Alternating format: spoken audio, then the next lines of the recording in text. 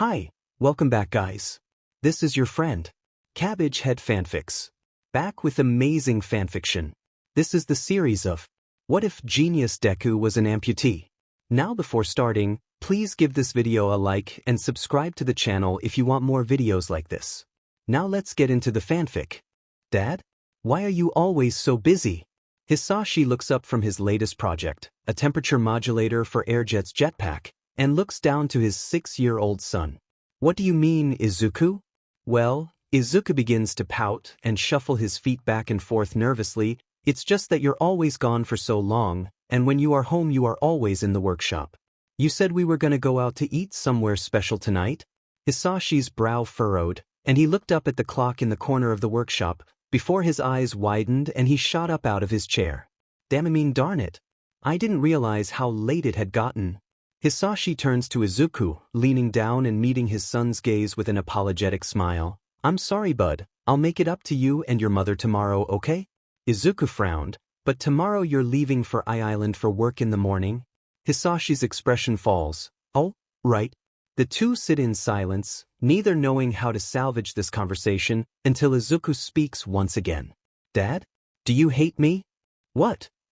Hisashi starts, before wrapping his son in a hug. Why would you ever think that? Well, I still don't have my quirk, and everyone at school says that means I'm just a useless, worthless Deku. Izuku's eyes began to water. I'll keep trying to get my quirk, so please don't hate me, Dad. I'll keep trying. Hisashi cut his son off by patting the back of his head. Izuku, I will never hate you, no matter what you do, quirk or no quirk, I will always love you. So what is this really about? Izuku sniffled and tried to calm down. Well, I thought maybe the reason you don't spend time with me and Mom is because you are mad at me for not having a quirk. His voice broke, and Hisashi's heart broke with it. I just don't want you or Mom to hate me because I'm defective. Hisashi broke the hug and gently grabbed Izuku's cheeks, forcing him to look him in the eye. You are not defective, Izuku. Hisashi spoke with conviction that Izuku found himself enraptured by. Let me make this clear to you, there is absolutely nothing wrong with you, nothing at all. Hisashi takes a deep breath, before fixing his son with a smile. I am sorry that I don't spend time with you and your mother, but my work is incredibly important. If I don't complete my tasks on time, many heroes would be in danger. Really? Izuku asked, eyes full of wonder. Really? Hisashi's expression softened. I guess you could say I'm a hero's hero, he chuckled. Izuku raises his arms to the sky in exclamation. That's amazing. You save heroes. My dad is a hero for heroes. Izuku proclaimed loudly. Hisashi laughs fondly at his son's seemingly limitless energy, before an idea comes to him. Let me show you something, Izuku. Hisashi then retakes his seat at the workbench before putting Izuku into his lap. See this? He picks up the modulator he had previously been tinkering with. This is something I am making for Airjet, you know them, right? Izuku nods rapidly. Okay, well this will help them to use their jetpack for longer periods without having to stop, allowing them to save even more people.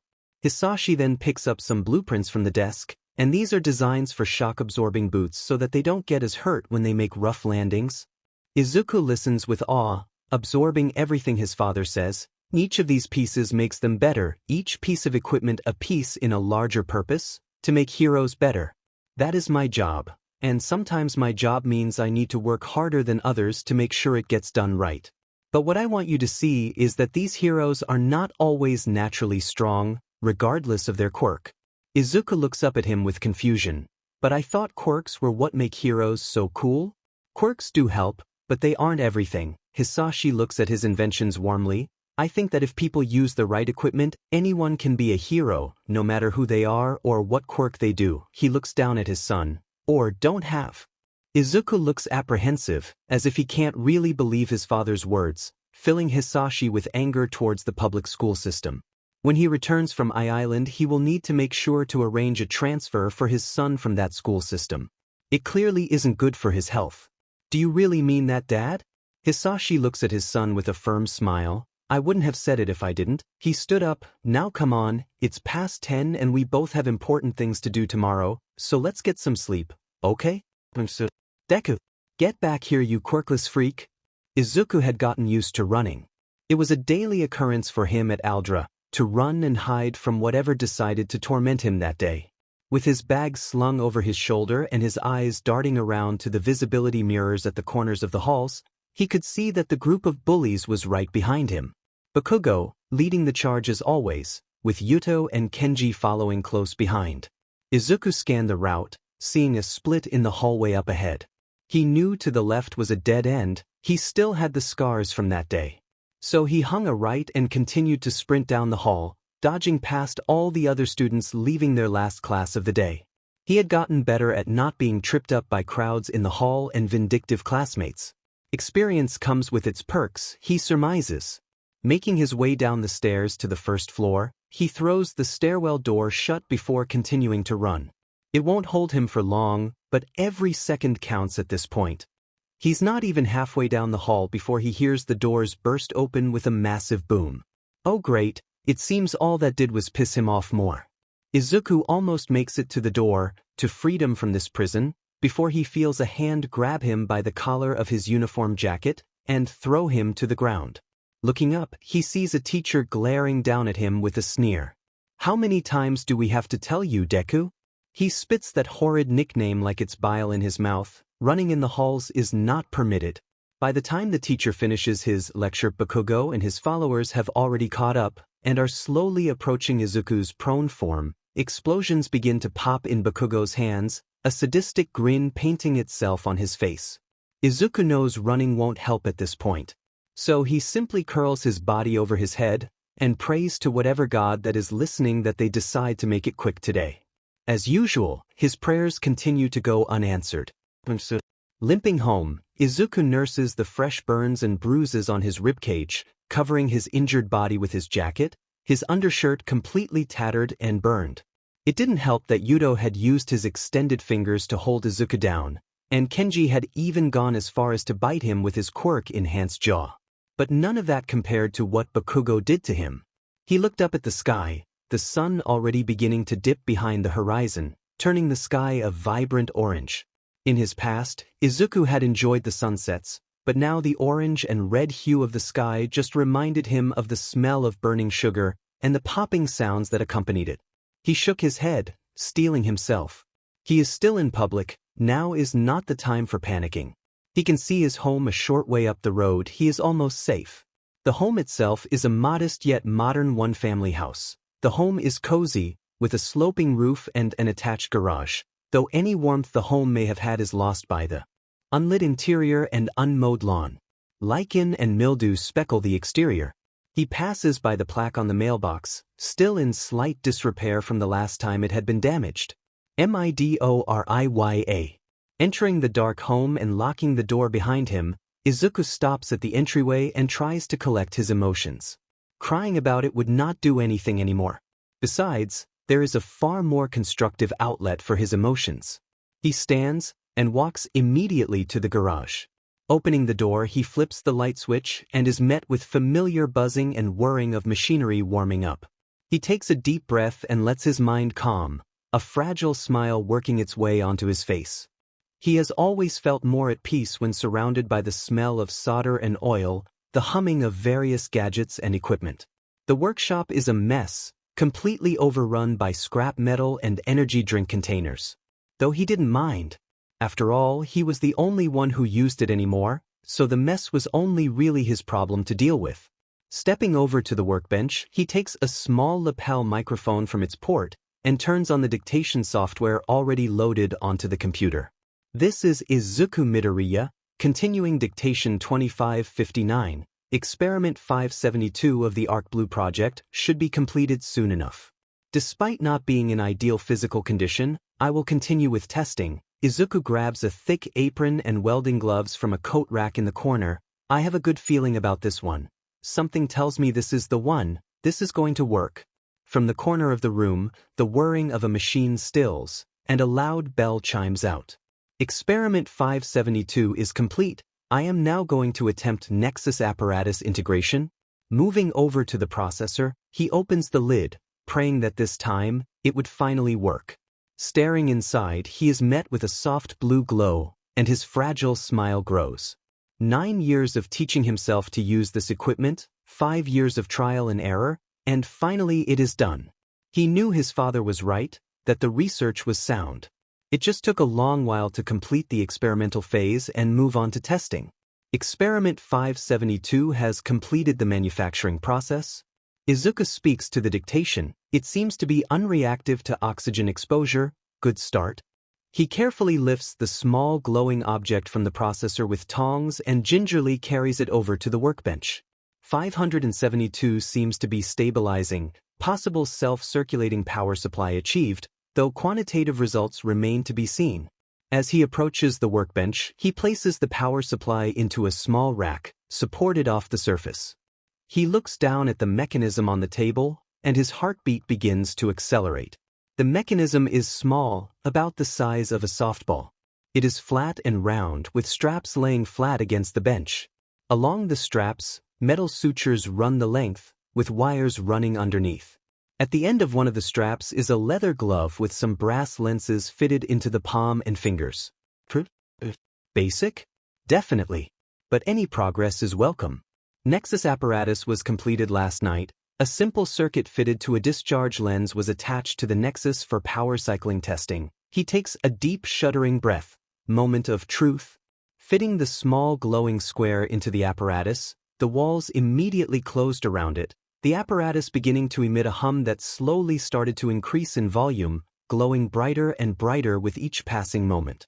Izuku quickly backs away behind a rudimentary blast shield, anticipating a potential malfunction, but with time, the glow softened and the sound faded. Peeking out from behind the shield, he assessed the situation before approaching, his nervous expression replacing itself with barely restrained joy. The sutures emitted a soft blue glow, the apparatus itself seeming to fully stabilize. Izuku observed the glove, seeing no signs of scorching or overconsumption. The apparatus appears to have accepted the power supply. Izuku's voice begins to fail him, overwhelmed with emotion as he is. Before I jump to any conclusions, I need to test power cycling. Izuku slowly began to fit the straps onto his body, the Nexus fitting itself on his shoulder similar to a small pauldron. Putting on the glove, he reached for the switch on its exterior with his other hand, and lifted the glove up and away from his face. Unless I have miscalculated, flipping this switch should create a bright light. Izuku then pauses, and hopefully won't destroy the house. With a deep breath, he turns the palm of the glove away from his body and flips the switch, and is immediately blasted backwards, into a pile of machinery. He begins to panic as a solid beam begins to emit from the palm of the glove, scorching the walls of the garage and even beginning to cut a hole through the door. Reaching for the switch, he flips it and shuts off the lens, powering it down with a soft tapering hum. Calming his breathing, after a few minutes, Izuku checks the microphone to make sure it's still functional. Experiment 572 seems to have much higher power output than originally anticipated. He looks around at the freshly burned walls and the new hole in the garage door. The light-emitting output overclocked and released a consistent beam of energy out of the palm, damaging the walls far more than anticipated. He pauses, though, while not necessarily a success, experiment 572 is far from a failure. If anything, it works far too well. Izuku walks to the computer and observes the data from the blast. 572 appears to be fully cycling power, even with the consistent blast of 4.6 seconds. The power supply has fully cycled to maximum power storage. It actually works. He lets a short chuckle of awe escape his mouth, a tear running down his face. Why, we're right, Dad. It is real, Arc Blue is feasible, and this is proof. He raises his arms to the air and begins to celebrate, elation taking over his being, before a dark feeling of melancholy settles into his stomach. He turns back to the dictation. I just wish you could be here to see it. I'm sure you would have been over the moon. He begins to shake, tears leaking down his face. I wish either of you were here. I don't know if I can keep doing this, not without you. He begins fully sobbing, finally losing control of his emotions. I hate it. Every single day it's never ending. Bakugo and his mob are only getting worse, more violent with age. And the teachers? The police? They just don't care. Not a single person cares. He is screaming now, continuing to lose himself in his anger. Why? What did I do to deserve this? Why did I have to be born wrong? Izuku collapses to the ground, sobbing openly, wailing to the void, praying for an answer. Again he is met with silence. After he calms himself, he lifts his head. But maybe with this, they will finally acknowledge me. He sits up. Maybe finally they will see that I deserve a place in this world. He looks down at the glove, the palm slowly pulsing a soft blue light, and he smiles again, this time watery and full of unrestrained emotion. Because this small invention, this technology, it could change the world. But you all want to be heroes, right? Immediately the class burst out into a show of force, letting their quirks loose with reckless abandon. Izuku simply shrunk into himself, not wanting to get involved. He was in a good mood after his success last night and didn't feel like ruining it by incurring Bakugo or the teacher's wrath. Don't lump me in with the rest of these extras, teach, Bakugo proclaimed, letting his ego flare up. Honestly, could he not just shut up for once? I'm the real deal, get it? These guys would be lucky to end up as sidekicks in some dead-end, D-list agency. The rest of the class turned to Bakugo, shouting at him, but Bakugo simply shrugged them all off, kicking a foot onto his desk and making it clear he could take them all. Was being a hero so great, anyways? Izuku let himself internalize, pondering the same question he had been so stuck on for years. Most people looked at heroes as celebrities, fame and fortune pouring in like rain, but was that really all there was to it? Heroes are public servants, they are supposed to help people. He glanced over to Katsuki, continuing his ego-fueled rant. And sometimes, the heroes don't win.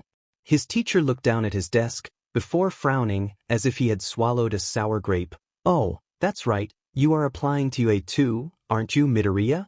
God damn it, why couldn't anything go his way?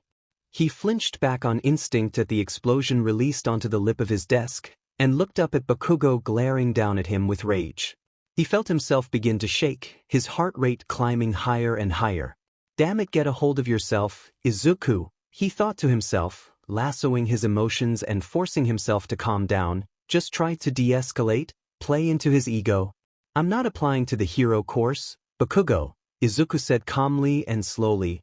I am applying to the support course. That has always been my intention. Bakugo sneered and grabbed Izuku's collar, wrenching him up to meet his eyes. What, you think you are good enough to work as a support tech? Is that it? Bakugo was spiraling, a self-feeding loop of anger that only makes him more angry as this goes on. This will not end well. Even among those backwater rejects, you still have no place. I thought I told you not to apply to you quirkless freak. It is a simple application, Bakugo, that doesn't mean they will accept me. When a larger animal asserts its dominance, sometimes it is better for the smaller one to simply roll over and submit, even if it's all an act. I figured it wouldn't hurt to try, right? He squints his eyes and tries to meet the teacher's gaze, but the teacher is apathetically looking down at his papers, ignoring the whole situation. Unsurprising, but still disappointing. You see, Deku, he spits, throwing Izuku to the ground. The impact aggravates his bruises from the previous day, but he does his best not to cry out. He knows what happens if he shows pain. There are stories of the best heroes, the ones who rose from nothing, leaving all of the rejects and extras behind. That is my perfect story. My heroic backstory, and it means that he kicks Izuku in the side, causing him to curl around himself, and every other reject here needs to know their place and step aside as I rise to the top. I am going to be the #1 hero with the perfect quirk, the perfect story, and the perfect rise to the top, and nobody is getting in the way of that, you get me? Izuku nodded, though the action was hard with his body covering his head, but he hoped that Bakugo still understood, and just left him alone. Then again, what would I expect from a defect like you? He could almost hear the sadistic glee bubbling in Bakugo's chest. After all, your own mom didn't even want to stand by you. Izuku's eyes snapped open. Keep calm, don't let him get to you, just ignore it like you always do. She was so embarrassed by her freak son that she went and abandoned your useless ass just so she wouldn't have to look at you. Bakugo began to laugh, his cronies joining in shortly after, everyone else simply ignoring the conflict in the middle of the room. Izuku felt blood rush into his ears, but he stayed down. It was nothing he hadn't heard before, nothing that Bakugo hadn't said or done before. Just take it and eventually he will stop. Though, I guess she's still better than your loser dad. Izuku's breath caught in his lungs. No, surely Bakugo wouldn't take it there, right? I mean, he wanted out of your life so effing bad that he went and offed himself in order to do it. Couldn't even be brave enough to just leave like your mom, had to take the coward's way out instead. Izuku felt his vision turn red and his heartbeat quicken further, this time not out of fear, but out of pure rage. How dare he bring up his father? How dare he talk about things he doesn't understand? Izuku had begun to uncurl, an action Bakugo would have noted if he hadn't been distracted, looking between his cronies for them to laugh and clap along, like mindless seals, to fuel his pathetic overinflated ego. For the first time in a long time, Izuku acted without thinking, rushing up from his position and delivering a punch to Bakugo's cheek. It wasn't particularly strong, nor did it have much force behind it, but the shock was enough to knock Bakugo off his feet. Silence fell over the classroom, everyone simply staring in shock. Izuku's anger began to fade, replacing itself with the cold feeling of dread. He had to leave. He had to leave now. The teacher had begun to reprimand Izuku, but Izuku had already started running out the door. Bakugo got up, hands popping violently, before he started sprinting after him. Izuku ran as fast as he could, fear dictating every action he took. He slams past some students exiting the classroom and leaps down the stairs. The sounds of shouting and explosions followed closely behind. Seeing the entrance of the school, he kept running, this time noticing the teacher waiting at the edge of the hall once again, just out of sight. He would not let him trip him up again. This time ducking under his grasp, and continuing to sprint down the sidewalk and out to the city. He knew Bakugo was close behind him, and his only safe bet is to get home before Bakugo catches up to him. The familiar streets passed him in a blue, but all he could focus on was the shouting coming from the three behind him. Please, please just let him be safe, just this once. Hando Bushida, hero named Roundhouse, was a new hero to the scene, graduating Ketsubutsu about 4 months ago. He's happy that he managed to get a job at Fourth Kind's agency, even if his new boss is a bit eccentric. Honestly, he was shocked by how quickly he got a position. His quirk, spring-loaded legs, is fairly weak, allowing him to contract his leg muscles like a spring and shoot them out for added boosts of damage. Not exactly top 10 material, but he is proud of the progress he has made with it since his first year of hero school. Looking up at the midday sun, he smiles and lets himself relax a bit. No crime so far, hopefully it stays that way. It's always nice to have a day without anyone getting hurt, as rare as they are. Of course things couldn't stay calm forever. Suddenly, a small body slammed into him rounding a corner, and he looked down to see a green-haired kid in a panic, eyes darting everywhere as if looking for a way to escape. Roundhouse puts on a smile. Whoa there, kid. He sees the kid begin to dart off, but grabs his sleeve. Easy now, it's dangerous to run down public walkways like that. You okay? The kid seems to comprehend him for the first time, desperately looking behind him. When he sees nothing, he looks back to Roundhouse and begins to desperately ramble to him. Please, you have to help me. He starts still looking over his shoulder. I think they are trying to end me. Roundhouse went still. Kill you? Who? Just as he says that, he sees 3 kids in the same school uniform as the green-haired kid round the corner, running their way. So that's what it is. Listen kid, heroes need to be available to solve real situations. Those kids aren't going to end you, are they your friends? The green-haired boy stills, looking at Roundhouse with disbelief, and with barely restrained betrayal. Sheet, maybe this is more serious than he thought. Before the boy could continue, though, he locked eyes with his schoolmates and began to sprint off again, the trio following closely behind. In his time at hero school, he had interned with a few agencies, and he had gotten good at recognizing fear. That green-haired boy? He was terrified. Something was clearly very wrong.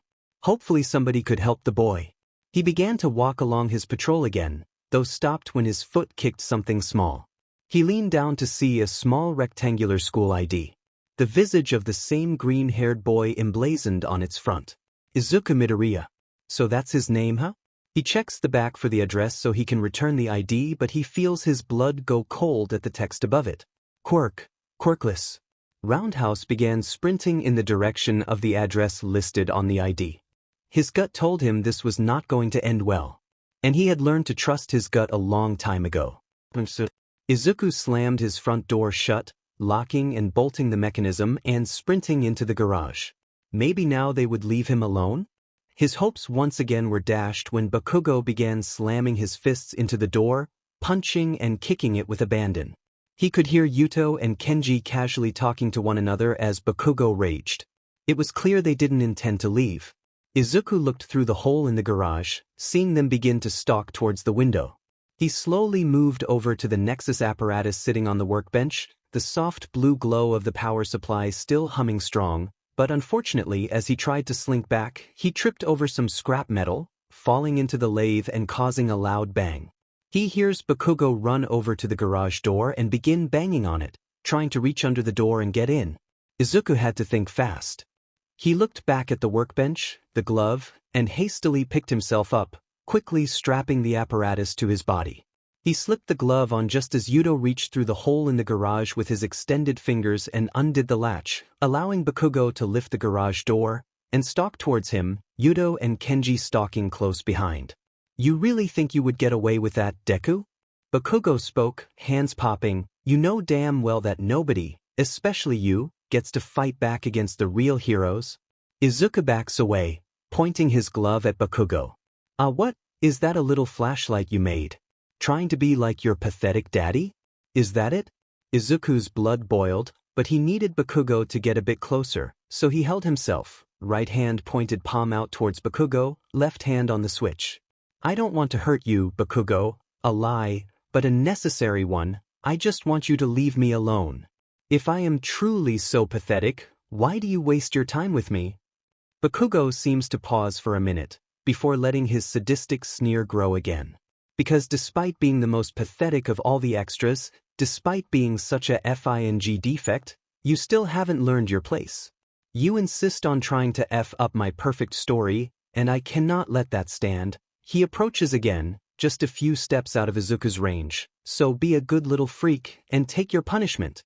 Bakugo lunged at Izuku, explosions blooming from his palm. Izuku flipped the switch. A beam emitted from the glove, just like last time, and struck Bakugo directly in the stomach, launching him back about 10 feet. Izuku quickly flipped the switch off, stumbling back, before he smelled something burning. He looked down and saw the welding glove on fire, and quickly threw it off and away from him. Bakugo stood up, rage clear as day on his face, before looking down to the now smoldering scrap. He looked down at his uniform, seeing a large scorch mark burning through the jacket and searing his undershirt. Luckily the undershirt was designed to take his own explosions, so it absorbed the heat of the blast well. His eyes met Deku, who was trembling in fear, and a sadistic smile wormed its way onto his face. "Hold him down." Kenji and Yuto looked apprehensive, but with a quick glare from Bakugo they acquiesced, grabbing Izuku and pinning him to the ground by his arms and legs. Bakugo stalked forward, explosions popping in his hand. "It's about time you learned your place, Deku," Bakugo sneered, leaning down to a struggling Izuku, placing one hand on his shoulder joint. "You don't belong in this world, and I am going to prove it, once and for all." The sound of the explosion was massive, far more than Izuku had heard before. But it was nothing compared to the sickening crack of his arm joint completely shattering. He cried out in pain, wailing openly and loudly, eyes shot open, pupils pinpoints. Kenji and Yuto backed away, Yuto even trying to stop Bakugo. "Hey, Bakugo, maybe this is too fa-. Shut up," Bakugo yelled, before releasing another explosion in the same exact spot. Izuku cried out again. He could feel his tendons melting under the heat, his nerves shooting up in white-hot pain, pain, pain. "You did this to yourself, Deku. You should have just lay down and died off, like I told you for years." Bakugo stands, kicking Izuku in the stomach, but Izuku doesn't respond, his mind overloaded by the pain of his shoulder, his mangled arm hanging limply to his side. Izuku's world was nothing but agony. This was bad. This was worse than anything he had ever felt. The pain he was experiencing right now, it felt like his entire arm was trying to pull itself off. Like a white-hot blade is ripping through his joint. Yuto and Kenji move around, trying to hold Bakugo back. Bakugo, that's enough. I think he learned his lesson. Bakugo finally lets his rage subside, taking in Izuku's form, and for a brief moment seems to panic, before he lets his ego take over again. That defect has nobody to blame for this but himself. He turns around, gesturing for Yuto and Kenji to follow. I gotta get home before it gets dark. Can't miss my 9 hours of sleep and ruin my perfect attendance. Yuto and Kenji look at one another, then look back at Izuku. They seem to resign themselves and follow Bakugo. Maybe he was right, maybe this was what Deku deserved. Everybody knows you don't hit Bakugo unless you want to get hit back, right? Izuku is all alone, dipping in and out of consciousness. His lip is oozing blood, his ribs are cracked and breathing is difficult.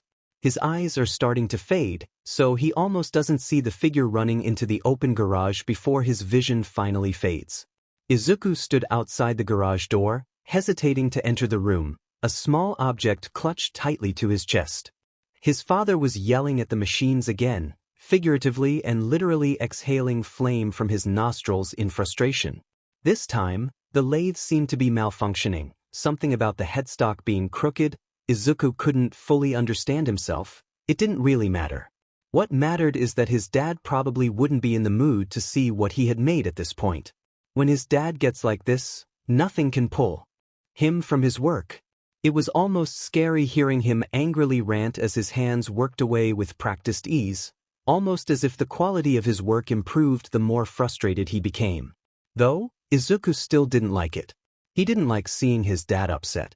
Izuku sighed and began to walk to the stairs and head to sleep, but he stumbled on his loose shoes and fell to the ground with a thump. His mother's many warnings about leaving his shoes out echoing in his head, mirrored by the throbbing pain from the fall. Izuku! Shoot! Izuku scrambled to his feet and began to slowly creep upstairs, but his father opened the garage door, turning to see Izuku, who quickly hid the object behind his back. "What are you doing up, bud?" Hisashi's face, once twisted in unrestrained annoyance, immediately softened upon seeing his son. He was glad he had gotten time off for his son's birthday. You only turned 4 once after all, and he had already missed so many. Izuku slowly turned around, a guilty look on his face. "I wanted to make sure you were okay. You seemed pretty upset." Izuku turned slowly away from his father. "I don't like it when you get upset." Hisashi sighed and walked over to his son, kneeling down to meet his eyes. He let a fond smile show openly on his face, disarming his son's hesitation. "I'm not upset, Izu. Hisashi tried to search for the words. "I tend to get a bit into my work, it's a bad habit of mine, and I should try to control myself better." Izuku looked up at his father, confusion clear on his face. "If your work makes you get like that, then why do you keep doing it?" Hisashi started to speak, before pausing, pondering his son's words. Izuku took this as a cue to continue. "I mean, if your work makes you get upset, and you don't want to be upset, then shouldn't you stop doing it?" A moment passes, then 2, before Hisashi finally responds, laying a hand on Izuku's shoulder and fixing him with a complicated expression. "Izuku, what I am about to tell you, you need to promise me you will remember, okay? Even if this is the only thing you ever take away from anything I tell you, promise me you will remember at least this, okay?" Izuku nods, and Hisashi continues, holding up a closed fist. "When people face challenges in their lives, there are 2 kinds of reactions." He points one finger up. The first, and most common, is to shy away from the challenge. To give up. This is the easiest option. After all, if something is hard, isn't it better to focus your energy towards something you can do? Hisashi breaks their shared gaze, staring at the door to the garage. "But the downside of that choice is that if you keep living like that, you will never find out what you are capable of. You will never really know what you can do." Hisashi holds a second finger up. "But the second option is to rise to the challenge and try to overcome it." Hisashi stands up, taking his son's hand. "Sure, it hurts when you fail, and sometimes you may even find that no matter how hard you try, you cannot overcome that challenge." Hisashi opens the garage, the whirring of machinery calming both father and son, "But the point is that you try. Because if you don't try, then do you even really know what you are capable of?" Hisashi turns back to his son, picking him up and seating him on the stool of the workbench. That is why I keep doing my work, why I keep inventing, because I know deep down if I don't at least try to rise to the challenge, I will never forgive myself. He pokes Izuku in the stomach. That is what it means to rise to the challenge, to show the world that you are here, and that you aren't done yet. Izuku looks at his father with a complicated expression, before pulling his hand out from his side, showing Hisashi the small object in his equally small hands. It is a replica of a flower made out of a rainbow of plastic building blocks. There was no uniform to the color of the blocks, and many of them were disproportionately sized, skewing loose edges in random directions, but despite its flaws, Hisashi felt elated simply looking at it. Izuku, this is great. He lifted the little object into the air, lifting Izuku with his other hand, and spinning them both around. Izuku giggled, letting his father's jubilation wash over him. You have a future as an inventor, Izuku, I just know it. Look out world, the father and son support duo of Izuku and Hisashi Midoriya are going into business. The harsh fluorescent light scorched the inside of Izuku's eyelids, the soft buzzing ringing in his head like a swarm of hornets. Though the burning radiance of the lamps above his head were nothing compared to the terrible pounding of his head. He felt scratchy thin sheets covering his body from the neck down, a flat pillow supporting his neck and head. He tried to open his eyes, but the harshness of the sterile white lights made the task painful, so he simply slumped back down into the bed.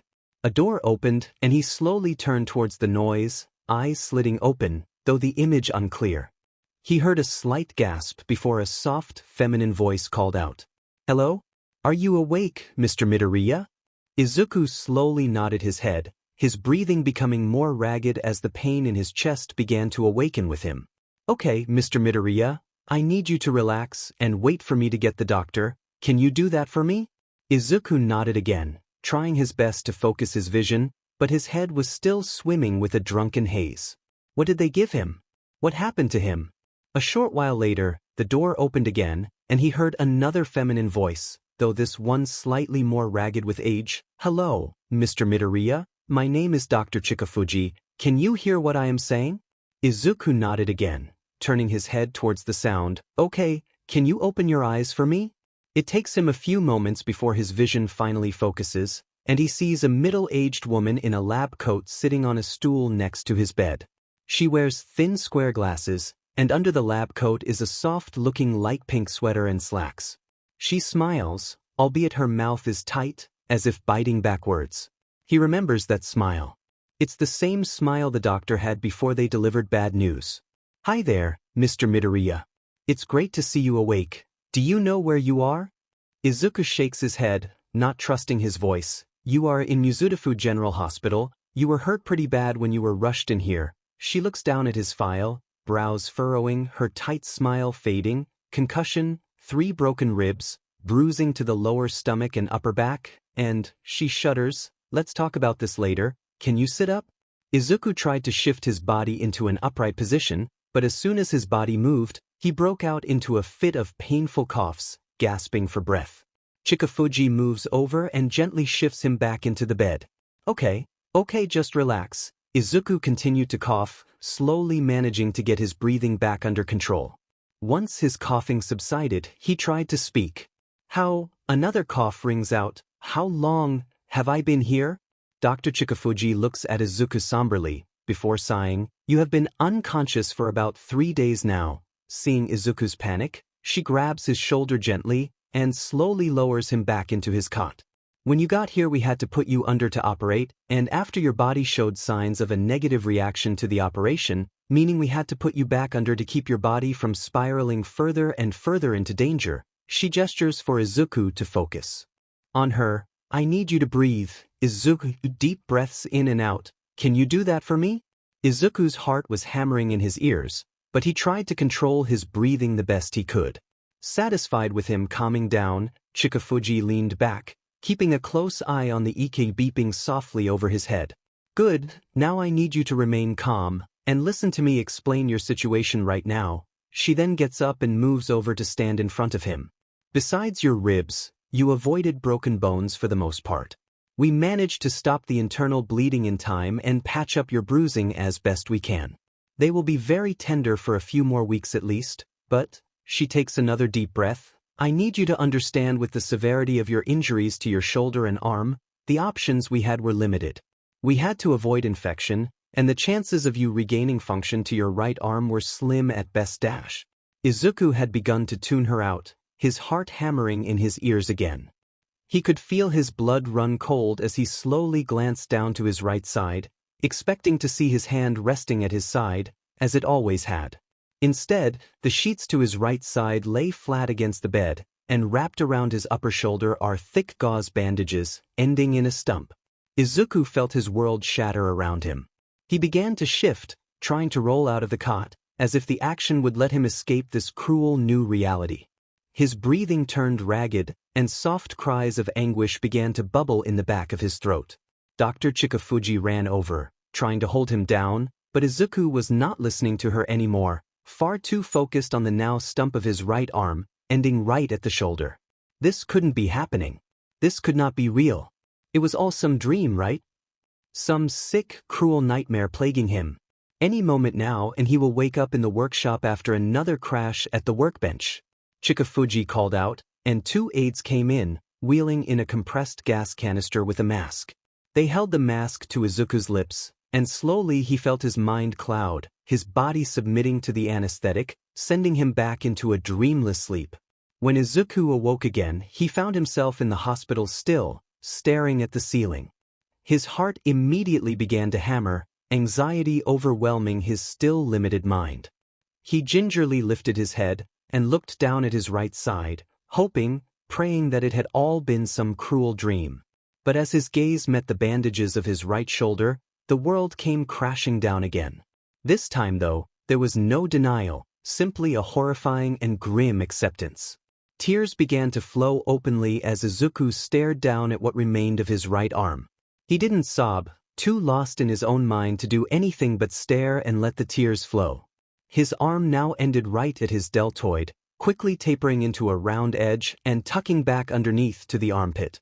He futilely tried to flex his fingertips, move his bicep, anything, only for nothing to change. His head fell back down onto the bed, his throat clenching, and finally he began to sob, curling into himself, and simply letting his anguish wash over him. It was 2 days later when Izuku was cleared to leave the hospital. He had been generally unresponsive to any of Dr. Chikafuji's attempts to explain his situation, or her attempts to try and raise his spirits. He simply stared ahead, sorrow gone, and left only with a lingering sense of hopelessness. On his last day, Dr. Chikafuji entered his room, holding a pastry in one hand and setting it down to his left side, within reach of his one remaining hand. She smiles sadly at him before speaking. "Hi again, Izuku," she says softly. Izuku does not respond verbally, instead acknowledging her with a gaze. "I managed to sneak this in for you. It's against hospital policy, but I figured that they could let it slide at least once."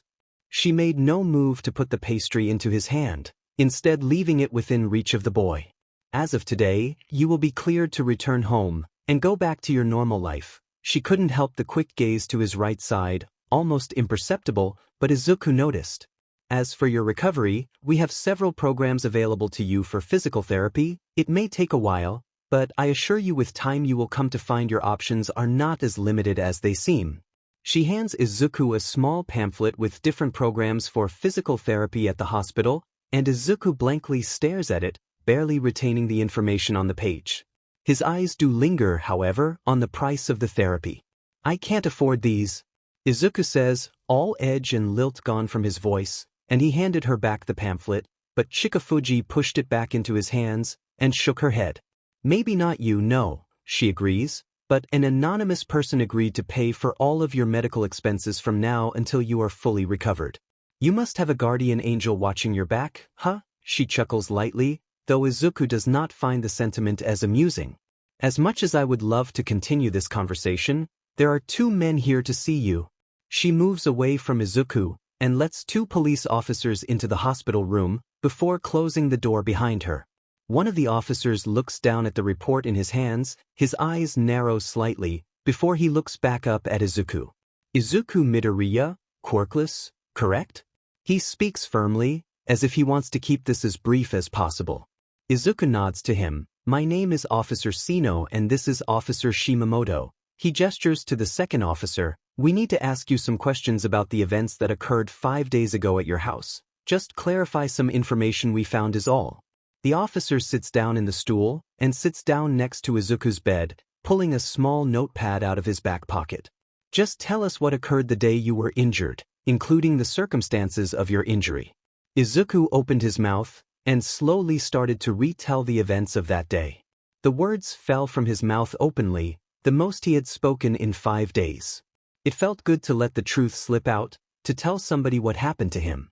He stopped looking at the officers, letting himself get lost in the story. When he finished, he looked at the two officers, only to be shocked by the look of frustration and annoyance on Officer Sino's face. Look, kid, he explains, annoyed, it's one thing to be embarrassed about your accident, it's another to accuse a classmate of a very serious crime to hide that embarrassment. Now if you are going to continue lying to us, we will leave. What? But it's the truth. I swear it is. Izuku pleaded, leaning up out of his cot. I swear, everything I said was the truth. You have to believe me. Enough. Officer Sino stands up from the stool, looking down at Izuku with barely contained anger. We know about your history with Katsuki Bakugo from the statements of your teachers, the jealousy, the constant provocation. I figured you had some sort of history, but to try to accuse him of a crime when the truth is incredibly clear is frankly pathetic. Officer Sino pulled out a file and began rifling through pictures. We found the smoldering pile of scrap that you built, half-burnt and completely destroyed. It doesn't take a genius to realize you tried to build something, only for it to blow up in your face and injure you. Officer Sino takes a deep breath. We wanted to get details on the machinery. Construction of weaponry is a crime, you know? This isn't happening, this couldn't be real, right? I wasn't a weapon. Izuku shouted out, it was a flashlight, that's all it was. The officer seemed unconvinced, but put away his notebook. Maybe next time you will learn to tell the truth the first time, or else people will likely stop believing you. With that, the two officers left the room, leaving Izuku to stare at the door in disbelief. A lab accident? Faulty machinery? That isn't what happened. It isn't. Why didn't they believe him? What had his teachers told them? Izuku turned his head toward the ceiling, tears welling in his eyes again. He looked back down at his amputated arm and shook his head. No, he had cried long enough. He needed to get answers. And he knew just where to go for them. School had let out about 30 minutes ago. Izuku waited on the sidewalk for the students to filter out before entering the school. His right sleeve was left hanging loose, and his face was still bandaged. In truth, he still felt the pain, but it could wait. Now he needed to know what the hell was going on. He walked up to his homeroom teacher's room, taking a deep breath and slid the door open. The classroom was empty, save for the teacher in question, who glanced up from packing his things, before letting a disgusted expression wash across his face. Ah, Deku, he spat, school is over, you will have to come in tomorrow to pick up all your missed work. You missed an awful lot of school after your accident. Missed work? I was in the hospital for 5 days, he said, barely contained rage tainting his voice, and I assure you it was no accident. The teacher seemed uncaring of Izuku's change in attitude, and looked at Izuku with a bored expression. You can call it whatever you want, accident, incident, blatant incompetence, but it is clear what happened. What did you tell the officers? Izuku asked, slowly, fist clenched in anger. The truth, the teacher spoke easily, you are always tinkering in your dad's old workshop, and, well, accidents happen. And you know how fragile your kind is, after all. The teacher fixed Izuku with a twisted grin, taking pleasure in seeing Izuku flinch at his words. Perhaps it's best you stop playing with machines and start getting used to reality. The teacher grabbed his now packed bag, stood up, and approached the door. He passed Izuku, who was still trembling with rage and disbelief. Because the truth is, Deku? You never stood a chance. You were done before you even started. With that, the teacher left the building, leaving Izuku still shaking in the doorway, clenching his teeth so hard his jaw began to creak. Izuku stood there for some time, simply soaking in the truth of the situation, allowing himself to let it boil inside, but not letting it out. Eventually he deflated. What was the point of getting angry anyways?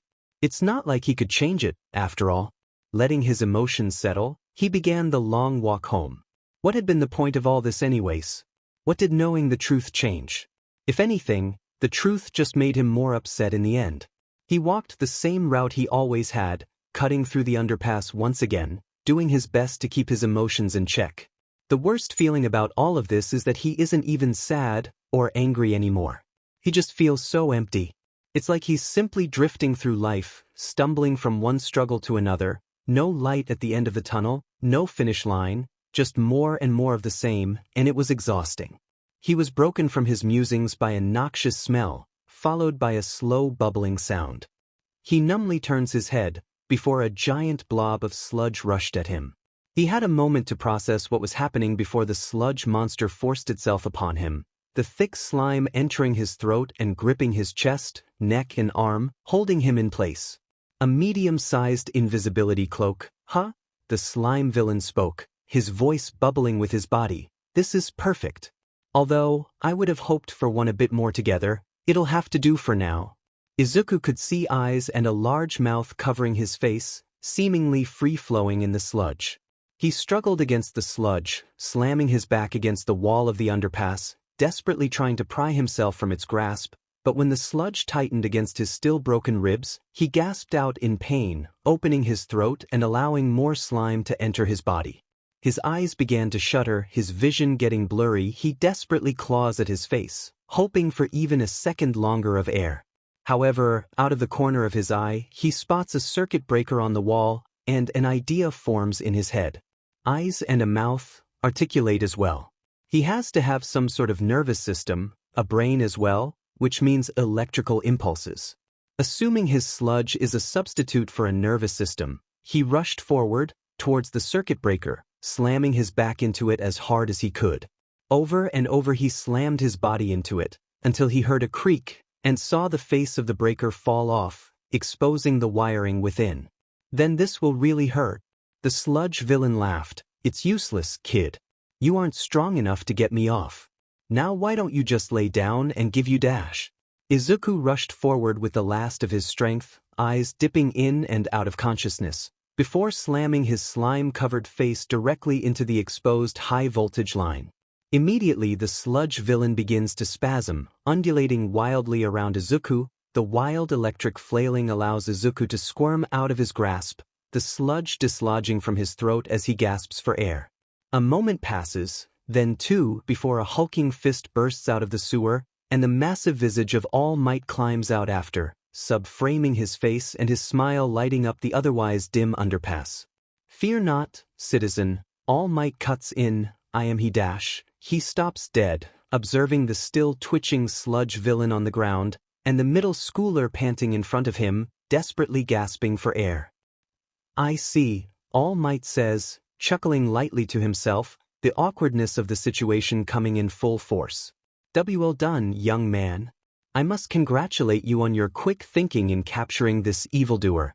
All Might grabs a large soda bottle from his pocket, and begins to scoop the sludge villain into it, sealing the bottle. Izuku catches his breath, and sees All Might next to him. The All Might. Nobody would ever believe him. This is amazing. All Might, sir? Izuku hesitantly engages All Might. I had a question for Dash. While I always love to meet my fans, unfortunately villainy never rests, so neither can I. Now I really must be off. All Might responds dismissively, before getting into a squat position. I will only take a moment, Dash. I truly am sorry, but I really need to go. All Might takes off, and Izuku, following instinct, grabs his pants pocket with his hand, and begins to shoot off with him. Lips flapping and eyelids forced wide with the wind force, Izuku flails wildly, desperately trying to catch his breath. All Might notices Izuku on his leg, and seems to panic. I like to be close to my fans, but this is a bit ridiculous. You need to get off, young man. If I let go, I'll die. All Might seems to consider his words, and drops down onto the roof of a skyscraper, where Izuku promptly lets go, and begins to pant to catch his breath. All Might turns around, and brings up a finger to reprimand Izuku. That was an incredibly reckless. Young man, you could have been seriously hurt. All Might gets into his squat position, ready to take off again. Now I really do need to go. Izuku looked up at All Might, his past week blaring in his head, before he finally blurted out, "Do you think a quirkless person can make a difference in this world?" All Might stops, slowly standing back up. Izuku continues, "All my life I have been hurt, torn down by everyone around me. I keep myself going by telling myself, surely if I keep working at it, if I just prove myself, I can rise above it all. Maybe I could even be a hero too?" A hero. All Might hesitates at his words, before steam begins to leak from his mouth, and before Izuku's eyes, All Might disappears, and a skeletal man remains in his place. And with that, Izuku began to scream. "If you want my honest opinion? No, I think what you are asking is impossible." Izuku felt his heart sink. "Don't get me wrong, it's great to dream. But what you are talking about is impossible. For one person to make a significant impact in this world, they have to have a quirk, and no matter how much you prove yourself, they will never believe in you." All Might let out a bitter chuckle. "And as for hero work? No, I don't think that would be possible for you. With your lack of quirk and your limitation, you would simply only get yourself hurt." All Might stood up, before looking back at Izuku, who simply stood there, frozen in place. "Be realistic, kid. You simply aren't built for that line of work. Perhaps you can find something a bit more, your speed, to do with your life." All Might opened the roof of the skyscraper, leaving Izuku to process his words. "You know how fragile your kind is. Find something a bit more your speed to do with your life." But is it really so hopeless? Standing on the roof of that skyscraper, looking at the skyline around him, a thought popped into his head. Is it even worth it to keep trying? He stared down at the street below, and pondered simply taking a few steps forward, and just letting gravity do the rest. Honestly, it would be easier. All of his problems, his cares, are gone in an instant.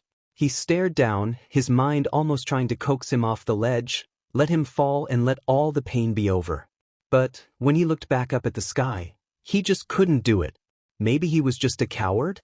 Izuku sighed, and exited the skyscraper down the stairs, walking back into the busy streets of Tokyo. He drifted along through the crowds, following the busy route back to an empty house and dark thoughts. He was so lost in his own head, he barely noticed the commotion in the intersection up ahead, until an explosion rang out, shaking him from his stupor. He saw a crowd of people gathered around what appeared to be a large fire billowing out across the whole block. Izuku pushed his way through the crowd, trying to get a glimpse of the situation. But as his eyes catch the amorphous green blob with a sickening grin, he feels his blood freeze. How? But All Might captured him, right? Unless I knocked the bottle loose and it's my fault. Izuku began to hyperventilate. All of this chaos, all of this destruction, it's his fault, isn't it? The sludge villain had grown in size, seeming to tower over everyone. Buried deep within the villain's malleable body is a small figure. A hostage. The heroes on scene are trying to wrangle the crowd, with Death Arms and Kamui Wood standing on the sidelines, staring at the sludge villain. Izuku stared at them in disbelief. Why were they just standing there? They weren't doing anything. "I can't get close," Death Arms shouted, shielding his face from the flames. "My quirk is in a bad matchup here. We need to wait for someone with a proper quirk to get here." Izuku froze, white-hot rage bubbling up. "Quirks? That it? Surely they couldn't be serious, right? That monster has a hostage, a civilian no less. And these two are simply just standing around kicking rocks because their quirks don't work. Shouldn't they be able to do something? Is this really all heroes can do?" His mind raced. He knew the villain's weakness. All Might is nowhere to be seen, and the other pros are simply standing there just watching as this person dies. Surely there is something he can do, right? It's in that moment, the sludge flows in such a way that the face of the hostage is revealed, and his mind halts altogether. The hostage's red eyes looked out at the crowd with clear fear. Bakugo. A dark thought enters his mind. Why should he care if Bakugo dies here? Maybe this is just what he deserves? But he quickly shakes that thought out of his mind. While Bakugo deserves the worst, he doesn't deserve to die like this, suffocating while these idiots stand there and do nothing. Besides, the blow to Bakugo's ego after being saved by him? Priceless. He begins looking around again, and sees exposed wiring on the ground from a collapsed power line. It isn't enough length to run it to the villain, not to mention he needs insulated gloves to grab them. Insulated. He looks over at the fire trucks forming a line between the villain and the onlookers, and sprints over to the trucks, ducking under the barricade, and ignoring the shouts of Death Arms and Kamui Woods. He opens the rear compartment of the truck, praying that this wouldn't just be a stupid move, and almost laughing when he sees a few pairs of electrical gloves shoved into the back. Running over to the lines and slipping the glove on. Hopefully this was rated for live wires. He reaches the live wire and grabs it with his spare hand, gingerly. Feeling no shock, he lifts it up and holds it out of sight from the sludge villain. He then takes a deep breath and does quite possibly the stupidest thing he has ever done. "Hey Slimeball, remember me? The little kid that took you down earlier?" The sludge villain hears him over the chaos, eyes meeting him, before the villain's expression turns to one of rage. "I still need to pay you back for what you did to me." "Oh, you mean taking you down?" Izuku boasts, though inwardly he is praying this works. "Honestly, it shocks me All Might had so much trouble. What couldn't handle one middle schooler? Some villain you are."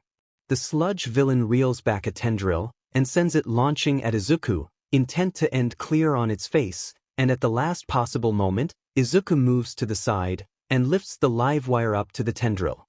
The sludge villain barely has time to react before the current of electricity carries through his amorphous body, causing it to undulate in frenzy's waves. His body began to slump off of Bakugo, who gasped out for air, and flow to the ground, where it began to flinch with electric bursts.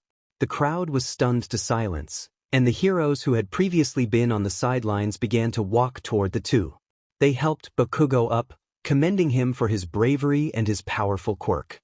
Meanwhile, Death Arms and Kamui Woods pull Izuku roughly to the side, where the two heroes begin to reprimand Izuku's actions. "Not only was that incredibly reckless, it was completely unnecessary for you to get involved," said Death Arms, a stern expression on his face. "We heroes had it handled." "Handled?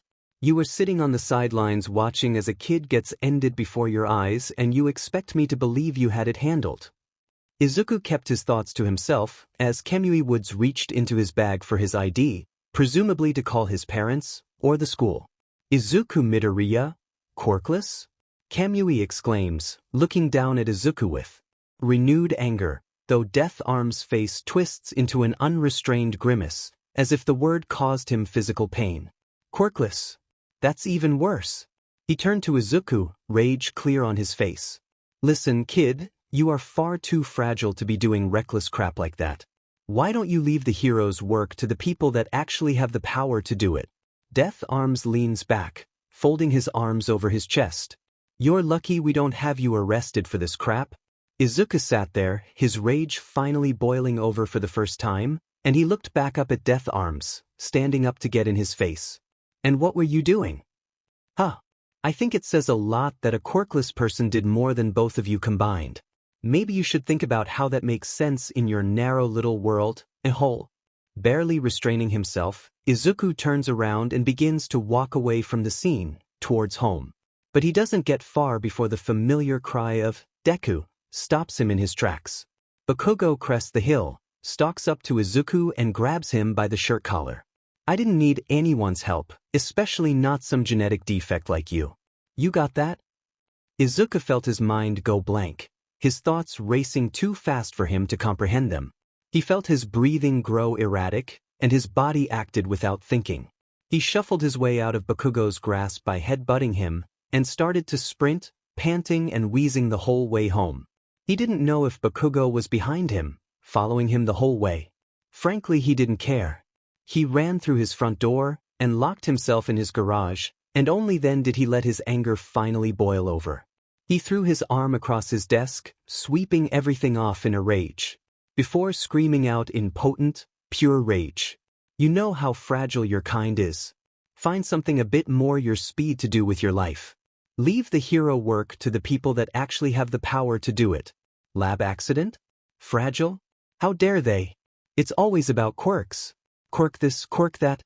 He is sick of it. What is so great about quirks anyways? He didn't even have a quirk, and he stopped a villain 2 professional heroes wouldn't even try to fight. But no, because he lost the genetic lottery, nothing he did mattered, and never would in their eyes.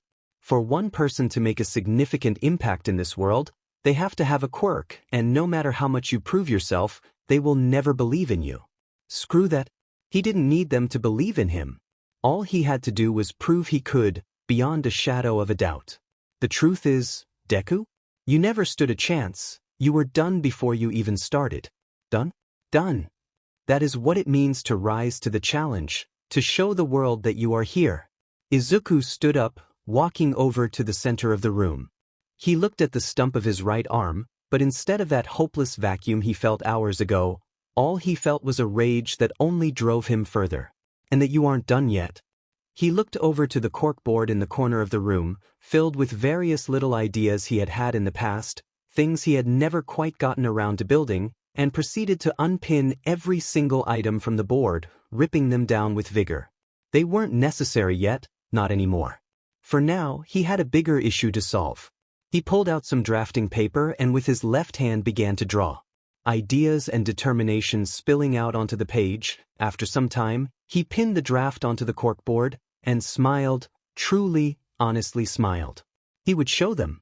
He would show them that he is not done yet. The sound of a hammer pounding against metal echoes from the garage of the Midoriya house, echoing out of the holes in the garage door into the neighborhood, much to the dismay of the residents. However, the source of the noise cared little about this disturbance, his mind far more focused on his current objective. Izuku pounded away at the rolled brass sheets, bending them around a plastic mold to the best of his ability. The hammer struck steadily, and Izuku stared at the plate as it shaped around the curve of the plastic facsimile. He was glad his father had invested in a cast printer before his death. Even if the model was a bit old, it had saved him potentially weeks of time shaping the mold for the plating, even if that part wasn't top priority. His arm began to ache, but he kept hammering the plate. There was no time to waste, and absolutely no room for error. If even the smallest calculation is off the mark, it could spell disaster down the road, especially when it comes to this new project. Using a mounted C-clamp to hold the mold in place was not the best for control, but given his options, it would have to do. Izuku sighed and wiped the sweat off his brow, looking back at the schematics he had drawn.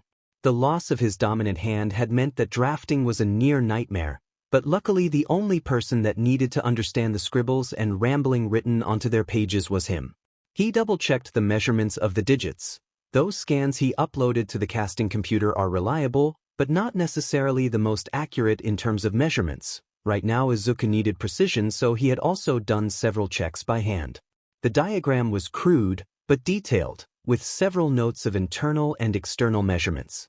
The greatest challenge would be internal spacing and management of wiring along the internal skeleton. There was only so much space to work with, only so much material available, and every time he thought more closely about the project as a whole, the more daunting it seemed. This was easily the most complex project he had ever made, far more advanced than anything that had come before it. It would be incredibly difficult, and worse, Izuku was on a clock. 10 months. 10 months until the UA entrance exam. This was his shoe-in, his golden ticket.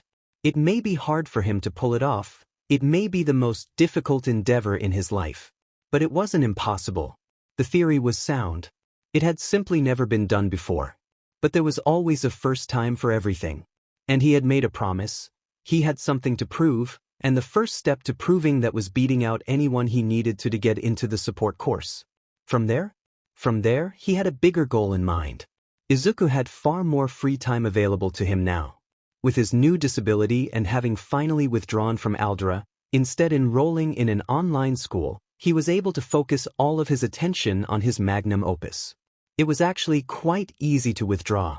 The teachers were clearly glad to be rid of the quirkless freak. Maybe they had even assumed he had given up.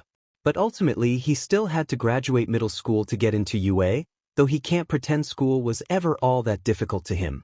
Classes always came easy to him. However, he had always had to underperform in order to avoid more abuse from his teachers and classmates. Wouldn't want the defect to show up all the students with promise, Izuku thought bitterly. But in an online setting he could easily deflect his quirk status if it ever came up. He simply did not tell the instructors, and his classmates barely even knew he existed. It was perfect. Izuku let his thoughts grow stormy, frustration bubbling within. Yes, all it took for him to be treated like a normal human being was for him to withdraw himself from life, living as a recluse and operating solely from the safety and anonymity of the internet. That sure seemed fair. He sighed, getting back to his work. Life had never been fair. He had just been too blind to see it at first, still holding out hope for a better world tomorrow, that maybe things would get better.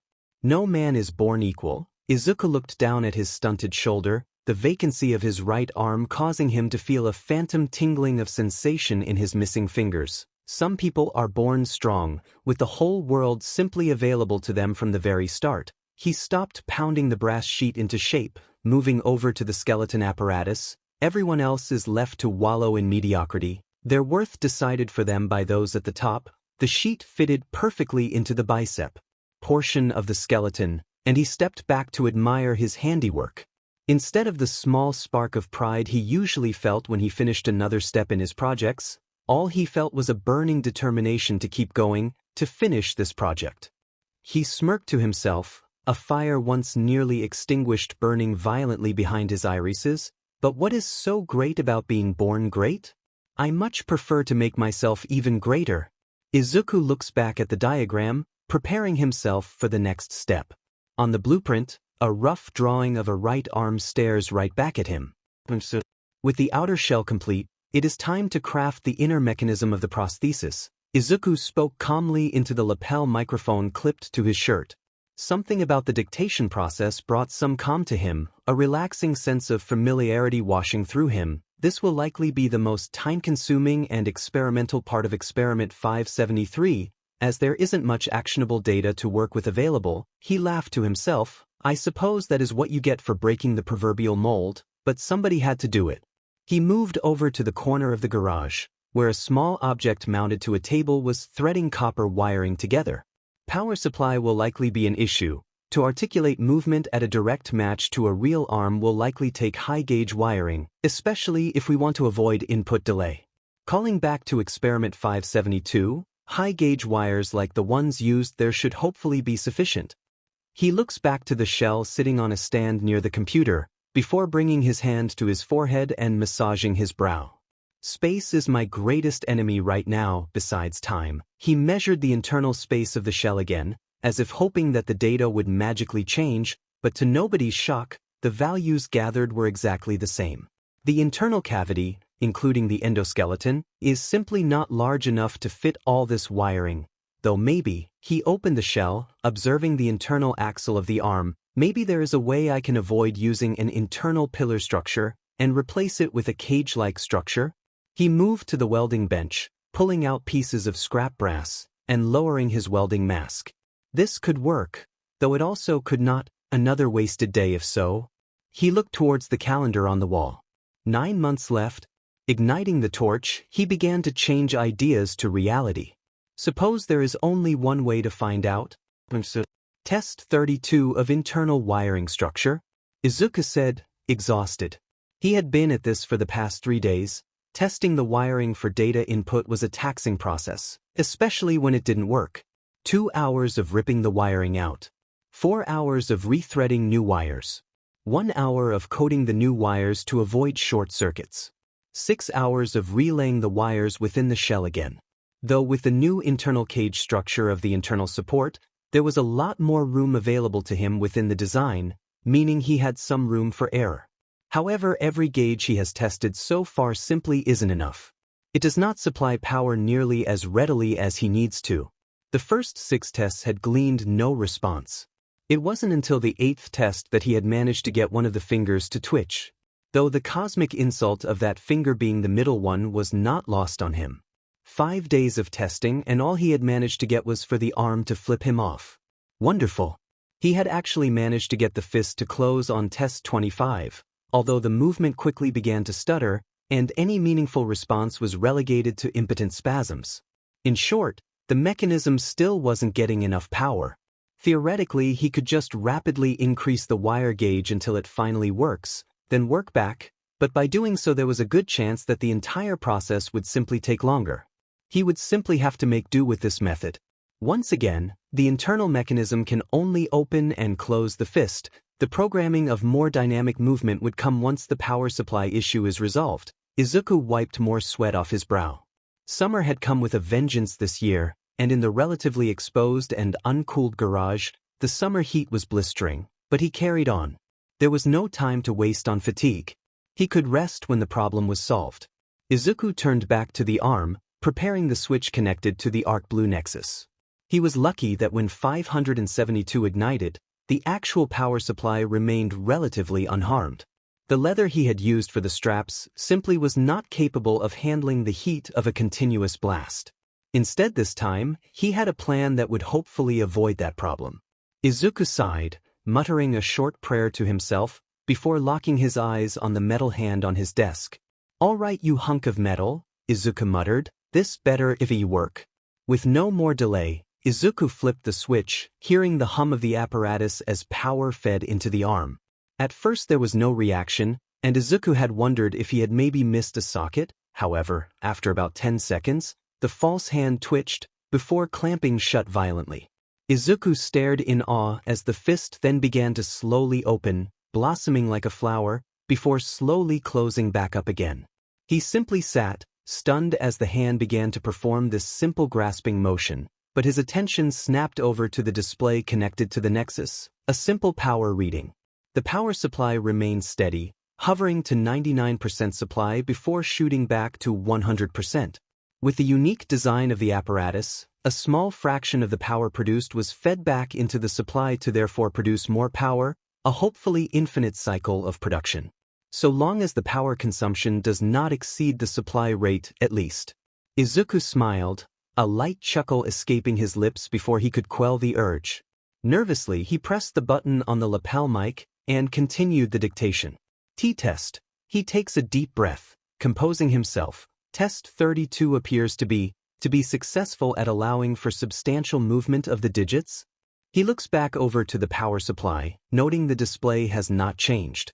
Power supply is holding steady as the machine operates. Proof of concept is positive. He felt tears begin to stream down his face, his voice growing husky with emotion. This could work. This could really actually work. Izuku fitted the neural apparatus to the crown of his head, the apparatus sitting on his brow, two sensors pressed against his skull, directly over his primary motor cortex. He looked over at the calendar still hanging in the corner of his room. 5 months left. Progress had been quick since his last major leap forward. The wire gauge had been sufficient at allowing for more dynamic movements. He had tested with waving finger,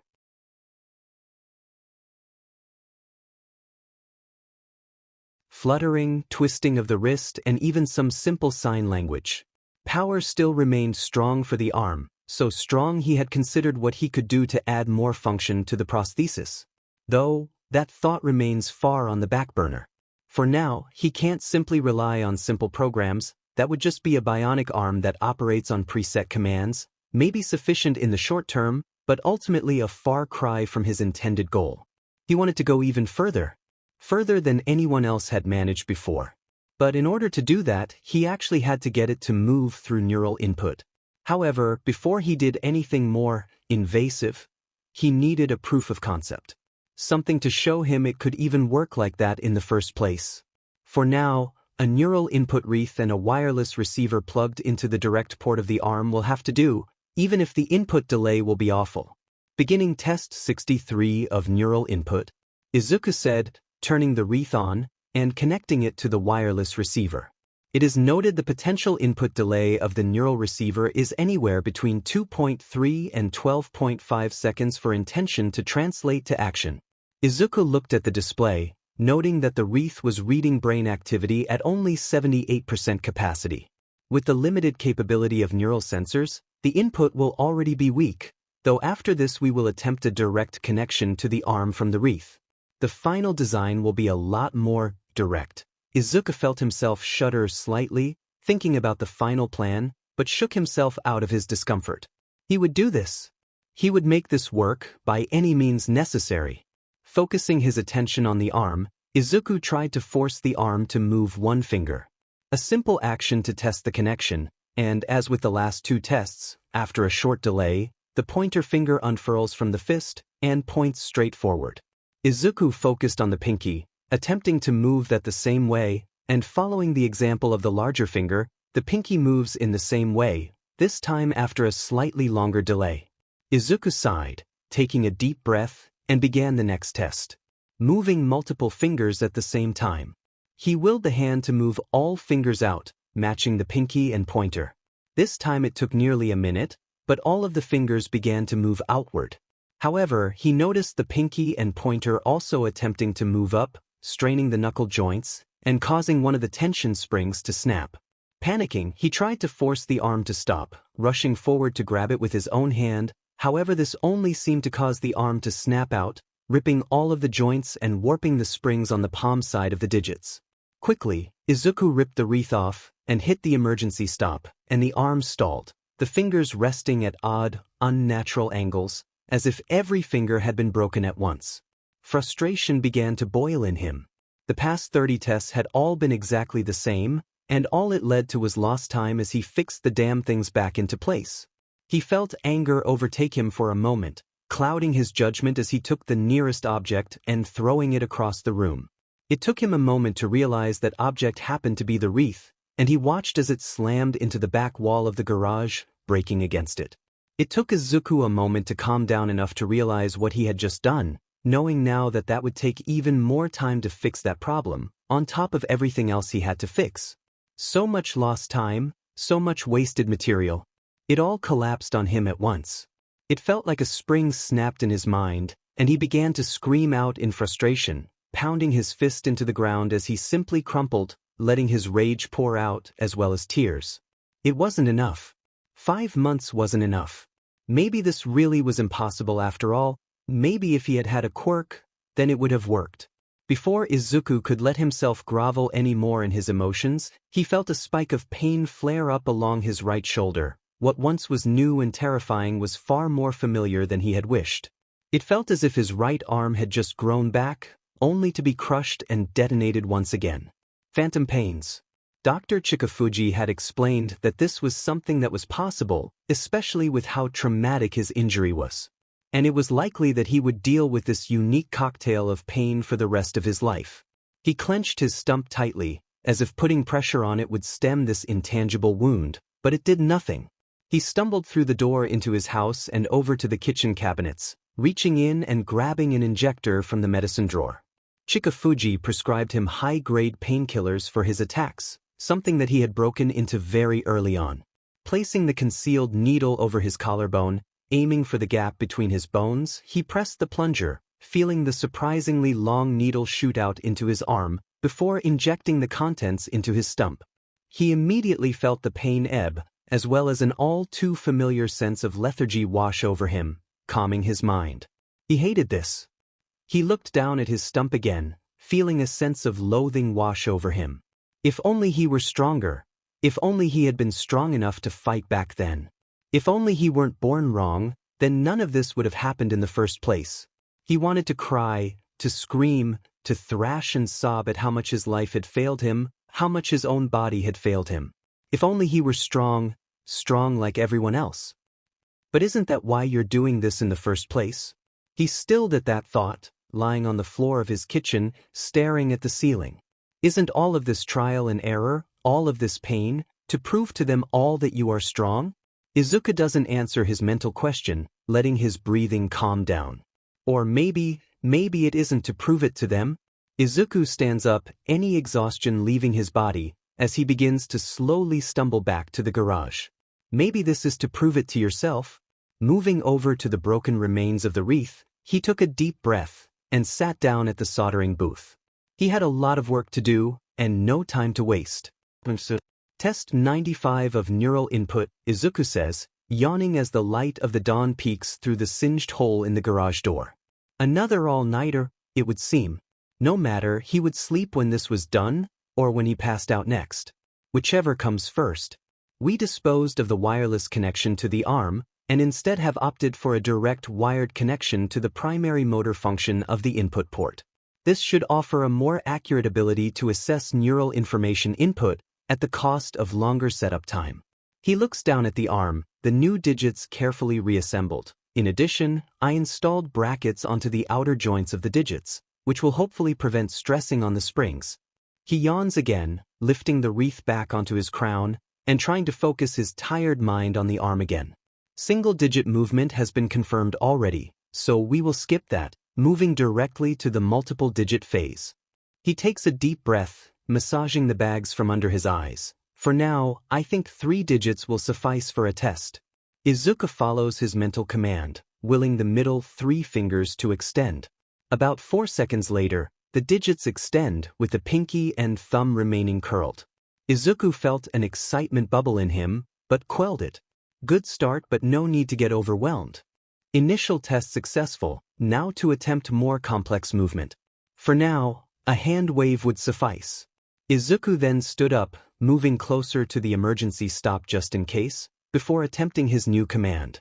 At first, there is no movement, then after about 10 seconds, the arm begins to twitch, fingers extending and fanning out, before the wrist moves side to side with slow deliberate movements. Izuku could feel his heart hammering in his chest. This was good, this was very good. But now the most nerve-wracking test. With dynamic movement a success, it is time to move on to stress testing. Izuku wiped sweat off his brow, the summer heat having faded about a month ago, and nervousness being the only explanation of this perspiration. In order to be considered a success, the arm needs to survive exertion. It wouldn't do for it to break down every other day. It needs to be reliable. Any exhaustion has faded from Izuku, replaced with stress and determination. He then willed the fingers to move back as far as they possibly can go, stretching the false fingers out and up. He hears the sounds of the servos moving, the springs extending and contracting, and holds position. He then wills the wrist to rotate in a stunted circle, mimicking the natural rotation of a flesh wrist.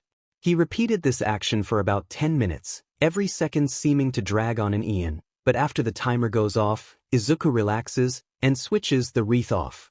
Approaching the arm, he opens the panels on the digits, checking the brackets and springs for any signs of stress.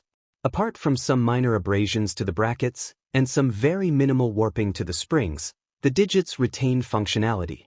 Izuku let out a breath he didn't know he was holding, his shoulders slumping as he spoke into the microphone again. Stress testing indicates some slight warping to structural and actionable parts, though well within parameters. It may be advisable to make the springs thicker and replace the brackets with something that can keep its shape easier. Though, Izuku yawns again, adrenaline leaving his body, and a feeling of drowsiness rapidly robbing him of motor function. Though I would call test 95 a success, he barely manages to get the final word out before he collapses onto the floor of the garage, unconscious. Izuku stood in front of the corkboard where his schematics lay, pondering the various designs that sat displayed before him. For the first time in a while, he was at a loss of how to proceed.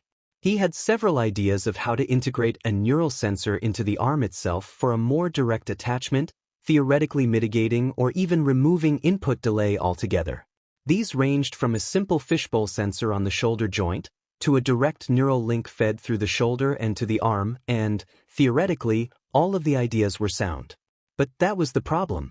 Theoretically, there really wasn't any way to test these ideas before making changes to the design and to himself, changes he would not be able to reverse once made.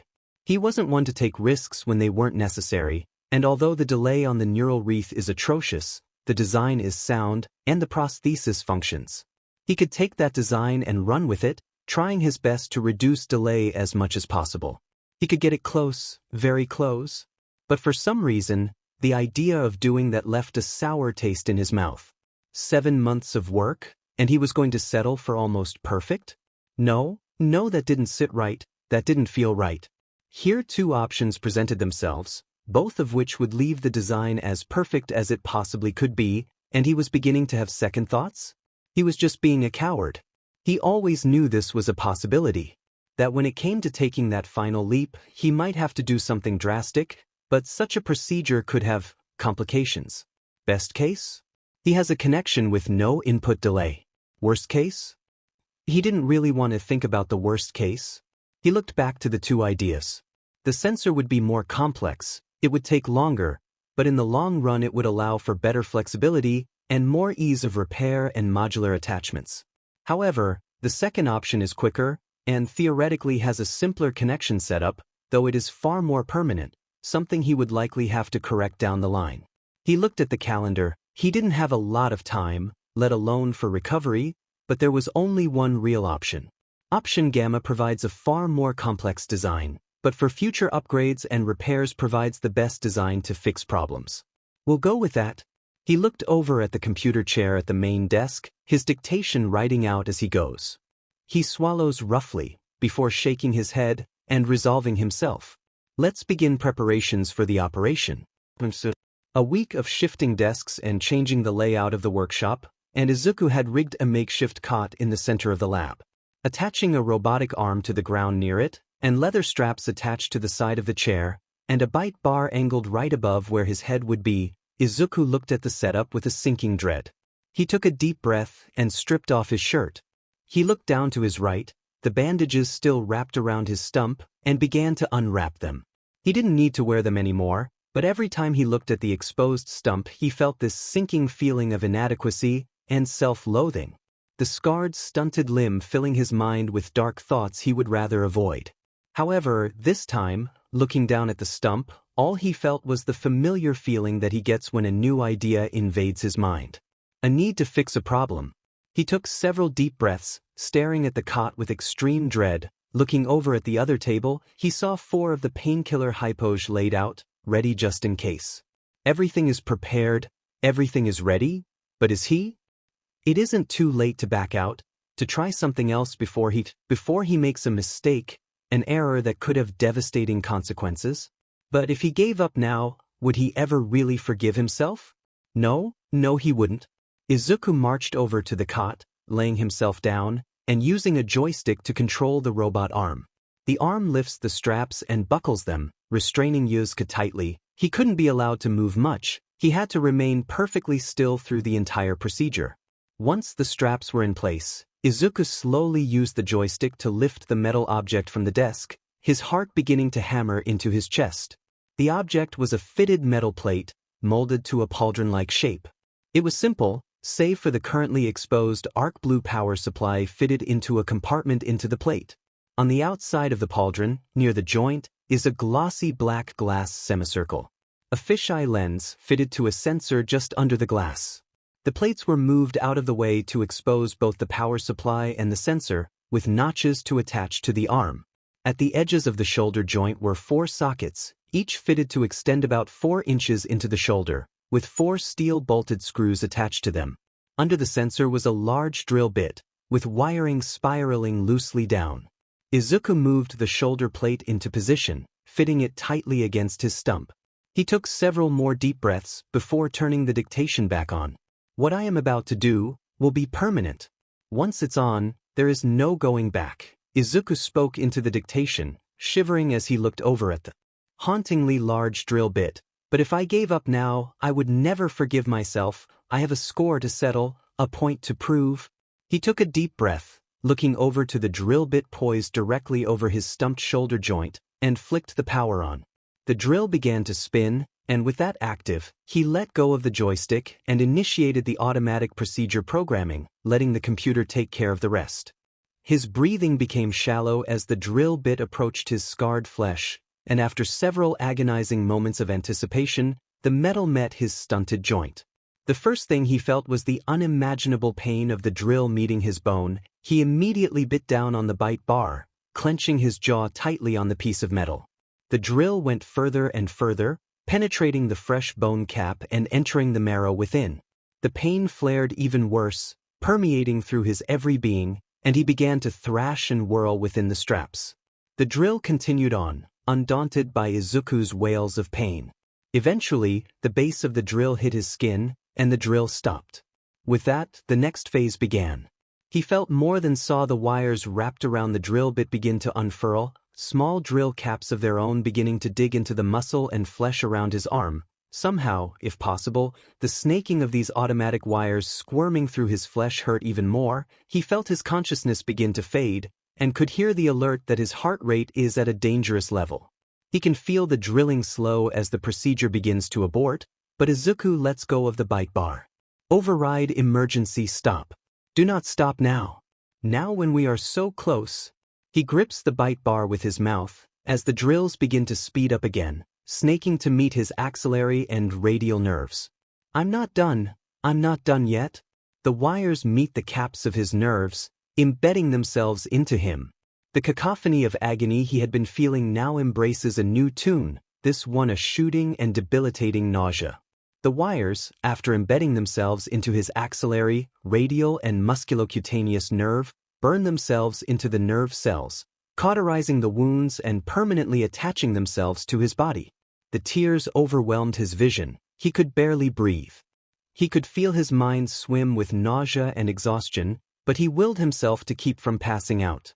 The final stretch was here, one step left. With the signal that the nerve wires had fully integrated with his nervous system, the 4 screws on the edges of the shoulder harness began to spin, quickly moving down into the flesh of his outer shoulder, twisting themselves into his flesh and embedding themselves 4 inches into his shoulder. At this point, the pain was simply an incomprehensible menagerie of numbness, his mind rejecting the sensations of the bolts as they twist themselves into place, tightening the shoulder harness into his flesh and pressing the cool metal onto his skin. With a final sound like a camera flash, the surface of the bolts and shoulder plate release a white-hot flash that sears the metal into his skin, burning the brass into his hypodermis, and anchoring the harness with the bolts. With that, the arm unbuckles the leather straps. Izuku is barely conscious at this point, but he falls out of the chair, knocking himself to the floor as the smell of burning skin and hair wafts into his nostrils. He drags himself over to the painkillers, drunkenly groping at the air, hoping that his random motions manages to grab even just one. Anything to escape the agony that he had just endured. In his weak meandering, he knocks one of the hypos to the ground, the plastic hypo falling in front of him. He weakly grasps the painkiller, before lifting it to his shoulder, placing the lip at the exposed skin just next to the new shoulder harness, and pressing the plunger, injecting himself with the painkiller. The agony numbs slightly, still throbbing in his shoulder and collarbone, but the exhaustion of the ordeal catches up with him, and he feels consciousness slip away, darkness embracing him. Izuku wakes in a puddle of sweat and loose scrap metal. Immediately he notices that the light has faded outside. It is nighttime. The pain begins to flare up again, and he grabs another hypo, injecting himself with the fluid and numbing the pain. He slowly lifts himself up, using the table as a makeshift crutch, before looking over at his shoulder. The glossy brass shoulder cap sits fitted into his shoulder, the power supply still exposed, and he moves over to the arm laying on his desk. He lifts the arm to his shoulder harness, lining his hooks up to the harness, and locking it in place. He then lifts a plug from the arm, pushing it up to the power supply installed in his new shoulder harness. Moment of truth, Izuku says, straining against the burning pain in his arm and the exhaustion from the painkillers. He slowly connects the arm to the power supply. Immediately a soft humming begins to sound as plates begin to lock into place. Plates cover the power supply and then move down over the hooks, further securing the arm into place. A whirring sound begins to resonate through the arm, and Izuku looks at the invention with anticipation and a desperate hope. Izuku's heart is pounding in his ears, the thumping of the drumbeat of his circadian rhythm echoing through his brain as he wants the arm to move. Immediately, as if not connected with a sensor, the arm begins to move, curling upward with no delay. He extends the arm, twisting it out and spreading his fingers, thrumming them against the air, before moving them in a wave pattern and clenching his new arm into a fist. Izuku begins to cry, sobs of joy echoing along the walls of the garage. He lets his emotions completely consume him, allowing himself to succumb to them for the first time in months. After his sobs began to dissipate, he looked over at the calendar. 1 month left before the exam. Looking down at his new arm, for the first time in nearly a year, he finally felt whole. He could do this. He would do this. And nobody was going to stop him, not anymore. The morning of the entrance exam was cold, not unsurprising for February, but since his injury, Izuku had always found the cold just that much more unbearable. His stump throbbed with a muted aching as he awoke to the alarm next to his bed, the slight chill of his open window stinging his face. He had a feeling this might happen, but unfortunately opening his window slightly was the only way to escape the unbearable heat that came whenever he shut his eyes. The nightmares had gotten significantly worse as time went on. He tried not to think about them, dwelling on figments of his imagination wouldn't get him anywhere, and he didn't need them distracting him today. He lifted himself out of his bed, shaking off the remnants of the nightmare. An unbearable heat descending on him, searing his flesh and destroying his body, slowly, savoring every moment of his screams. Stop it, he thought. Don't think about it, just focus on the next step, one step at a time. He breathed deeply, rising off his bed, and moving over to the corner of his bedroom, the barren walls reflecting back onto him, the floors cluttered with gadgets and half-finished projects. Grabbing his new arm and holding it up to the shoulder harness, he felt the plates move aside and expose the hooks within. Hooking the arm into place, he felt the fake limb snap on. A software as power flooded through the connection as the metal fingers began to twitch. He made a fist with his metal arm, the limb responding immediately to follow his demand. He knows he should be proud, maybe even impressed, but as he moves the limb he can't help but note all of the small imperfections littered across the limb.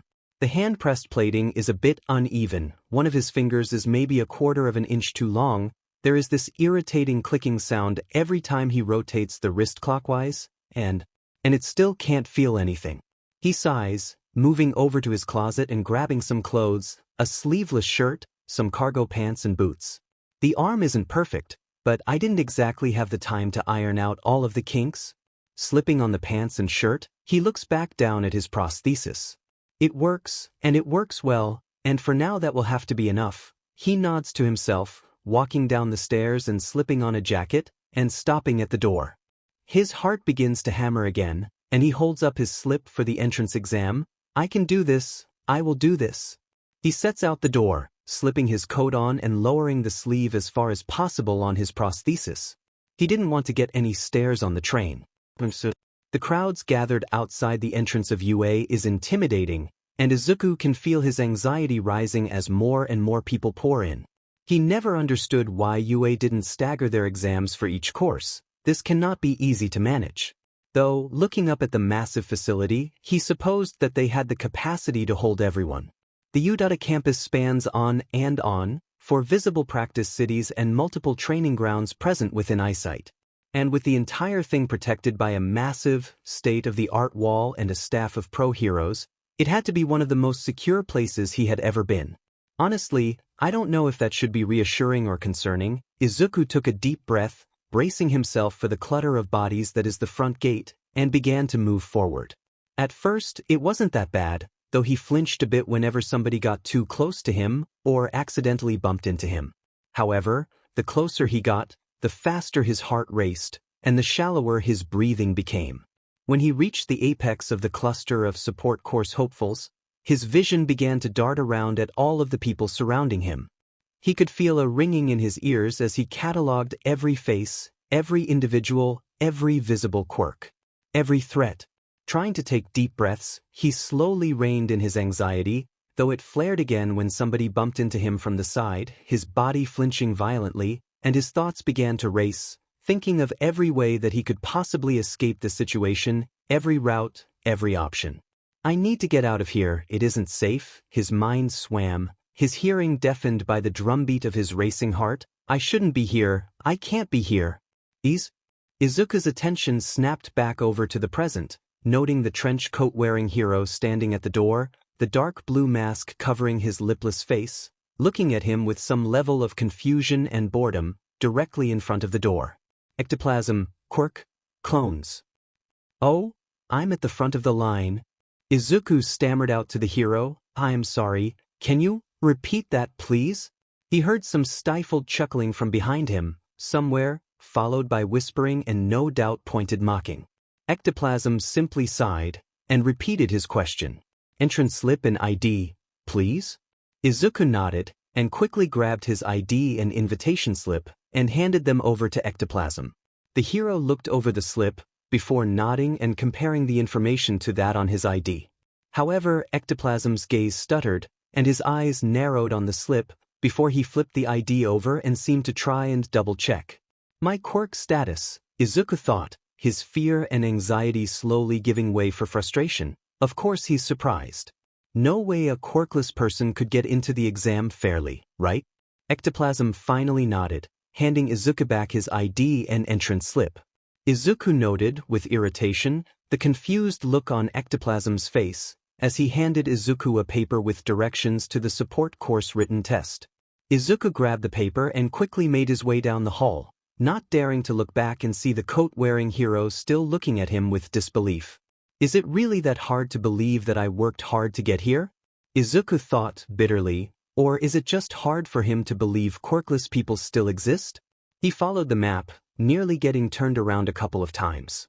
The inner building was a labyrinth of hallways and stairs, twisting and turning in a chaotic harmony that threatened to swallow Izuku into its halls. Luckily for Izuku, there were small signs at the junctions of every hall, pointing the way to the support course section of the school. Eventually, he made his way down to the basement of the school, where multiple doors lined each hallway, each door decorated with a stylized H and a corresponding number.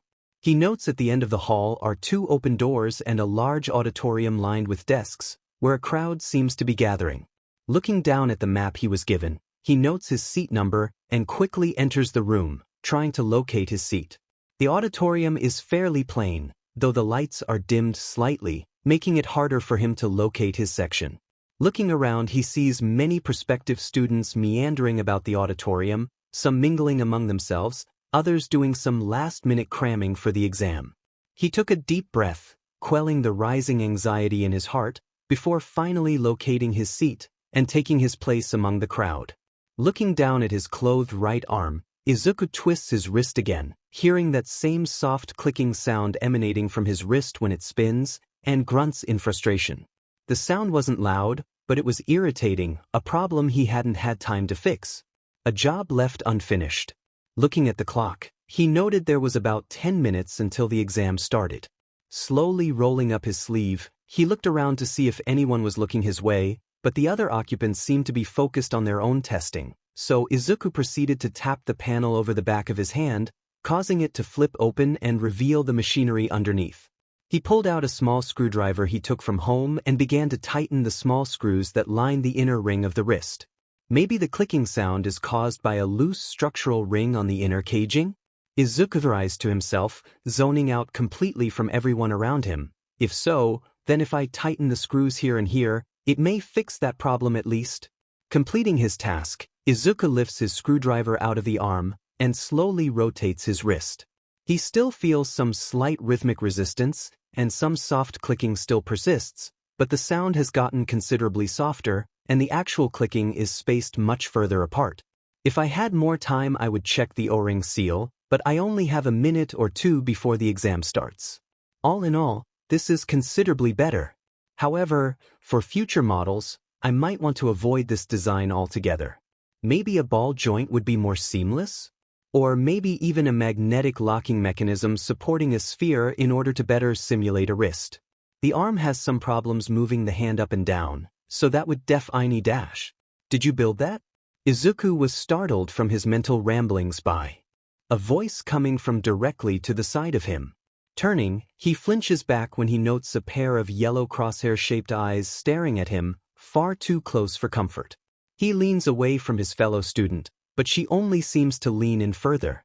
She has a manic smile on her face, and her hair is done into messy pink dreadlocks and appears unwashed. Not that I'm one to talk, Izuku notes, thinking back to the months of barely showering when working on the arm. The girl's crosshair eyes narrow and spin, her pupil shrinking to an almost invisible pinpoint, similar to the diaphragm of a microscope, though she doesn't appear to be looking at his face, but rather the still opened back panel of his false hand. Izuku yelps, drawing some annoyed glances from other candidates, before quickly shutting the panel on his hand. He looked back up at the girl, trying to calm the surprise and fear he felt, and spoke to her with mild annoyance. "Don't you know it is rude to stare at people?" Izuku spoke, confidence wilting as his stuttering returned. The girl did not seem to acknowledge what he said, instead reaching over and trying to touch his fake arm. He felt his fear begin to overtake his mind, but managed to keep calm, choosing to move his arm away from her, shielding it with his body. The girl finally looked up at his face, yellow crosshairs acknowledging his features, manic smile never leaving her face. "You are interesting," she declares, holding out a hand for Izuku to shake. "Tell me your name." "Izuku Midoriya?" Izuku says, though phrasing it more like a question than anything. "Midoriya," she states, testing the word. She wiggles her still extended hand, eyes still locked onto his own. He notes she extended her right hand for the handshake, hoping he shook with his mechanical arm. Likely another excuse for her to poke around at it, Izuku thinks, expression souring. Seems like she wants to know how it works, maybe even take the idea for herself. "I don't need her poking around it." He turns away, facing forward and refusing to acknowledge her outstretched hand. Probably just trying to use me like everyone else. The less she or anyone else knows about me or my arm, the better. Out of the corner of his eye, he sees her wilt a bit, before lowering her arm and facing forward like him, and a small part of him feels bad, and begins to string up an apology. But his mind stops that process before it can become anything. She wouldn't be so interested if she knew I was quirkless, he thought, pulling his pen and some spare papers out of his bag. It's better this way. I don't need anyone pretending to care about me. He pauses, trying to compose himself. A few deep breaths and he schools his features once again. Besides, this way it will hurt less when they find out the truth. The lights finally turn dark, before a spotlight shines on the stage, and a single figure walks out from behind a curtain. The figure that walks out is male, wearing no shirt and what appears to be a digger's backhoe on his head, modified to almost look like an open jaw. Underneath the strange mask, visible light brown hair wildly juts out in random directions, and his eyes are completely covered. He wears denim jeans, boots, and modified gauntlets that leave his fingers exposed, which end in large metal tips. Power loader, Izuku thought, beginning a mental analysis of the pro-hero.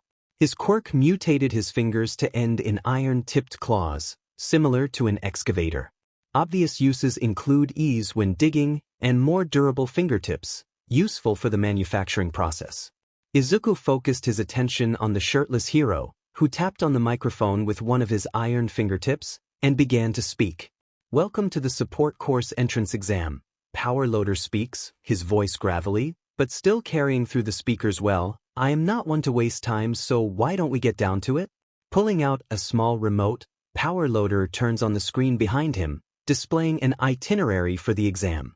The written exam consists of 2 parts, the written exam and the practical exam. He moves in front of the podium, picking up the microphone and carrying it with him. The written exam is 100 questions, there will be no curve, so do not anticipate one. You will have 2 hours to complete the exam. If you finish early you can turn the test in up front. Power loader then gestured to the screen again. The practical will consist of 2 parts. You will all be given a prompt. In context it will be phrased as a request from a pro-hero to solve a problem. Everyone's prompt will be different, so don't even think about cheating off of each other. Even though his eyes were not visible, Izuku could feel his glare through his mask as he swiped his gaze across the room. Once you have your prompt, you will be given 1 hour to draft a design for a support item that solves that problem. The device can be whatever you want it to be, however expensive you feel is necessary, whatever works so long as you stay within the time limit. Power loader clicked a button on the remote.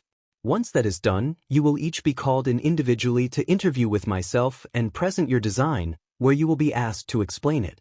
Your score will reflect on how well you do at your task. In addition, that will also be the time where you may present some work you have brought from home. This is the only chance you will have to show your portfolio, so to speak, so don't waste it. The pro-hero turned around, turning off the machine.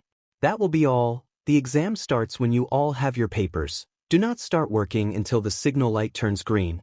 Power loader turns back around, his visible mouth forming a vicious toothy grin. Oh, and I should mention that I have been around for years. I have seen many projects come through this test, so don't think it'll be easy to impress me. He turns and begins walking away, waving his clawed hand at the now visibly anxious students. Good luck, whoops. You're gonna need it. The written exam was exhausting but rewarding. Each question pushed Izuku to the limits of his academic and technical knowledge. Izuku had just barely managed to review his questions before the buzzer went off, and pens went down. After turning in his test, he was led out of the testing hall by an ectoplasm clone, towards the rows of rooms in the outer hall. He is directed into one of the rooms, where he sees a fairly simple workshop classroom layout. The desks were large, and were already equipped with drafting paper and pencils, as well as some other tools in the base of the desk. Looking to the outer parts of the classroom, Izuku noted large bay doors, likely leading out of UA. In addition, he noticed several welding booths, a forge, threading machines, lathe, and several other machines that he could barely recognize. Everything an aspiring inventor would need. Looking around, he saw most of the seats were already taken, though he did notice that strange girl from earlier looking around the classroom in wonder, seemingly unaware of anyone else even being in the room. Izuku took his seat at one of the last remaining desks, and turned his attention forward, waiting for instructions. After some time, the doors to the hall automatically closed, and the ectoplasm clone spoke for the first time. On each desk is a small envelope that contains your prompt. You will have 1 hour to draft a prototype. Be aware of your time limit, as we will not accept half-finished ideas. The clone looks up at the clock. Your time begins now.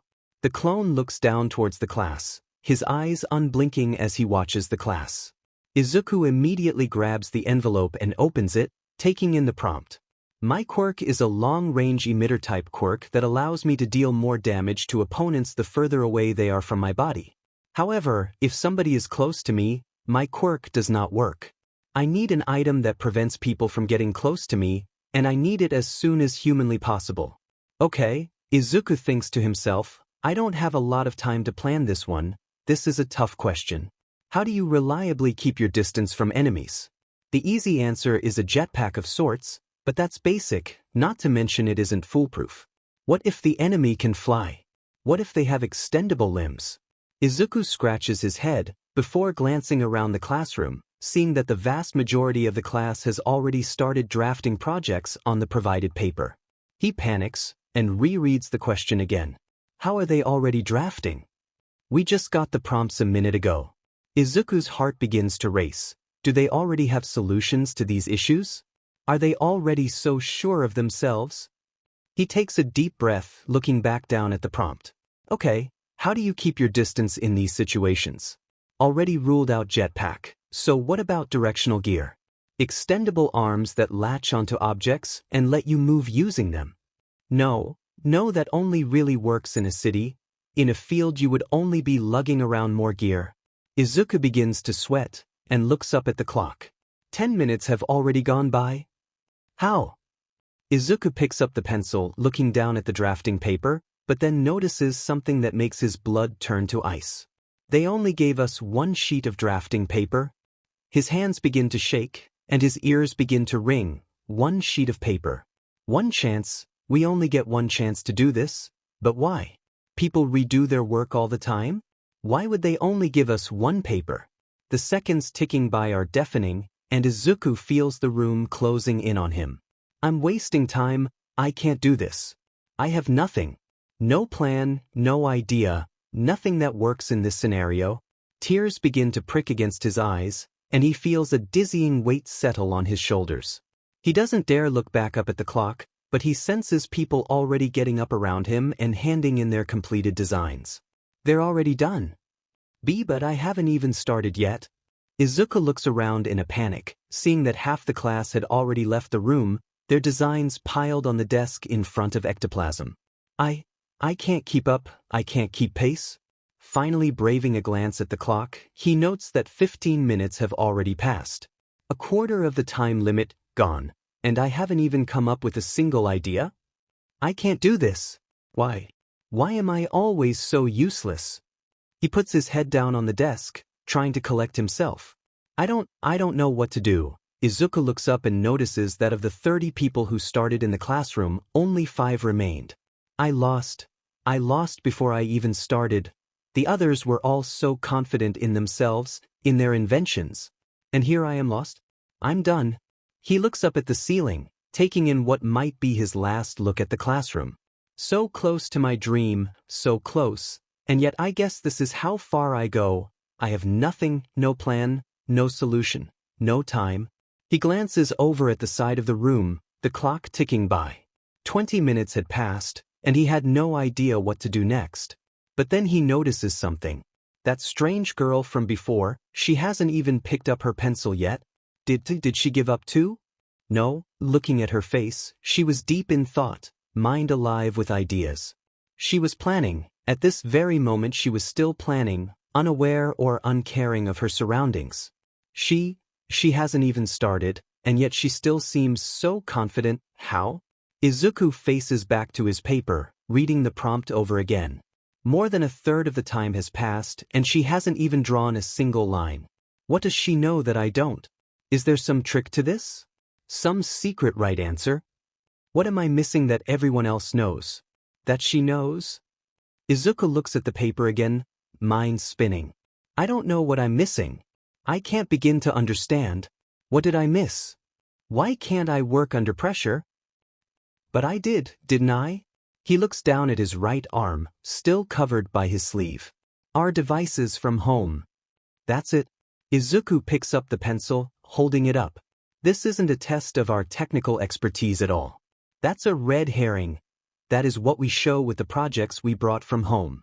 His mind wanders back to Power Loader's initial opening speech. The device can be whatever you want it to be, however expensive you feel is necessary. He thinks back to the prompt. I need it as soon as humanly possible.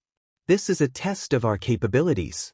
Coming up with a design for an item that you can feasibly make in a rush. This is a test of confidence in our ability to think under pressure. He looks down at his arm again. A test I can definitely pass. He picks up his pencil, looking down at the paper, and begins to think. We need something quick, easy, and effective. It doesn't need to be fancy, it doesn't need to be elaborate. All it needs to do is solve the problem with the minimal amount of complications. The jetpack, again, is only effective some of the time, so we move back to the initial question. How do you keep your distance in any situation? Unless that isn't the question. Instead, what if we can keep them away from you? Izuku's pencil touched his paper, and he began to draw. Midoriya, you're up next. Izuku clutches his draft to his chest, walking forward into the next room. Turning through the door, he enters the room to find a large office. Papers are messily strewn about the room, filing cabinets full of refuse and blueprints. Izuku notes a corkboard at the far end of the room, filled with detailed designs and ideas for support items. In the center of the room, a space was cleared, and next to the center was a corkboard set up on a tripod. At his desk, Power Loader sits patiently, an oblong helmet still on his head. All right, Midoriya, Power Loader starts, gesturing for Izuku to stand in the center of the room. Let's run through the basics. You graduated from an online school, and your father was a support tech. Power Loader pauses. And you're quirkless, correct? Of course he points that out. Izuku thinks, that is correct, sir. Power Loader doesn't speak for a moment, before looking up at Izuku. All right, let's hear your prompt. I was asked to provide a support item for a hero with a long-ranged quirk that gets weaker as people get closer. The hero also requested that the device be done as soon as humanly possible. Izuku hands Power Loader the envelope, and he swears that he can see a slight smirk. Given the nature of the device and the time constraint presented by the test and the requester, I chose to avoid complex machinery as a solution. Izuku held up his drafting paper. Instead, I chose to keep the device simple, something that is broad and versatile, that can be used in multiple different scenarios with relatively constant success. Izuku pinned his drafting paper to the board behind him. I designed a concussive force grenade, which when detonated releases a shockwave designed to push a target back, knocking them over if at all possible. Izuku continued, pointing at different parts of the design. The actual filler of the grenade is not explosive in nature, instead it is entirely kinetic, designed to produce force without leaving lasting harm. Izuku can feel himself sweating, but his focus is on his presentation right now. When the trigger cap is struck by the pin, it activates an electromagnet within the grenade's shell that sends 24 steel balls shooting into each other. When the steel balls collide in the center of the grenade, The collision in the center of the grenade creates small shockwaves that are then amplified by the electromagnet until it has nowhere to go but out. At this point, the invisible seam along the middle of the grenade will open, allowing the force to escape, and creating a concussive wave with enough force to knock someone back. Izuku turns back to look at Power Loader, who has not moved from his position at the desk. After some time, he nods. I see. Now tell me about the device you brought from home. Izuku felt his body turn cold. Why didn't he say anything about the idea? Was it not good enough? Izuku shakes himself out of his stupor, mentally slapping himself. This is not the time to be overthinking, just keep presenting. The device I brought from home is a working prosthetic arm with full motion capabilities. The design uses a full neural interface paired to a motion sensor equipped with a fisheye lens to provide motion as imputed directly from the nervous system. Izuku stares straight ahead, not looking at Power Loader, and he slowly takes off his jacket. The design allows for complete nullification of input delay of the limb. Instead, the wiring directly connects to the main nerve body, functioning as an extension of the nervous system itself. Izuku lets the jacket fall off his shoulders, letting Power Loader look directly at his mechanical arm. Power Loader immediately shoots up from his chair, his mouth visibly falling open in shock and some degree of horror. Midoriya? Power Loader starts nervously. Are you telling me that you connected this directly to your nervous system? Izuku nods, refusing to look at Power Loader. That is incredibly reckless, kid. Power Loader sits back down, facing directly towards Izuku's right arm. If you had messed that up at all, you could have died, and you are telling me you did that all by yourself? Yes, Power Loader, sir.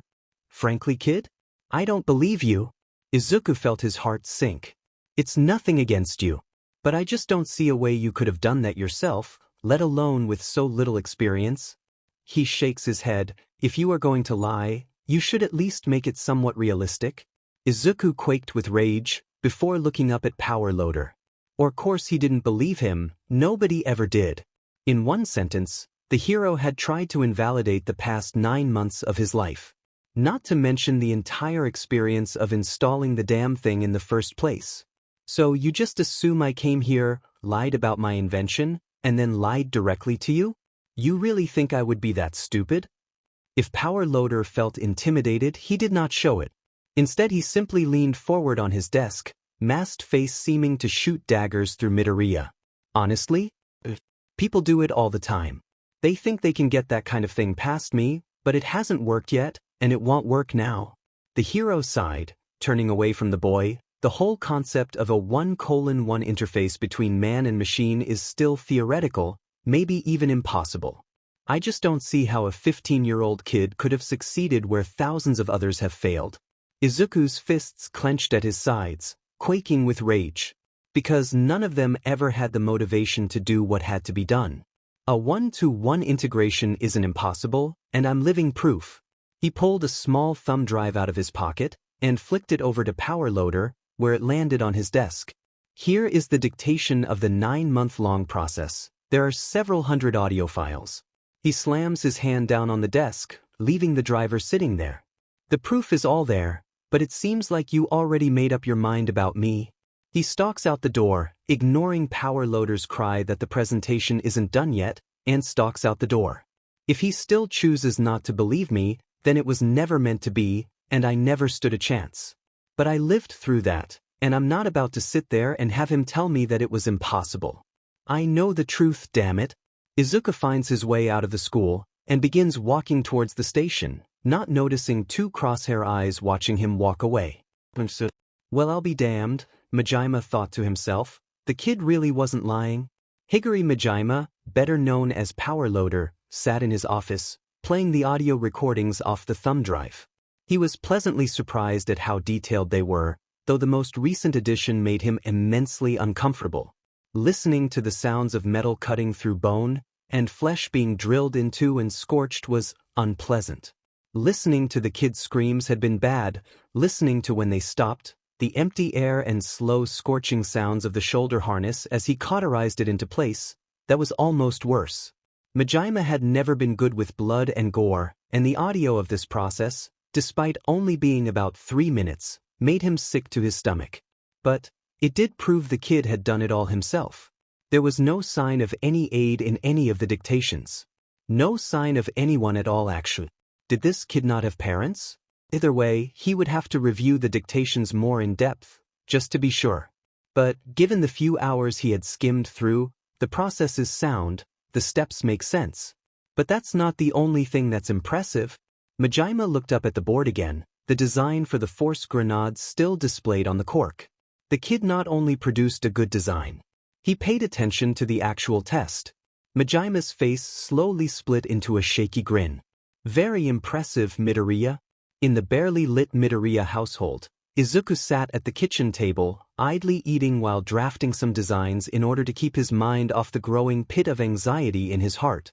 For the past several days, Izuku's head had been swimming over his interview with Power Loader. He had messed up. Badly. Why did he have to lash out against him like that? All the hero had stated was an opinion, a valid one at that. If Izuku were in his shoes, he probably wouldn't have believed himself either. Total neural linkage with a prosthetic wasn't as unrealistic as it once had seemed years ago, but it had still never been attempted. Most studies he had read before settling on the procedure had said that the actual process was not only incredibly invasive, but incredibly risky, and in most cases, the risk far outweighed potential benefit. In other words, nobody had been stupid or crazy enough to attempt it on anything beyond a rat, until now. So it made sense for Power Loader to be skeptical. In hindsight, the fact that he didn't immediately laugh him out of the room was a miracle in and of itself. In fact, Power Loader almost seemed concerned, maybe even horrified. Looking back on it, maybe Power Loader had a point, maybe he was being reckless, and maybe it was incredibly hard to believe him. But, for some reason when the hero said he didn't believe him, it had really gotten to Izuku. He used to be so good at holding in his anger, taking things on the chin and moving on, but that was before his injury, before he had his life shattered before his very eyes. Now, it felt like his anger was constantly trying to bubble out to the surface, like his body was trying to let it loose in short bursts. And honestly, it felt good. It was almost cathartic for him to lash out. Years of being trained that he didn't have the right to be mad, that he wasn't allowed to be upset when people hurt him, it was a huge relief for him to simply get angry sometimes. But it didn't change the fact that he had acted so immature in an interview setting, and probably ruined his chances at UA. All I had to do was hold it in for another few minutes. Izuku leaned down onto the table, resting his head on his still flesh arm. Why couldn't I just stick it out for the interview and take my anger out at home? He turned his head towards the main hallway, eyes locking with the doorway at the end, leading to the outside world. He hadn't left the house in days, too lost in his own head. Because of that, he knows for sure that the door had not opened since he entered right after the exam. He didn't know why his heart clenched thinking about that. It wasn't like this was anything surprising. She was so embarrassed by her freak son that she went and abandoned your useless ass just so she wouldn't have to look at you. Bakugo's words rang in his head, and he tried to suppress the pit forming in his stomach. That was really what had started it all, huh? That simple sentence, nothing that much more egregious than anything Bakugo had said to him before. So why had he lashed out? Why had he gone and attacked Bakugo that day? It wasn't like he said anything that wasn't true. After his dad had died, his mom had started to withdraw from him. It was minor at first, taking more shifts at work, late-night texts telling him she was going to be busy and wouldn't be home. But eventually, even those had stopped. Now she was barely ever home, and when she was it wasn't for very long. Most nights she slept in a hotel or at the office, leaving him to fend for himself at home. Thinking back, when was the last time he and his mother had exchanged words? He couldn't even remember seeing her at all in the past year. No text explaining anything. Not even a simple happy birthday when the day had come and passed. He shook his head, turning back to his unfinished drawing, and began to plot out the schematic again. Suddenly, though, he heard a knock at the door. Shuffling over to it, he checks the porthole to observe the unknown figure. It was a postman, a simple uniform adorning their figure, a single letter in their hand. Izuku breathed a sigh of relief. It's probably just another bill from Mom. I'll leave it on the table for her whenever she decides to collect it. Opening the door, he takes the small letter and turns back inside, closing and bolting the door behind him, double-checking the locks. He moves back to the table and looks at the letter, eyes widening at what was written on the front. Izuku Midoriya, UA High School. His heart began to race, his eyes reading and rereading the writing on the front of the letter. His still human hand twitched with nerves. He simply sat, paralyzed, staring down at the small wrapped piece of paper. Well, are you just going to sit there and stare at it? Or are you going to open it? The voice in his head reprimanded him. He took a deep breath and opened the envelope, a small metal disc falling out of it onto the table. The disc began to blink and a holographic projection appeared over it, startling Izuku slightly. In the projection, the familiar figure of Power Loader stared back at him. Mr. Midoriya, I am here to deliver the results of your performance in the exam. Majima spoke bluntly, clearly having made dozens more of these before getting to this one.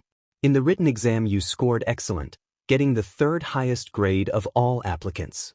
Nothing to scoff at. Power Loader then takes a deep breath, rubbing the exhaustion out of his invisible eyes, and pulls out a piece of paper. However, that is only one part of the exam at the end of the day, and in my honest opinion, the far less important part. The hero holds the paper up and clears his throat. The practical portion of the exam was where the majority of applicants lost points. The rules for the exam stated that you had unlimited resources to create your potential draft, and the only requirement was to finish the design within the time limit. The shirtless hero looks back up at the audience, grinning slightly. Izuku felt himself shudder a bit. But that was only half true, as the next hidden rule was in the prompts itself. In every prompt there was some variation of the line. I need this item as soon as possible. We were looking for applicants who would see that and try to think up a design they could feasibly build in the shortest amount of time for maximum effect, while still showing off their creative knowledge. Power Loader holds up an iron-tipped finger, expression turning serious. After all, most of the time, heroes aren't going to wait until you finish some complex design in order to keep fighting crime, and that often leads to injuries or worse. He paused to let his words sink in, before reaching down to the corner of the screen, picking something up. Power Loader then holds up a familiar schematic in his clawed hand. And I must say, given your prompt, this design is exactly what we were looking for. Experimental enough to catch my attention, but simple enough to be built in a short amount of time. The hero smiles, all in all not bad. His expression drops though, and Izuku knows what is coming next. However, we do need to discuss the project you brought from home. Izuku braced himself for the inevitable rejection. It appears I owe you an apology, Midoriya. Izuku blinked, staring at the screen in shock. He had misheard, right? Surely he didn't hear that correct. But Power Loader continued. I reviewed a lot of the dictation audio you gave to me, and after he looks down at his watch and sighs, 22 straight hours of audio, I think I can safely say that you were telling the truth. Power Loader locks eyes with the screen again, his expression growing grave. Honestly, what you did was incredibly reckless and unfathomably stupid. The pro-hero's words stung, but Izuku tried not to let it hurt too much.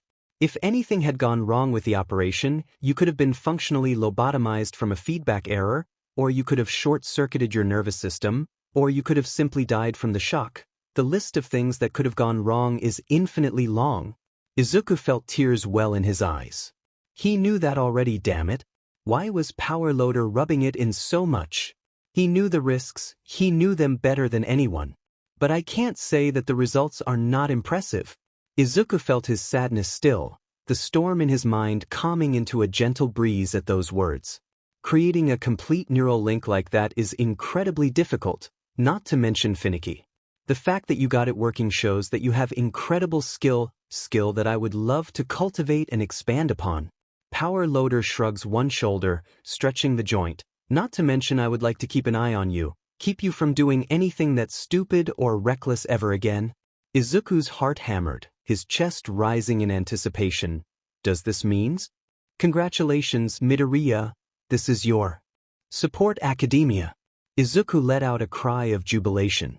He had really done it, hadn't he? He had actually passed. He didn't let him celebrate for long though. He looked back down at the half-finished design on his desk and began working at it with increased vigor. He didn't have much time to finish this, but he is sure that he can get it done before the first day of school. There wasn't much time, but he knew he was on the right path. He was going to prove himself, in a way that nobody can ever deny. And nothing would get in his way anymore. Is your support academia?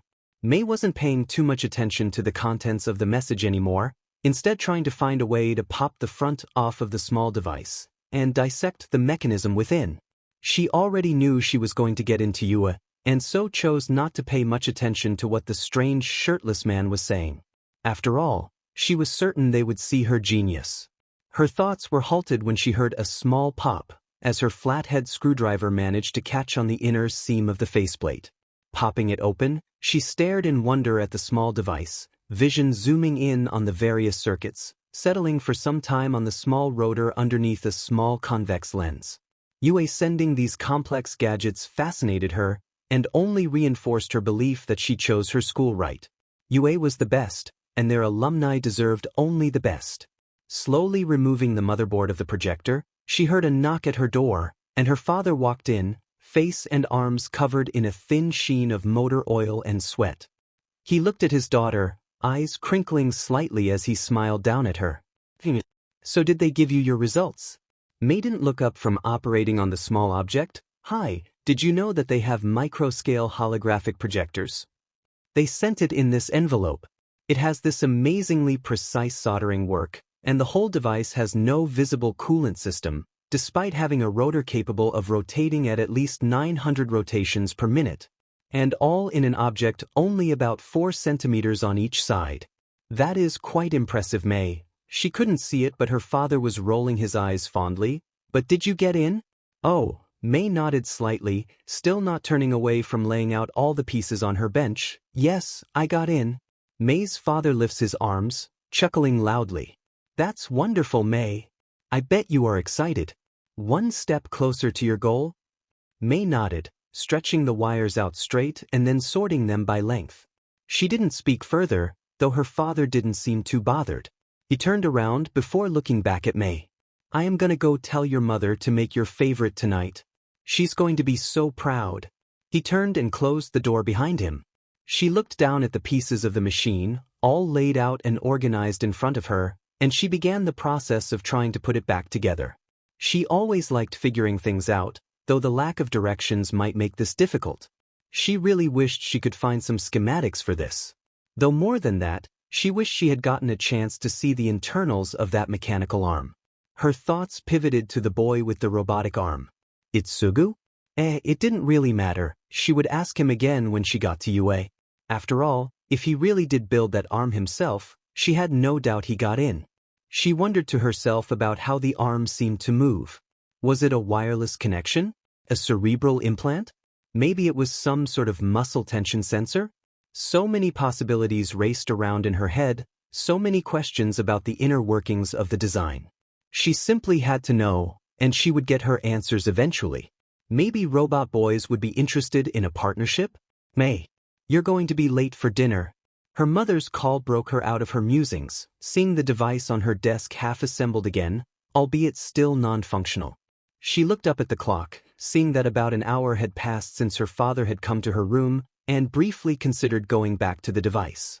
But a twisting pain in her stomach, followed by a loud growling, reminded her she needed to eat, and ultimately pushed her out of her chair and out her bedroom door. Majima approached the school grounds, adjusting his papers and going over his class roster once again.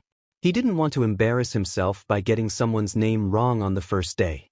He was glad the weather was favorable today. April weather can always be touchy day by day, but this way maybe he would be able to keep the bay doors open in the classroom, offering a bit of a breeze. He had always enjoyed April, the temperature being warm enough to be comfortable but not so warm that it became blistering. It was perfect weather for tinkering in his workshop, which always brought back good memories. Walking down the halls, Majima approached the classroom, fingers crossed, hoping that his students wouldn't be too unruly this morning, and opened the door. What mechanism did you use for the locomotion? Is it servo-driven or piston-driven? How does it read input? Is there some kind of controller? Majima immediately noticed a pink-haired girl crowding over a green-haired boy's desk, rapidly firing questions quicker than the poor boy could answer him. The girl's golden eyes were focused solely on the boy, though probably more on his arm if he was willing to take some guesses. Mei Hatsum, first place on the written exam. Looking down, he saw the boy covering his face with his arms, leaning away from the girl, who did not seem to take the hint. The boy almost seemed to be trying to shrink into his seat, but didn't seem to notice the action was forcing more of his right sleeve to raise, revealing the bronze machine underneath. Izuku Midoriya, third place on the written exam. Maijima cleared his throat, and everybody in the class snapped to him, adjusting themselves in their seats. In the front of the classroom, he noted another face he recognized, a boy with scarlet skin and crimson eyes. He seemed to stare straight ahead, posture completely rigid.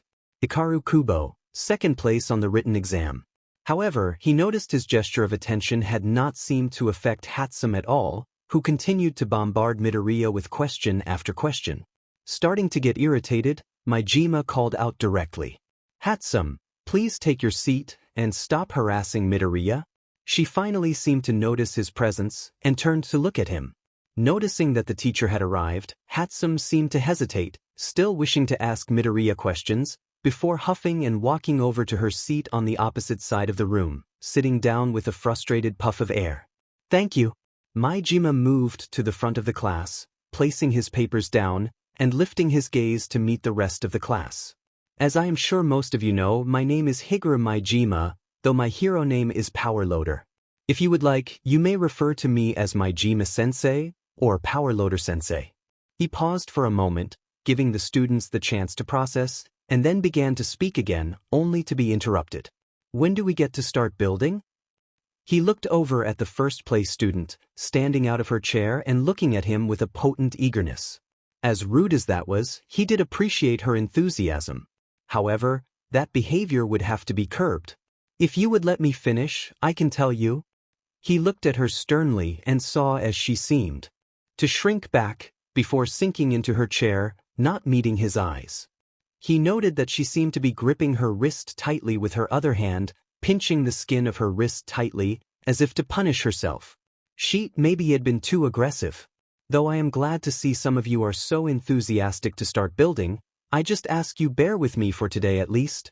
Now, I know I already said this in your acceptance letters, but let me once again say welcome to the support course.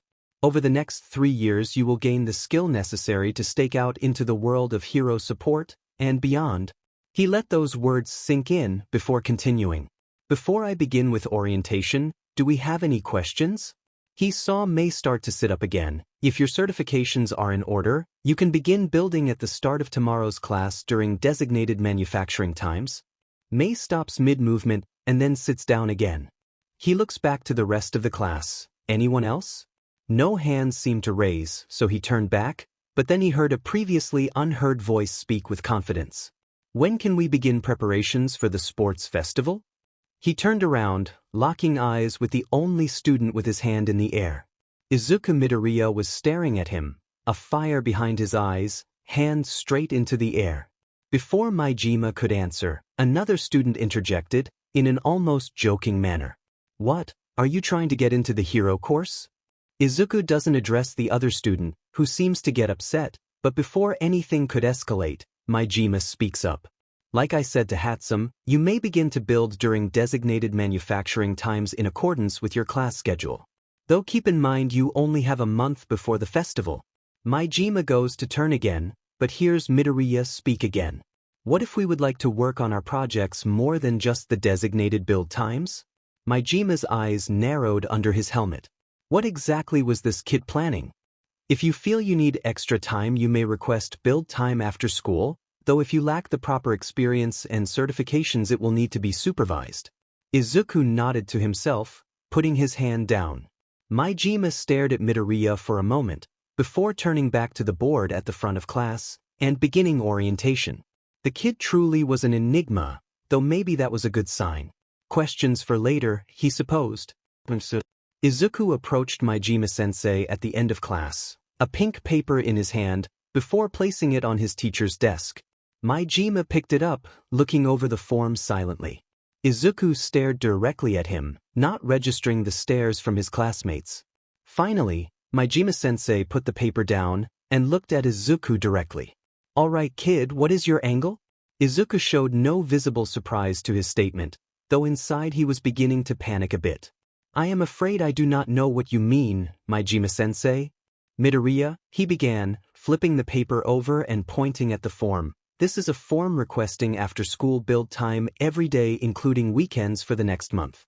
Specifically an extra 5 hours on weekdays and 12 hours on weekends." He turns up to face Midoriya. "So I am just curious, what exactly is your angle?" Izuku takes a deep breath, before looking back at Majima-sensei, his gaze hardening. "The sports festival is in a month, and I would like more time to prepare for it." Izuku pauses, taking a breath. "I intend to win." He immediately hears multiple people snort and begin to chuckle from behind him, but he pays them no mind. Majima is still staring at him, the exposed lower half of his face not giving anything away. "You do know that nobody from the support course has ever won the sports festival, right?" Majima kept staring back at Izuku, though since his eyes were not visible, it was almost like he was staring through the amputee. "In fact, nobody outside of the hero course has ever won the sports festival." Izuku does not bend under the gaze. In fact, he only seems to bristle more as Power Loader speaks. The pair are silent for a time, before Izuku finally speaks. "Just because it hasn't been done before, doesn't mean it can't be done." Izuku grips his right wrist through his sleeve, clenching around the unyielding bronze shell. "It just means that they didn't want it enough to take the final leap." It becomes clearer to Midoriya that they were no longer talking about the sports festival. Majima is silent for a time, but eventually his mouth breaks out into a wide smile. "Alright kid, let's see what you got." He handed Izuku the form back, stamping the corner with a small green stamp. "Though I will need to see your certifications and experience before I let you go unsupervised, alright?" Izuku nodded, and began to walk back to his desk, grabbing his bag and slinging it over his shoulder. The sports festival. Despite just being a high school athletics competition, it was one of the biggest televised events of the year. Millions tuning in to watch the UA Sports Festival live, to see the future of Hero Society compete in a tournament for dominance. What a joke! Izuku moved over to one of the booths in the back of the workshop, pulling out the schematic from his bag and pinning it up on the corkboard. In a way, he understood why the sports festival was so widely advertised. This was the public's chance to see what the future of heroics had to offer. UA consistently pumped out the highest-ranked heroes on average, and this was a chance for the public to see the future best and brightest of Hero Society at their best. There was also the element of introducing their names to sponsors and agencies. In other words, it's a marketing scheme. Why else would they have the hero course facing off against not only themselves, but every other course? It made the hero course look better when they beat out everyone else consistently. And why wouldn't they? Hero course students not only usually have more offensively focused quirks, but they also have about a month of physical training leading into the sports festival, not to mention combat training, and any training they had before UA as well. Really, the sports festival was so stacked in the hero course's favor it was almost sad.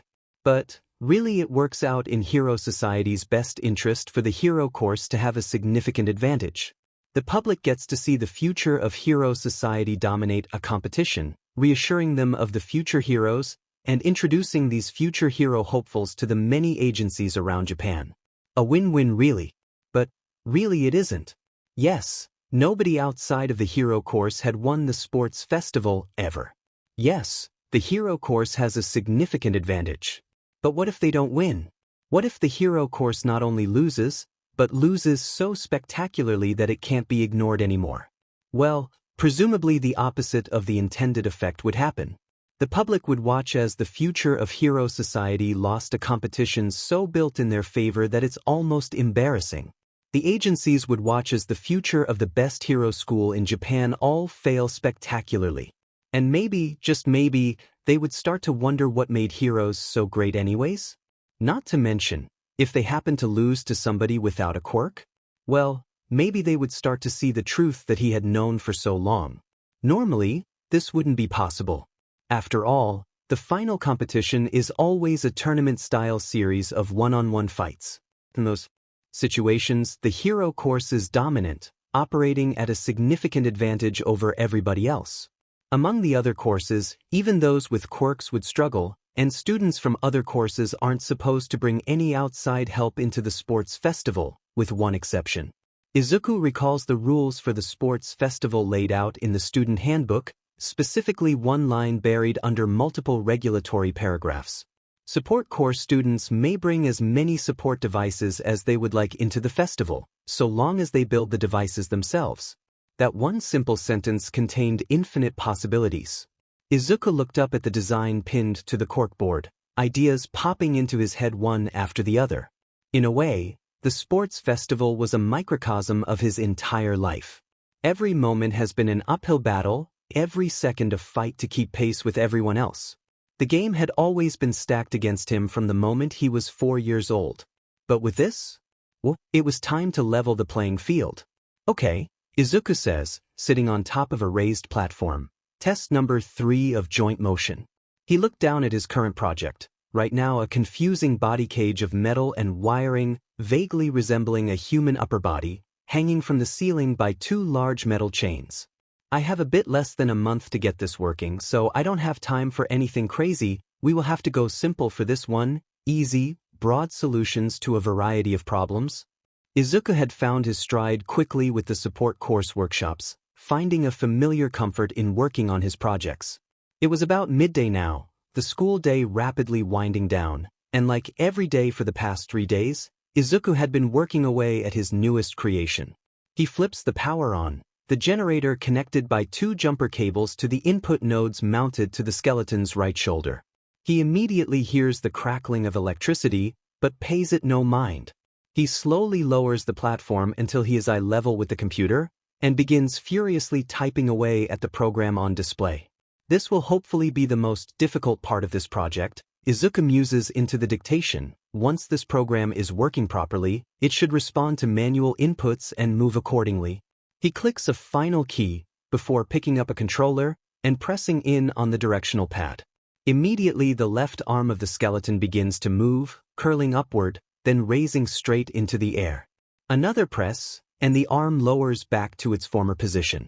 Luckily, this is mostly a less complex version of the program I coded for Experiment 573, albeit with more moving parts. Moving the directional pad again, he makes the right arm of the skeleton move in the same way. However, once the right arm reaches the apex of its ascent, the sound of metal straining against metal is heard, and the elbow joint tears apart, the forearm of the skeleton falling limb. Shit!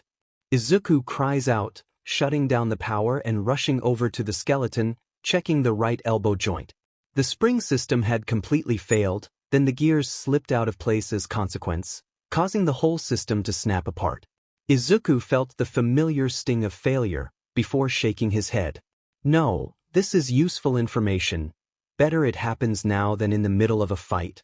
He looks up at the clock, noting that it is almost lunchtime, which means he had to go make a request.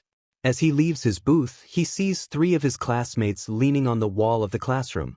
When they catch sight of him, they begin to approach. Izuku feels the familiar bubbling of fear in him, but quickly schools his features. The 3 students surround him in a semicircle, blocking him from proceeding.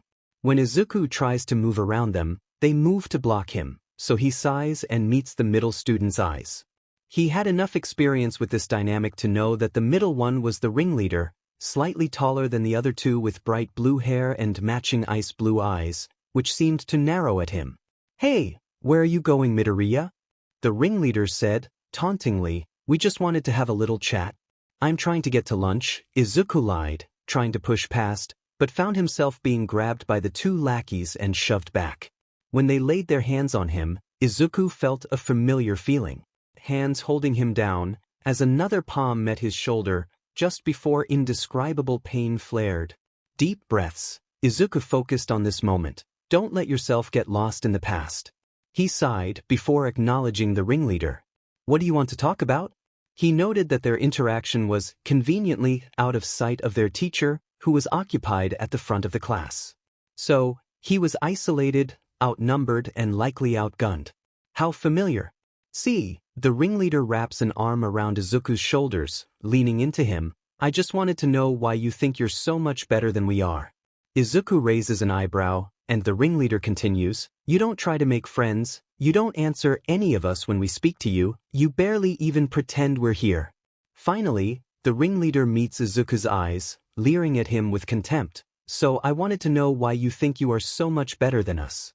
You declare that you are going to win the sports festival, request insane amounts of extra build time, and spend all of your time in class either brushing all of us off or actively shoving past us." He leans in, icy blue eyes narrowed at Izuku. "I bet you don't even know any of our names." Izuku tried to rebuke his statement, before coming to the realization that he actually didn't know any of the names of the 3 students in front of him, and closed his mouth. The ringleader's sneer grew, and he grabbed Izuku's shirt, lifting him slightly. "You know," the ringleader began, "smug superior pricks like you really piss me off. You brush everyone aside and treat everyone around you like their very presence poisons you. It makes me sick. So you better fix that attitude real quick, before someone fixes it for you." Izuku isn't listening, memories flashing through his vision faster than he can comprehend, hundreds of moments just like this, pressed up against a wall, held down on the floor. He had to go. He had to get out of this right now. Before Izuku realized what was happening, he had shot his right palm up, directly into the chin of the ringleader, knocking him back as metal met bone, ringing his senses vividly. He dropped Izuku, who immediately began to run down the halls. They knew they had to know. Izuku threw himself into a bathroom, trying and failing to control his breathing. They already knew he was quirkless, and decided they didn't want to be shown up by him. It had to be that. But how? How did they know? Izuku closed his eyes, trying his best to calm his breathing. Deep breath in. Hold for 5 seconds. Deep breath out. Deep in. 5 seconds. Deep out. Once his breathing was controlled, he stood up and scanned the hallways, looking to see if the trio was still looking for him, but when he saw nobody, he walked out into the hall, quickly as he could without running, in the direction of the principal's office. He had a request to make. He wanted to ask for what now? Mayima spoke, astonished by the bluntness of the statement. When Principal Nizu had called him in, asking about an interesting request that one of his students had made. He had a feeling that it was one of 2 students, and was proven right when Nizu mentioned that a student named Midoriya had come in with a very peculiar request. He said, verbatim, "I would like to request student files on the hero course, including the battle trials from the first day," said Nizu, sipping his tea. How did he know about that? Nizu shook his head. When I asked him, he said that he heard some of the hero course students mention it during lunchtime, but I could tell that was a lie. Majima nodded. Midoriya chose to eat lunch in the classroom, instead of the cafeteria, something that Majima had stopped trying to fight him on. My guess, he managed to figure it out by overhearing bits and pieces from conversations in the hallway, piecing it together over time.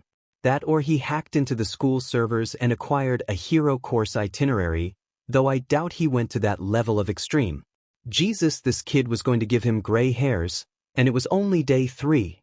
Well, I'm sure that Midoriya was disappointed, but that is a fairly unreasonable thing to ask given the context. "Oh, you misunderstand," Nizu said, sipping his tea again. "I fulfilled his request wholeheartedly." Maima's jaw dropped, staring at the rodent in disbelief. "Why, you did what?" Nizu finished his tea before responding, turning to Maima.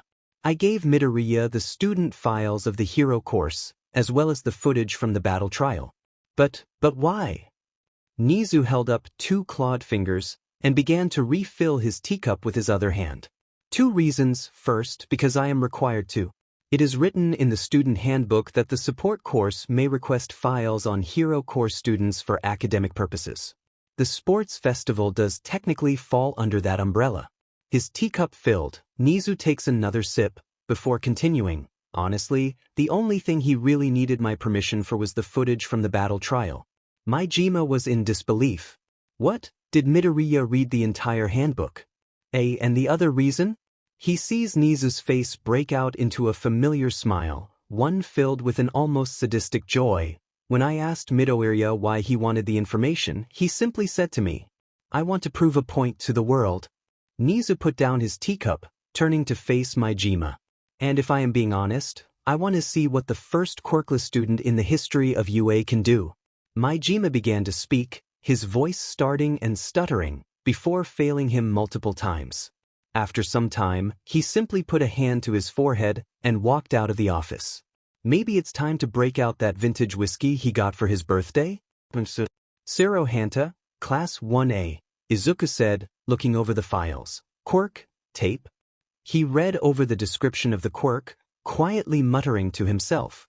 Looking over these files, he found himself somewhat impressed with the information present, though he did lament that the specifics of the quirks listed were woefully light. Some might call this cheating, reading all of the information available on his classmates for an edge. But as far as Izuku was concerned, this is necessary. Izuku had to take every advantage available to him. He didn't have the luxury to fight fair.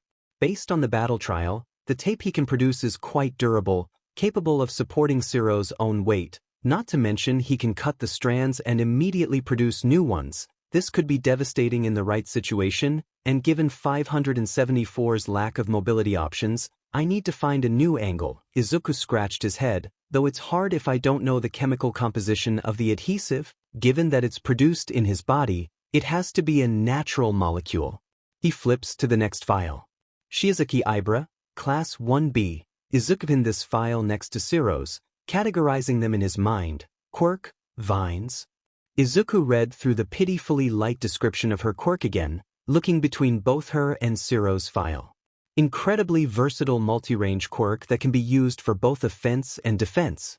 Vines are spiked, making melee engagement unadvisable, and trying to close the gap under her vine's range usually leads her to rely on defensive movements, trapping herself in a vine sphere and attacking wildly from outside. Izuku kept looking between the two, racking his brain, before a smile found its way onto his face. What do thorny, low-moisture vines and natural molecule adhesives have in common? Both are highly flammable under the right circumstances. Izuku had finished connecting the feed hose into the device, attaching a small lighter to the front of a thin metal arm. Twisting the valve on the propane tank, he watched as the hose turned. All right and clear. Squeezing the modified trigger, he watched as a jet of flame shot out towards the target, bathing it in a cloud of fire. Releasing the trigger, Izuku looked at the now scorched target, nodding to himself. That will do nicely.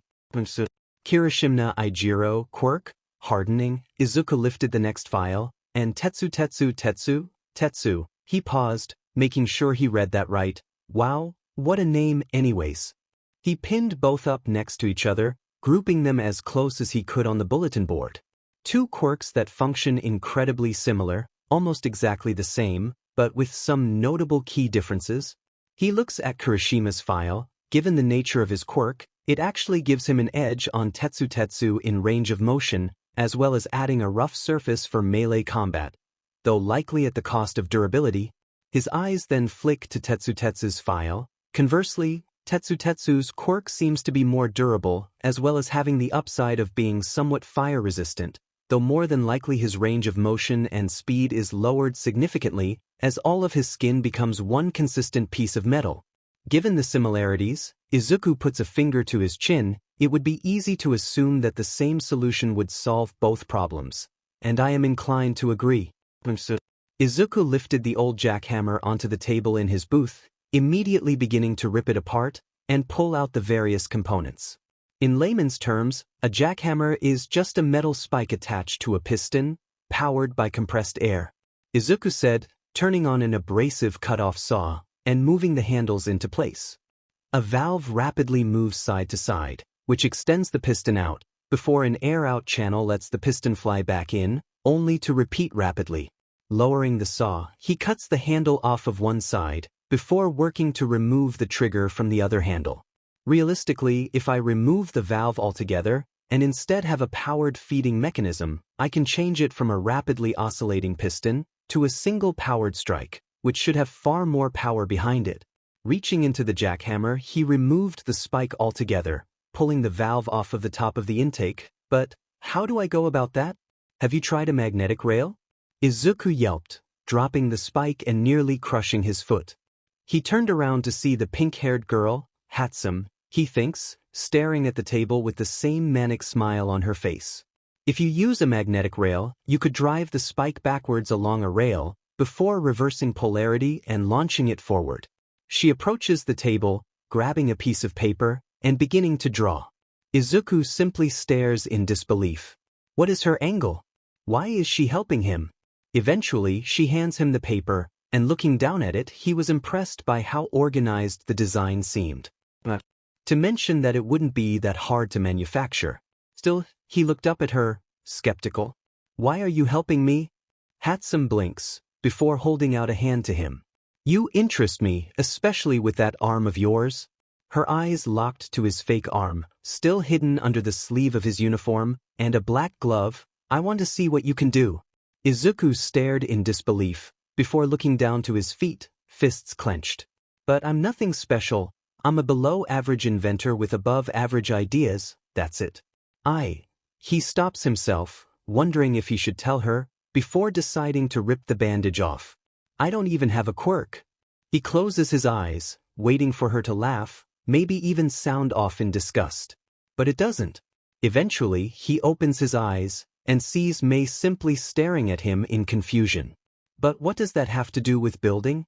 His eyes shoot open wide in disbelief. But she continued.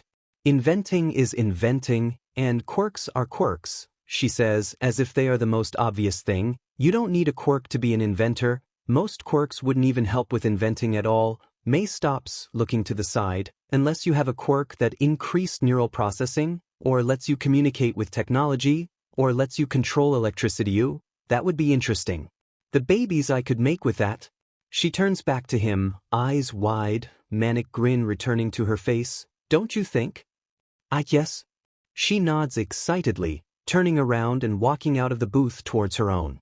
You don't need a quirk to be an inventor. Izuku nods to himself, looking down at her design, and pins it up. Well, it was worth a shot. Izuku was so engrossed in his work, he didn't see the figure standing to the side of his booth, blue eyes clouded with anger. Denki Kaminari, Izuku pins the file up, directly in the middle of the corkboard, potentially one of the most threatening to me in particular. His quirk, electrification, is an instant loss for me if he gets my power supply. If he overclocks it, he could disrupt the balance of the circuit loop, and if that happens, Izuku grabs his shoulder, hand over the hidden power supply. Game over. So, the question becomes, how do I prevent an electric charge from overloading my power supply?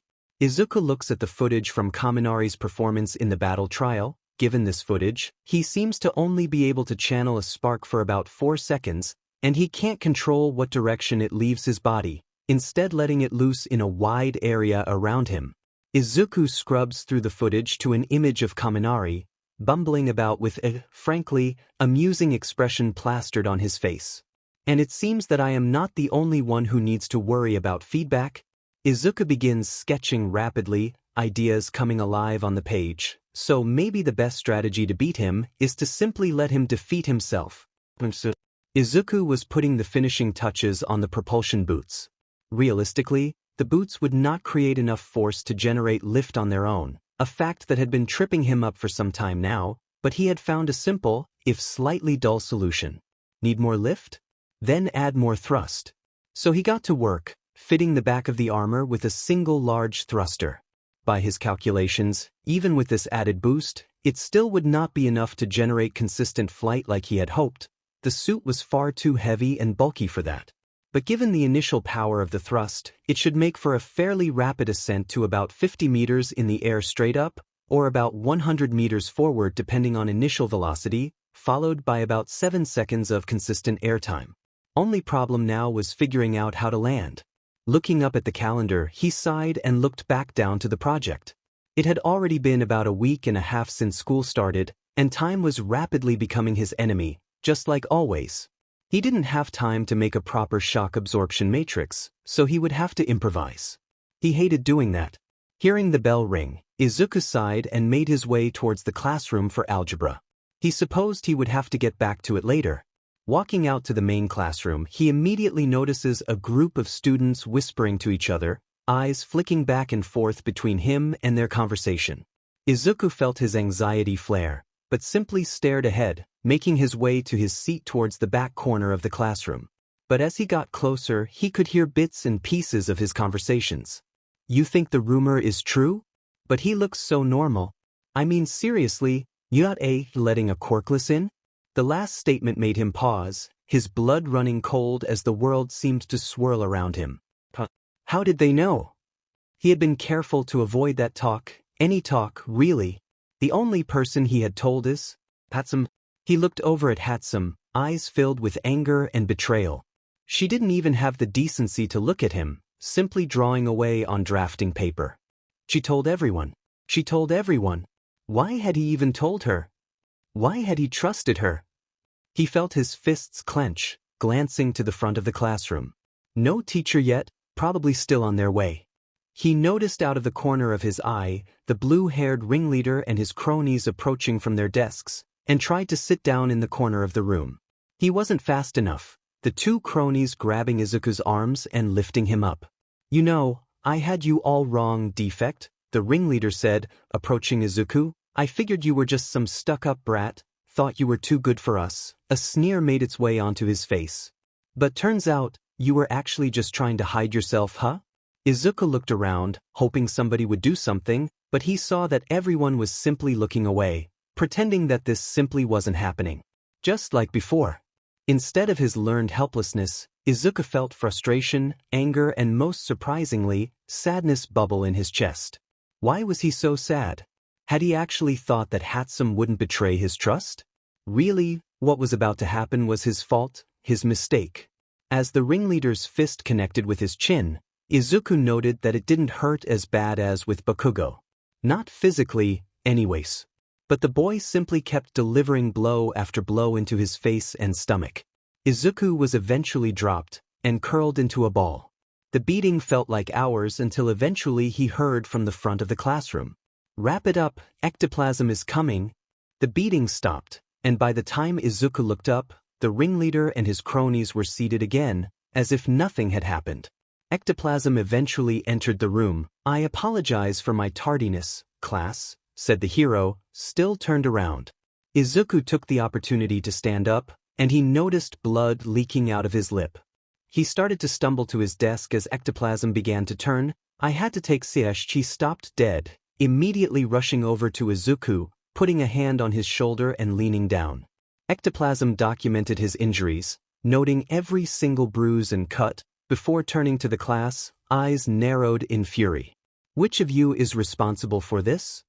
He spoke, voice neutral, but hiding the bubblings of rage. For a beat, nobody spoke up, everyone simply looking down at their desks. He looked to the corner and saw Hatsum, head in her hands, leaning over her desk. She appeared to be panicking, trying to say something but only able to speak in pitiful grunts and moans. Ectoplasm moved over to her slowly, leaning down so that Hatsum's eyes were level with his own. Hatsum, he spoke calmly, trying to get her attention, do you know who hurt Midoriya? Hatsum didn't respond, seeming to be lost in her own head, only capable of impotent whimpers. Ectoplasm leaned closer, hoping that Hatsum would calm down, but it seemed she was beginning to panic, whimpers coming out louder and more rapidly, his hand on her shoulder only leading her to panic further. Ectoplasm leaned back, letting go of her shoulder and sighed, until he heard a voice. It was Aoi. Ectoplasm turned to the front of the class, the voice having come from the crimson-skinned boy in the front row. Hikaru Kubo, if he recalled. Iki Aoi was the one who primarily beat Midoriya, though Tanaka and Suzuki were the ones that held Midoriya in place. That's a lie. Aoi stood up, Tanaka and Suzue stood as well. We did no such thing. Ectoplasm examined Aoi, eyes narrowing. Then would you care to explain the blood spattered on your shirt, Aoi? Aoi paled, looking down at his shirt. There was no blood, of course, but the action spoke volumes. All three of you are coming with me. Principal Nizu will have words for you. He created two clones to grab the other two, grasping Aoi's shirt himself and dragging him to the front of the classroom. He then created another clone, who walked to the front of the classroom. Before leaving, Ectoplasm spoke, looking back at the students. I do not know what led to this, but let me be clear, silence is deafening, and all of your silence in this incident is incredibly disappointing. With that, he walked out of the room, and his clone began to teach class, but paused, and turned to Midoriya, who had taken his seat in the back corner of the classroom. pulling out his papers and pen. Midoriya, do you need to go to the nurse's office? Izuku looked up at the clone in disbelief, before his face settled on a scowl, marred by the swelling of his cheek and lip. No, this is nothing. Ectoplasm seemed to want to press the issue, but sighed, turning to the class and beginning his lesson. Izuku moved back towards his booth, passing by the rest of his class, still covered in a myriad of bruises, but stopped in front of the booth when he saw Kubo standing in front of it. Kubo moved over to Izuku, who stiffened and seemed to lean back, which caused Kubo to stop, settling for simply standing a few feet away from him. You didn't deserve that. Izuku scoffed and rolled his eyes. What do you want? Kubo raised his eyebrow, but simply stated, I wanted to make sure you were okay, you got beaten pretty bad. Izuku moved past Kubo. It's nothing, I've survived worse. Kubo didn't speak for some time, so Izuku had assumed he had left. He began to work on the propulsion boots again, until he heard Kubo speak again. You know, you could stand to be nicer to people who just want to help you. Izuku whirled around, face twisting with rage. Oh yeah, because you really helped me back there, didn't you? In case you forget, I am the one who told Ectoplasm what happened, Kubo said, mouth twisting into a frown. Oh well, great. Excellent. You told the teacher who hurt me. That certainly fixes my bruises, doesn't it? Surely that will unsplit my lip. It fixes all my injuries because you told a hero, yeah. What did you expect me to do, huh? Kubo stated, getting closer to Izuku, anger visible on his face. You expect me to fight them off on my own? Like some kind of hero? No, but you could have said something. Anything when they grabbed me. Izuku got up close to Kubo, his anger having bubbled to the surface, and began spilling out rapidly. He couldn't hold it in anymore. But instead you sat to the side, pretending it wasn't happening until a hero came along and started to pressure the students. That's what it takes, huh? For a hero to get involved, for you to tell someone to stop. Kubo had taken a step back, shock and a hint of guilt visible on his face. But why am I even surprised? That's how it's always been. Izuku turns back away from Cub, trying and failing to hide his sobs. Everybody sits there, watching atrocity after atrocity, only ever doing anything when a hero tells them to. Where were the heroes when I was hurting? When I needed help? I didn't need a hero to save me. All I needed was for someone, anyone, to just object even once. The wind was taken from Izuku's sails, and he simply slumped against his workbench, the pain from his injuries pulsing with all too familiar pain. I never had a hero, I never wanted a hero, all I wanted was for someone to do something. He looks up. But I know better now. Nobody is going to help me, nobody is going to be my hero, so I will have to be my own hero. That's why I have to win this, to prove it to everyone, to prove to myself that I am just as strong, just as powerful, just as worthy as anyone else. There is a long period of silence before he hears footsteps leaving his booth. Izuku feels the tears finally begin to pour out, and his sobs echo out of the booth, his anger fully leaving him, leaving only sorrow in his mind. Mei stood outside of Izuku's work booth, pacing back and forth rapidly. Her hand grasping her wrist, pinching the skin tightly and painfully. Why couldn't she just have said something? Why does her mind not do what she tells it to do? It had always been like this. She thinks for one thing to happen, only for her body to do another. Her mind always seems to scramble, like a connection losing signal, midway, and then her mind only filling with dead air. When the blue-masked man came up to her, she felt herself start to panic. She wanted to speak, but her mouth just wouldn't work. She wanted to help Izuku, but her body just wouldn't move. She couldn't do anything. She couldn't fix anything. She hated that her body didn't work how she wanted it to.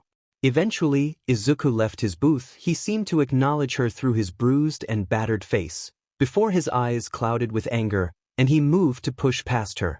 Mei tried to call out to Izuku, to do something to fix his problem, but she couldn't say anything. But then she heard him call back to her. You know, I made a mistake telling you I'm quirkless.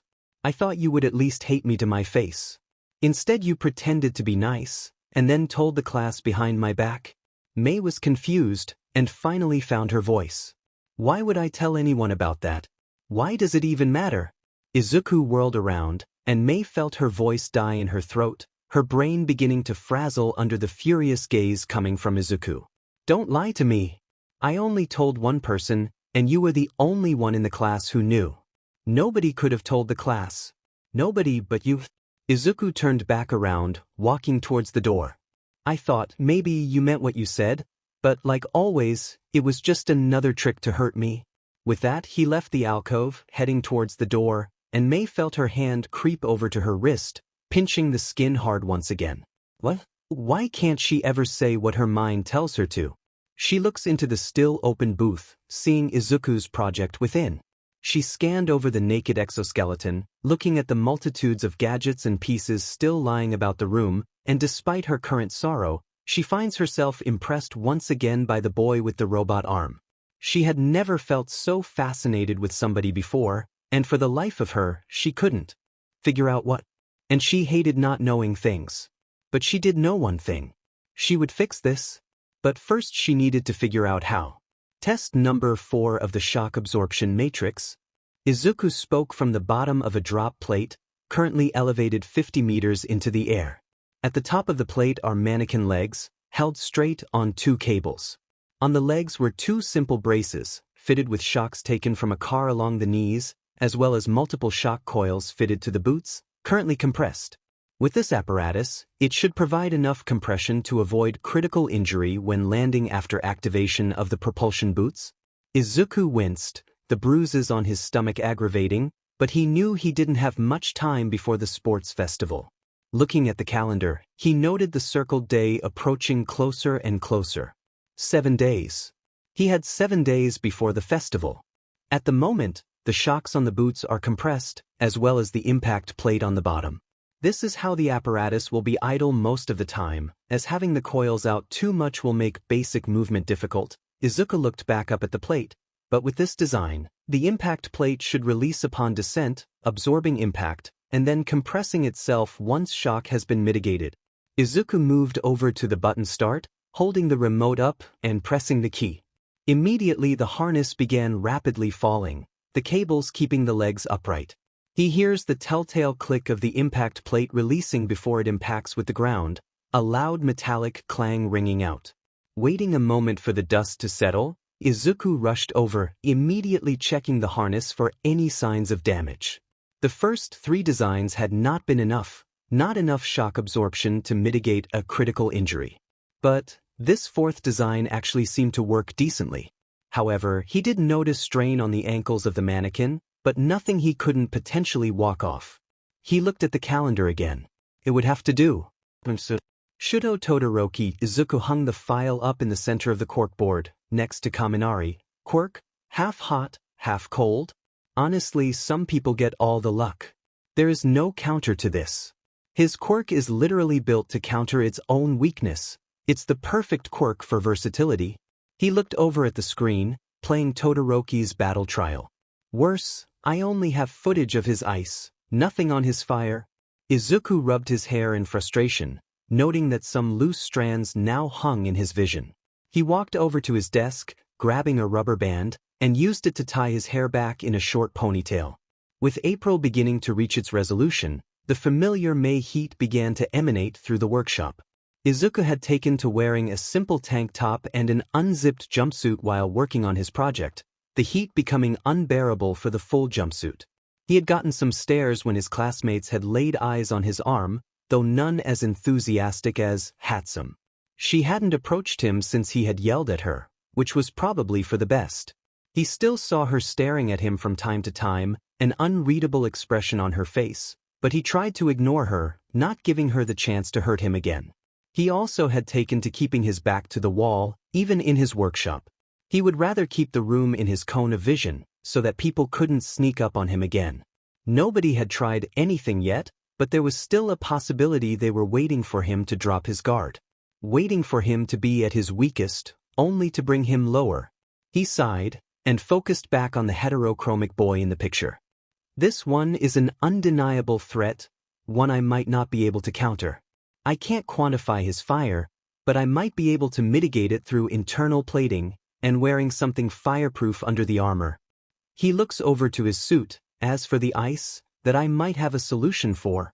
Izuku's eyes lock with a schematic left untouched since it was handed back to him on the first day. Time to test if his first design is actually possible. Izuku held the baseball-sized metal object in his hand. The only visible imperfections to its spherical shell was the ring of LEDs and a button in the middle of the ring. He took a deep breath, shaking the grenade around in his hand, making sure none of the steel bearings came loose. Satisfied with the lack of rattling, he is going to hit the button on the grenade, hearing it begin to thrum lightly. He took the grenade in one hand, straightening, before throwing the grenade as far as he could towards the mannequin in the center of a target. The grenade began to beep more rapidly, before the ball opened along an invisible seam and released a powerful shockwave, knocking the mannequin about 4 meters back and throwing it onto its back. Izuku immediately walked up to the grenade, which had closed up again, a slow beeping sound emanating as a single LED blinks red. Izuku moved over to a section of the bench where another device sits. A short strip of cloth with a large metal clip on the front, 3 spherical holsters fitted into the front. In 2 of the holsters, 2 more force grenades lay waiting, while he stuck the third into the bandolier. He saw as the LED on the recently used grenade stopped blinking, and the ring of LEDs slowly began to flick back on. Honestly, it hadn't been part of the original design, but making the grenades rechargeable was an idea he had wanted to try for a while. Not to mention that it hadn't been difficult to implement. The hardest part was making the bandolier wearable while avoiding heat. But the design did work. He looked down at the 3 grenades, smiling to himself. He knew the design was sound. Momo Yarozu. Izuku pinned the file up once again, reading through her quirk file. Quirk, creation. Can create any item so long as she knows the molecular makeup of it. Terrifying if used properly, unbeatable if trained correctly. But given her performance in the battle trial, he had to say he was somewhat disappointed. While her quirk is definitely formidable, and if used right would be near unbeatable, she doesn't seem to be good at thinking on her feet. Izuku narrows his eyes. She is limited by how fast her mind can think up a solution to her problem, which can take quite a while. Izuku lets himself frown, irritation creeping into his eyes. Honestly, her versatility actually limits her ability. She has so many options available to her that it leads to her second-guessing one in favor of another, costing her precious seconds she could be using to actually do something. Izuku sighed, allowing his irritation to make way for an almost smug grin. But I'm not above using that against her. After all, how can she expect to fight villains when she can't even fight her own indecision? He ponders for a moment. Honestly, is it cheap to say that she could easily be taken down by a taser? He shrugs, pinning her up next to several other files in the corner of the corkboard. Izuku was sitting in Snipe's class, the old hero continuing his lesson on sociology, but Izuku could barely pay attention, too busy pondering his current conundrum. I overcomplicated the design. There are too many gadgets to equip conveniently for one suit. Izuku scratched his head, eyes narrowing in frustration. I'm in a catch-22. I can't use all of my gadgets and modified tools because I have no room on the suit. But I need all of the gadgets to properly counter the quirks that could come at me. Izuku sighs. So, the question becomes, how do I hold multiple tools on one arm without them conflicting with one another? Izuku was startled when he heard the principal's voice echo over the school intercom. All active duty teachers, we have a code Gamma at the USJ. I repeat, all active duty personnel report to the USJ immediately. Snipe immediately jumped to his feet, pulling his revolver out from his belt, before turning to the class, nodding to them. Stay here, kids. The teachers will return as soon as the situation is resolved. And with that, Snipe left down the hall. His classmates began to talk amongst themselves, theorizing what could have happened at the USJ, but Izuku's mind was elsewhere, namely the idea that just crossed his mind. The revolver. That's it. Okay, position 3. Izuku called, using the hand controls to squeeze the lever under his middle finger. Immediately he heard a click as the forearm of the left exoskeleton arm spun rapidly, clicking with the flamethrower now locked into place above the back of his hand, now in the active slot of the wrist cylinder. Honestly, he would have to find some way to thank Snipe for his help, however unintentional. How do you hold multiple tools when you have no space? You make space. Now, the forearm and wrist of his left exoskeleton arm was fitted with a rotating barrel, for gadgets that he had deemed for more specific situations fitted to the outside of it. He planned to cover the entire apparatus with an octagonal plate, protecting the gadgets within, but first he had to test the mechanism to make sure it works as intended. Position 1. Izuku calls, pressing in his pinky. The barrel spun into place, locking the taser into the active position. Perfect, this was perfect.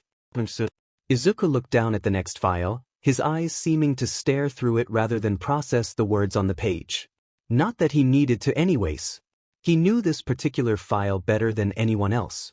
Katsuki Bakugo, quirk, explosion. Izuku pinned this file next to Todoroki, the glare from the explosive blonde causing his heart to hammer, even if it was only a picture. This quirk allows the user to sweat nitroglycerin, a highly explosive substance, and detonate it using his palms. Izuku took a deep breath. He can only ignite the sweat using his palms, but the quirk is highly versatile, dangerous. But not as dangerous as its wielder. Izuku clenched his mechanical fist, missing the satisfaction that the pain of clenching one's fist tightly brings. Bakugo is ruthless, uncaring, unrelenting, and borderline sociopathic. He does not care how much damage he causes, or who gets hurt along the way, all he cares about is winning the battle. Izuku looks up, almost as if meeting the eyes of the monster that ruined his life, but that also makes him predictable. Bakugo is arrogant, egotistical, and narcissistic. He has an overinflated yet fragile sense of self-worth, and a ruthless disposition. He is short-sighted and naive, expecting the world to simply click into place for him. Izuku tore the file down, slamming it face down on the bench. And he doesn't realize that his strengths can also be used against him. Maybe it's time he learns that? Izuku looks at the computer, where a dictation labeled 572 is displayed, and he gets to work, a familiar glove sitting on the bench. More importantly, he always leads with a right hook. 3 days left, Izuku muses, staring at the exoskeleton. All of this work I've done, and yet I can't help but think there is so much that needs to be done. He took a deep breath, looking over at the exoskeleton, the entire skeleton and internal wiring still exposed. He didn't have time to add more tools, this would have to do. He needed time to finally mount the armor plating to the actual skeleton, or else he wouldn't have any protection when things go wrong. Izuku looked over to the plates. He had let the metal printer manufacture these for him while he worked on the more sensitive components. He had also treated the plating with an epoxy powder, which is why the printer had taken so long. One of his greatest fears at this point was corrosion on the metal plates. Mina Ishido, her quirk lets her produce highly viscous acid from her body. Information on pH is limited, but it's fair to assume that anything is on the table. He looks at the epoxy-treated plates again. It may not be foolproof, but without knowing what concentration of acid she can make, I can't make exact counters. I know it can burn through brick and cloth, but that's about it. Hopefully I can rely on her holding back against living targets. But he had a more immediate concern. With the plates done, now all he had to do was mount them. Welding would theoretically be far better at mounting the plating onto the armor, however that would take a significantly longer time to get right, plus if I F up, it is harder to correct. Izuku looked at the plating in front of him. Only one set of upper body armor, meaning no correcting if he messes it up. Izuku nods to himself, moving to the corner and grabbing the rivet hammer from the corner of the lab. Riveting was faster and worked well enough, plus rivets could be removed. They technically provided a worse mount than welding, but it would have to do. He didn't have the time to be picky. Grabbing the rivets, he moved over to the exoskeleton, carrying the chest piece behind him. He could do this, he would do this. Izuku wiped some sweat off his brow, looking at the clock. 2 hours. The sports festival started in 2 hours. He looked over to 574, examining his work, holding a smooth, featureless metal helmet in his hand. It wasn't perfect, not by any means. But it worked, and it worked well. Moving to the top of the suit, and placing a hand on the hinge located on the neck of the armor, he lifted the helmet into place. Grabbing the screw gun, he moved behind the armor, mounting the helmet to the hinge in the back, and then wiggling the helmet to make sure that it worked right. You really did make it, didn't you? Izuku turned to meet the noise and saw Majima-sensei staring up at the armor, an unreadable expression on his face. He moved over to the armor, before running a hand down the bulky chest plate, his iron fingertips making a slight scraping sound against the epoxy coating. Honestly, I didn't think you could do it, kid. But once again you proved me wrong.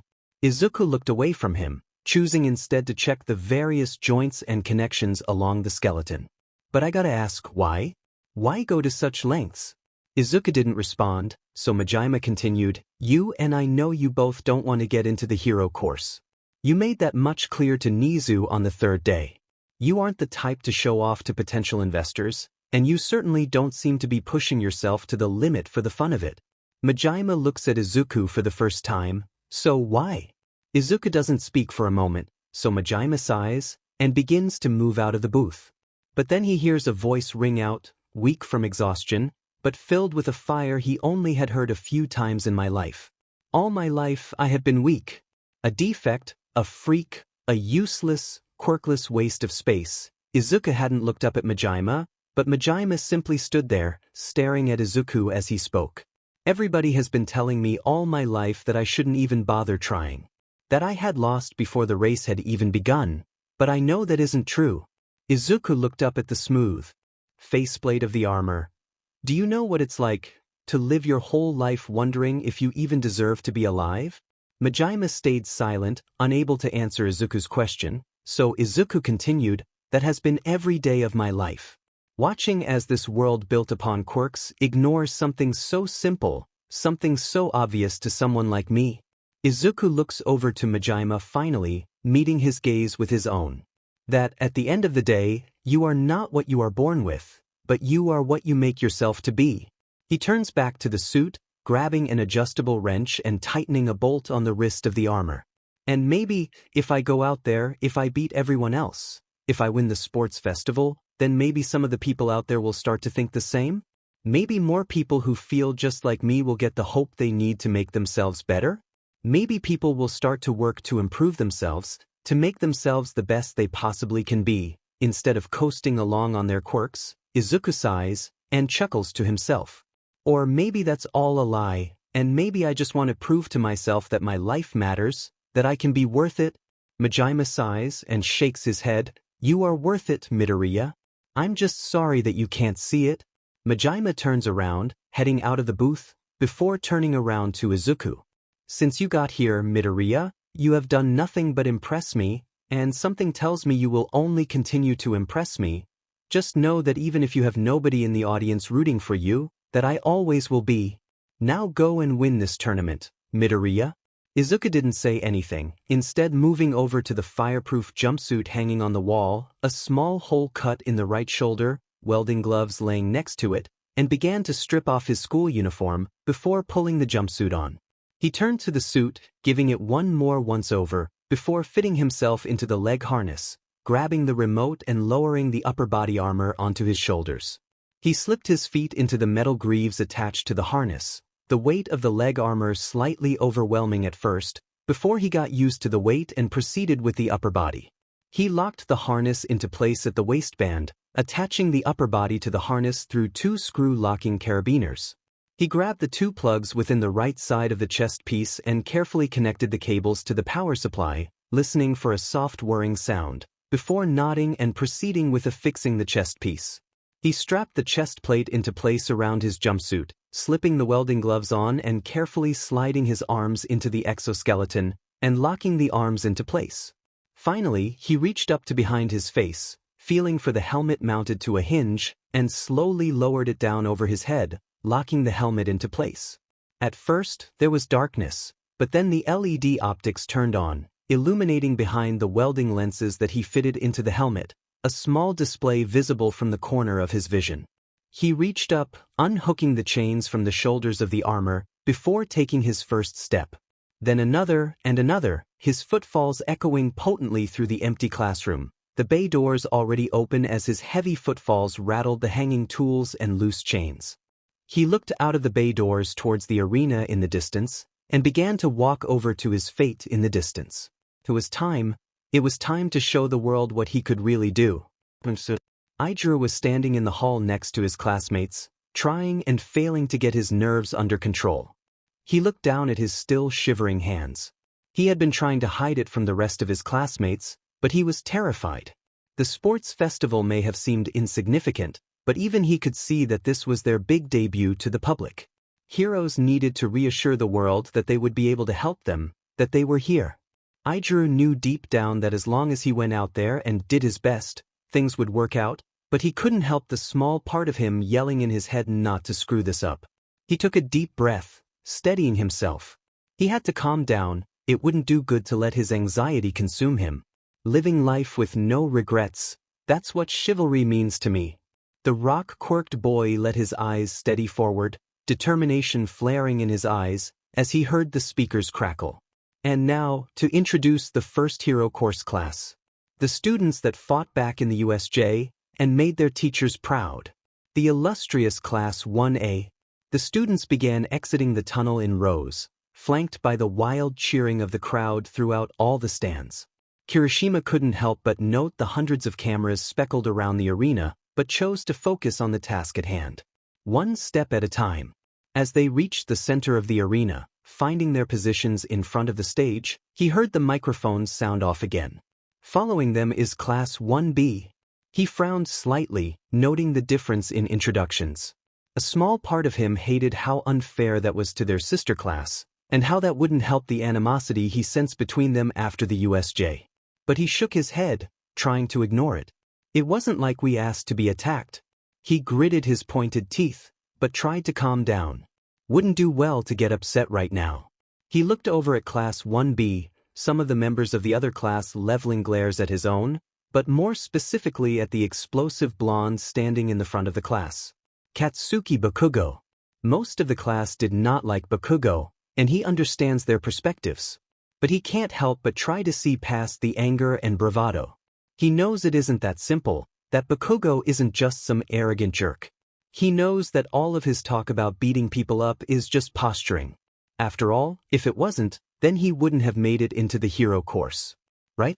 Kirishima had tried to be his friend, but Bakugo seemed to take an indifference to the rest of the class, choosing instead to isolate himself and further drive a wedge in their class by calling most of the other students extras.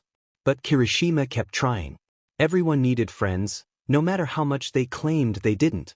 But it was almost like Bakugo just didn't want to get to know his classmates, boldly declaring that he would be the next #1 hero, and that nobody would get in his way.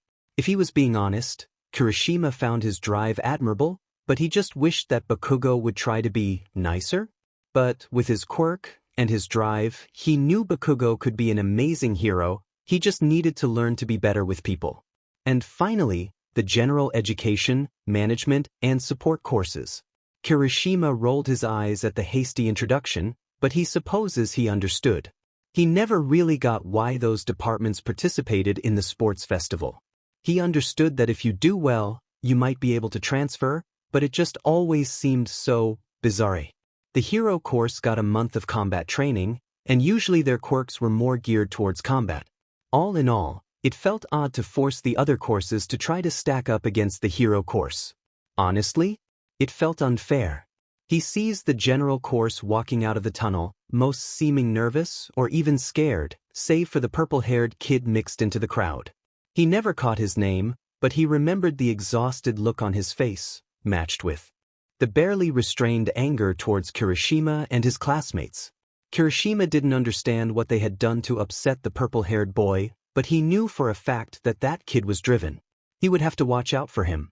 He saw what appeared to be the support course walking out from their own tunnel, most of the class holding or wearing various inventions and gadgets, and honestly he was impressed. One that stood out was a pink-haired girl wearing an odd-looking backpack and bulky metal greaves. Then he heard the booming. It was like thunder echoing out of the tunnel, the whirring sounds of servos spinning, gears clicking into each other, and the heavy sounds of something slamming against the ground. Again and again, the sound echoed, until Kirishima finally saw the glowing of 2 blue lights. The thumping got louder and louder, and slowly he saw a figure exit the shadow of the tunnel, into the light of day. The figure was massive, standing at least a foot taller than himself, maybe even eye level with some of his taller classmates. though as it came more into view, he realized the majority of that bulk was mechanical.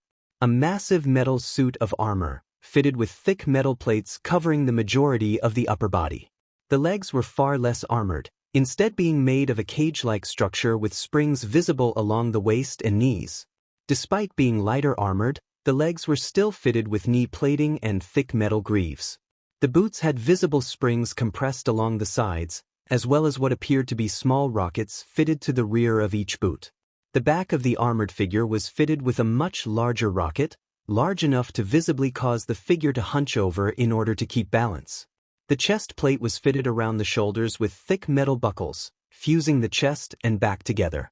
Just looking at the plating, Kirishima could not tell how thick the armor was, but he knew it would be hard to punch through something like that.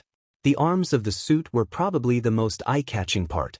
The right arm was thinly plated along the upper arm, a visible metal cage surrounding the wearer's bicep. The forearm, however, was covered in a thick metal gauntlet, the hand being left relatively uncovered, where sturdy gloves were visible. Fitted to the forearm was a large octagonal bulge surrounding the whole structure. Kirishima could not see the purpose of it, but he knew it wasn't there for show. The left arm was much more sturdily armored, with the bicep and shoulder covered with dense steel plating.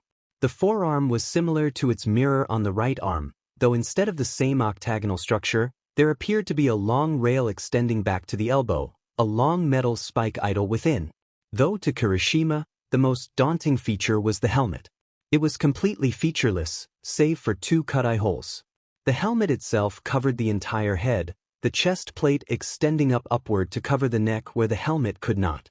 The eye holes were glowing a bright blue light, which seemed to stare unblinking at everyone in front of it.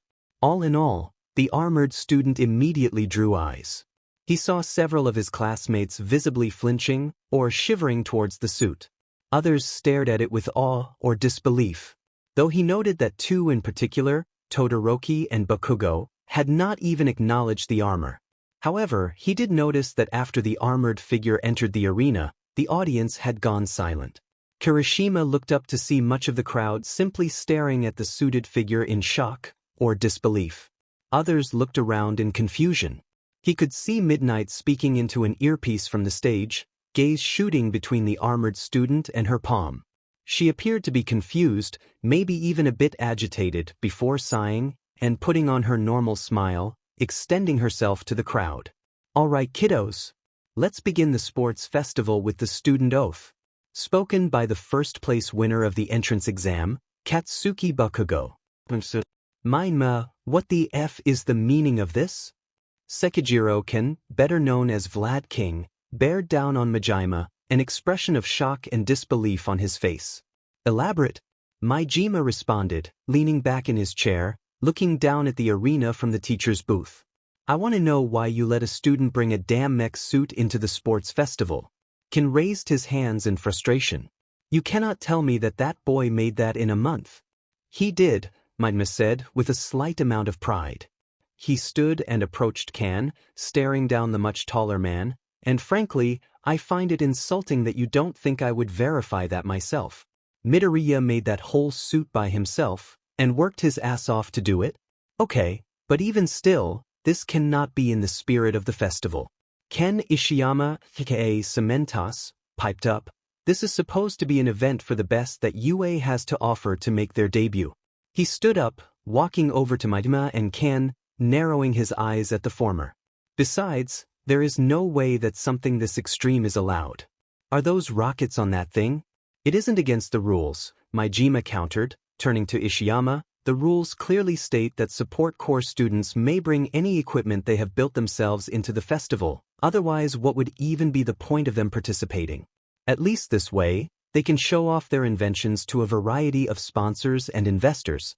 Hisashi Yamada, the famous present mic, muted his microphone and stood up, walking over to the group of teachers. "Maybe it isn't strictly against the rules, but it's clearly excessive. I mean, where do we draw the line between invention and weapon?" Yamada shook his head, trying to calm himself. "I understand this machine might be impressive, but I agree with Ishiyama, this is taking it way too far. How is this any different than a dangerous quirk?" Majima stood his ground, despite being outnumbered. How is Midoriya's armor any different from a quirk like Todoroki's? Or Kaminari's? Present Mike seemed to start up, ready to argue, but stalled, considering his words. Eventually, he closed his mouth, backing away slightly. Though Ectoplasm stood up and joined the conversation. Wait, Midoriya? You're saying the quirkless student built that?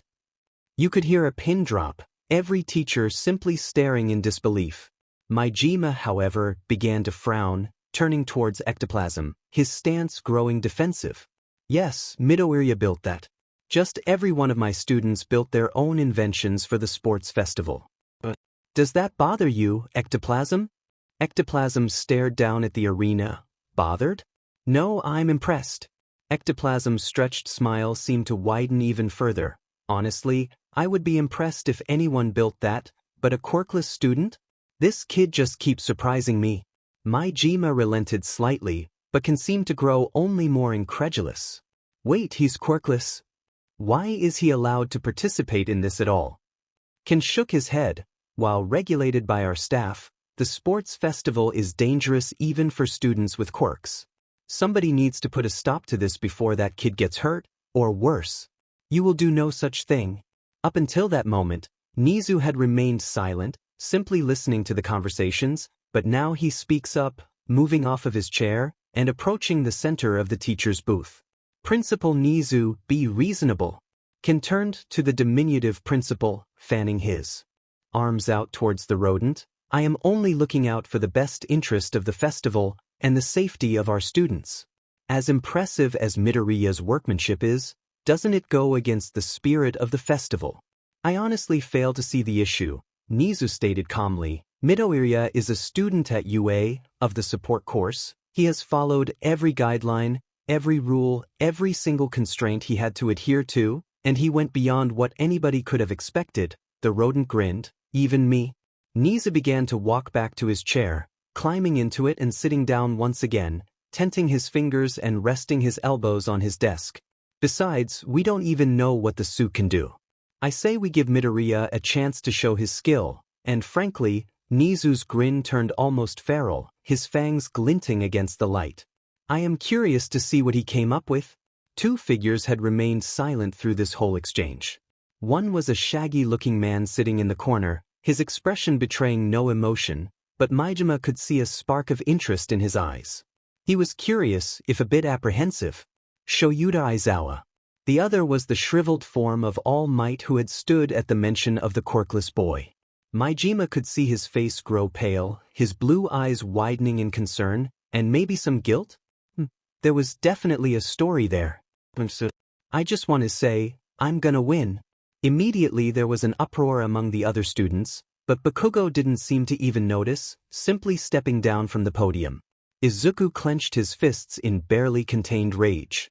He shouldn't be surprised, such a statement was par for the course for Bakugo, but just seeing him on stage, completely relishing in the attention of the viewers, filled Izuku with irritation and annoyance. He really had faced no consequences for what he did, huh? Izuku stayed silent, but his mind swirled with all manner of profanity. I shouldn't be surprised, since he was 4 years old, the world had rolled out the red carpet for Bakugo, letting him get away with anything and everything. It checks out that after mutilating someone, he still wouldn't even get so much as a verbal reprimand. Izuku took a deep breath, taking a quick glance at the gauges displayed in the corner of his vision. Power was holding steady between 99 and 100%, the cyclical supply feedback doing its job perfectly. Heat was also holding, though he hadn't really done much to push that too far. Hopefully he didn't need to, but he had marked the heat limit clearly. The amputee then looked up at the crowd of students around him. Some were giving him glances, others trying their best to ignore him. Some had gone as far as to stare directly at him, as if trying to size him up but not knowing how. His greatest ally in this tournament is surprise. Nobody knows what he is capable of, nor what he has brought into the tournament itself. He could catch them off guard easily, but he had to play the long game. The first event of the festival was always a culling, to cut the population of the active participants in half. The second event was meant to narrow the tournament down to 16 participants, the perfect number for a 4-part tournament bracket. Some might look at those events as their chance to show their stuff, playing the short game and not looking long-term, but Izuku saw it differently. The first two events were the perfect chance for him to hide his capabilities. He didn't need to win the first two events, he didn't even need to do that well. All he needed to do was place above the cutoff and make it into the one-on-ones. Then, he could really show what he could do. Midnight cracked her whip, striking a pose for the crowd, and leaning into the microphone. Our first event will be a race. The race itself is composed of several legs and obstacles. I won't be telling you what, though, a girl needs to keep a few secrets for herself. She winks at the students, some of whom blush profusely. Still got it. In this event, the first 42 participants to pass the finish line will move on to the next round. All participants, make your way to the starting line immediately. The risque teacher cracked her whip again, watching as the students began to slowly meander off as her eyes locked onto the mechanized student towards the rear of the group. She could hear the sound of servos whirring, followed by the clicking of gears and the loud footfalls of heavy metal greaves. Nemuri was confused by the presence of the armored competitor, more so at Nizu's insistence that he be allowed to participate, despite the clear issues with the suit. Honestly, just based on the weight of the exoskeleton, and the things she could visibly note about the suit, she would not have personally allowed these things in the competition. Some of the attachments seem incredibly dangerous. I mean, is that a jackhammer spike on the left arm? What exactly was that supposed to do? Not to mention the suit, despite being solidly built, looked like it was created in a junkyard. In the visible joints and gaps in the armor, she could see what appeared to be a mechanic's jumpsuit underneath, covering the entire body of the participant. She also saw a few items barely hidden by armor plating, what appeared to be an aluminium propane tank, and a car battery covered partially by a thigh plate. Was that the fuel and power supply? No, it wouldn't be so exposed if it were, not when the armor itself seemed to be so thick in other areas. She recalled what Hisashi had told her after he went dark for a bit, Midoriya. She had never spoken with the quirkless student personally, outside of the support course's required art classes. He was good. Very good, actually. But in class he always seemed so distracted, looking away from his assignments, or seeming to get lost in his own head. Was he planning this all this time? She shook her head a bit, before making her way over to the starting line as well, grabbing a green flag on her way. Nizu had the final call on if the boy is allowed to participate or not, despite her own trepidation. If he sees no problem with it, then that's that. Besides, Nizu usually makes the right call, but she can't help but feel something bad is going to happen. Setting up on the starting line, Izuku finds himself lost slightly in the sea of students. He notes that even in this event, the hero course starts with an advantage. Classes 1A and 1B are set up at the front of the pack, right behind the actual starting line. The actual start of the race isn't wide enough for everyone to have a place at the front of the pack, so of course the hero course got dibs. But that wasn't the only issue. Izuku looked up, his faceplate obscuring his vision slightly, but he was still able to notice the long tunnel directly in front of the track. This spelled a few issues. Not only was the tunnel fairly narrow, it was also too long for him to clearly see the end. In other words, everything beyond the tunnel was an unknown variable. Izuku did not do well with unknown variables. Not to mention getting pushed into a mass melee this early could be disastrous. Everyone is going to run for the gate the minute it starts, and all get caught in the ensuing cluster dash. Even if he does manage to get through, the suit is focused on power, not speed. It's bulky and hard to move in. If he gets caught in the mass, he is screwed. So, he needs to find a new angle. He knows exactly why this event is set up this way. It's to cull the herd. Ultimately people getting caught. In the tunnel is the perfect way to separate those who are capable from those who aren't. The race hasn't even started, and he is already unsure of what to do. Okay, time to explore possibilities. He looks up at the top of the tunnel, the massive stadium looming overhead, with thousands of screaming fans looking down at the starting line. Can't go over it, rocket jump won't go high enough. Not to mention I risk hurting some of the fans if I am imprecise. I would rather avoid that if at all possible. His eyes wandered to the crowd around him. Plus, if I do anything drastic I could potentially cause a panic. No, You know I need to make sure I avoid the melee. I need to get out of the crowd as soon as possible, but how? The rocket jump only goes about 100 meters forward, not nearly enough to clear the tunnel, not to mention it takes about 3 seconds to spool up, plus the afterburner could injure those behind me, unless… Izuku smirks, before lowering himself into a slight crouch, the best the exoskeleton could provide. Unless there is nobody behind me to injure? Midnight made it to the top of the tunnel, flag in hand, as 3 green lights lit over the tunnel. The students immediately all lowered into a runner's stance, some looking anxious, while others looking determined. But for Izuku, his mind was already swimming with ideas. The first light ticked down, and attention filled the students. Izuku readied his suit, he could feel his heart pounding in his chest. The second light followed the first, and he could see many students in 3-point stances raise their lower bodies into the air, ready to sprint. And when the final light switched off, Midnight waved her flag, and the crowd immediately began to sprint ahead. All except for Izuku. Izuku remained in his slight crouch, not moving an inch, as every student ran past him. Some of the students looked back in confusion, and some with barely contained annoyance as they ran into the back of the Iron Goliath, but Izuku did not pay them any mind, eyes locked forward at the crowd of people as their mass began to slow and stop. Just as expected, there was a pileup.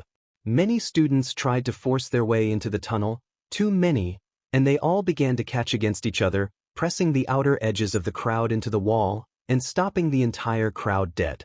Not to mention, as soon as the crowd reached the tunnel, a wave of ice shot out, covering the entire floor of the tunnel. Todoroki. Izuku waited one more moment, letting the whole crowd settle in, before he finally flicked the switch under his right thumb.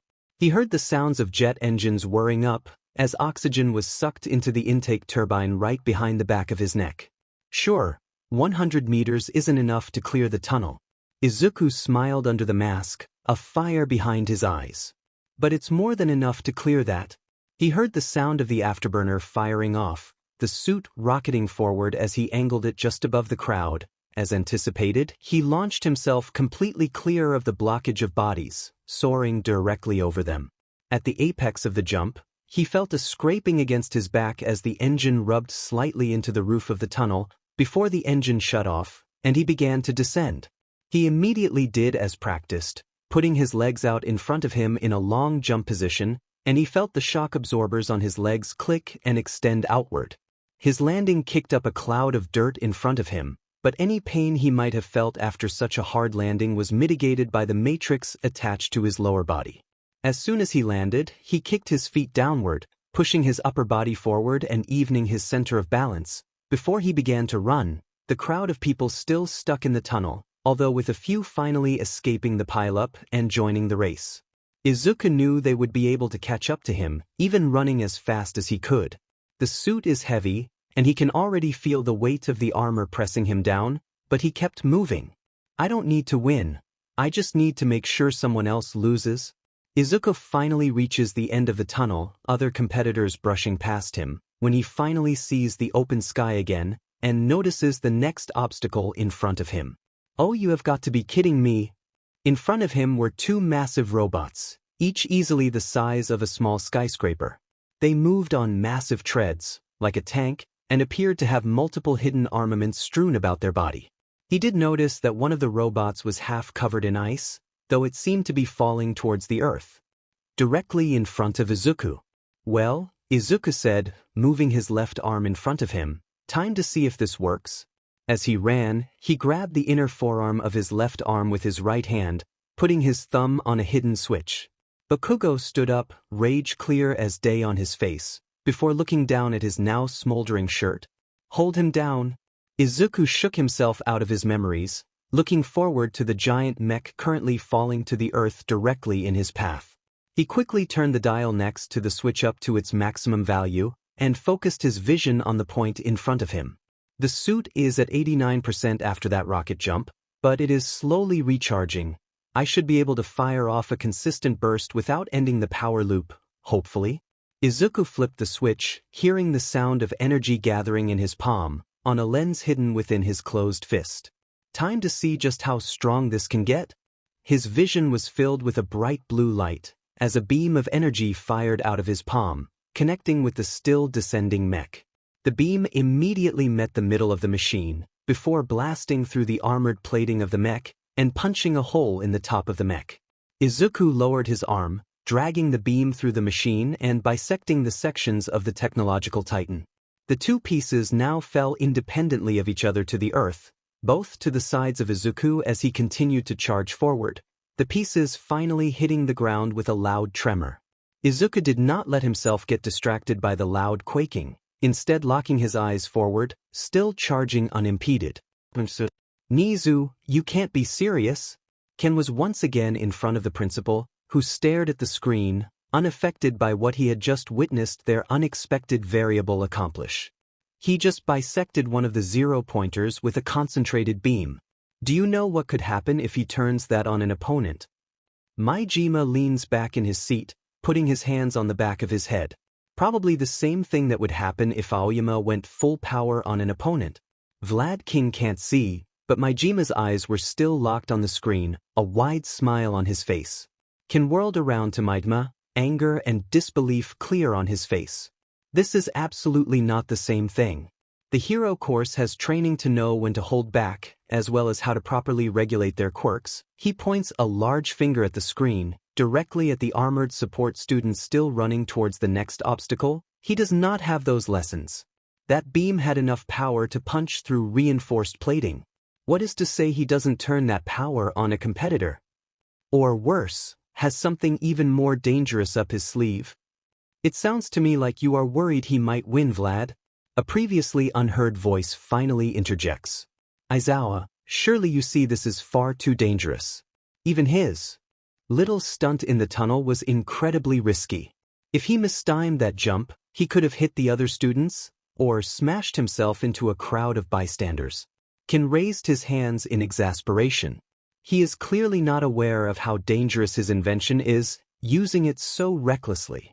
Somebody needs to do something. Nizu gestured to Kan, sipping his tea with his other hand.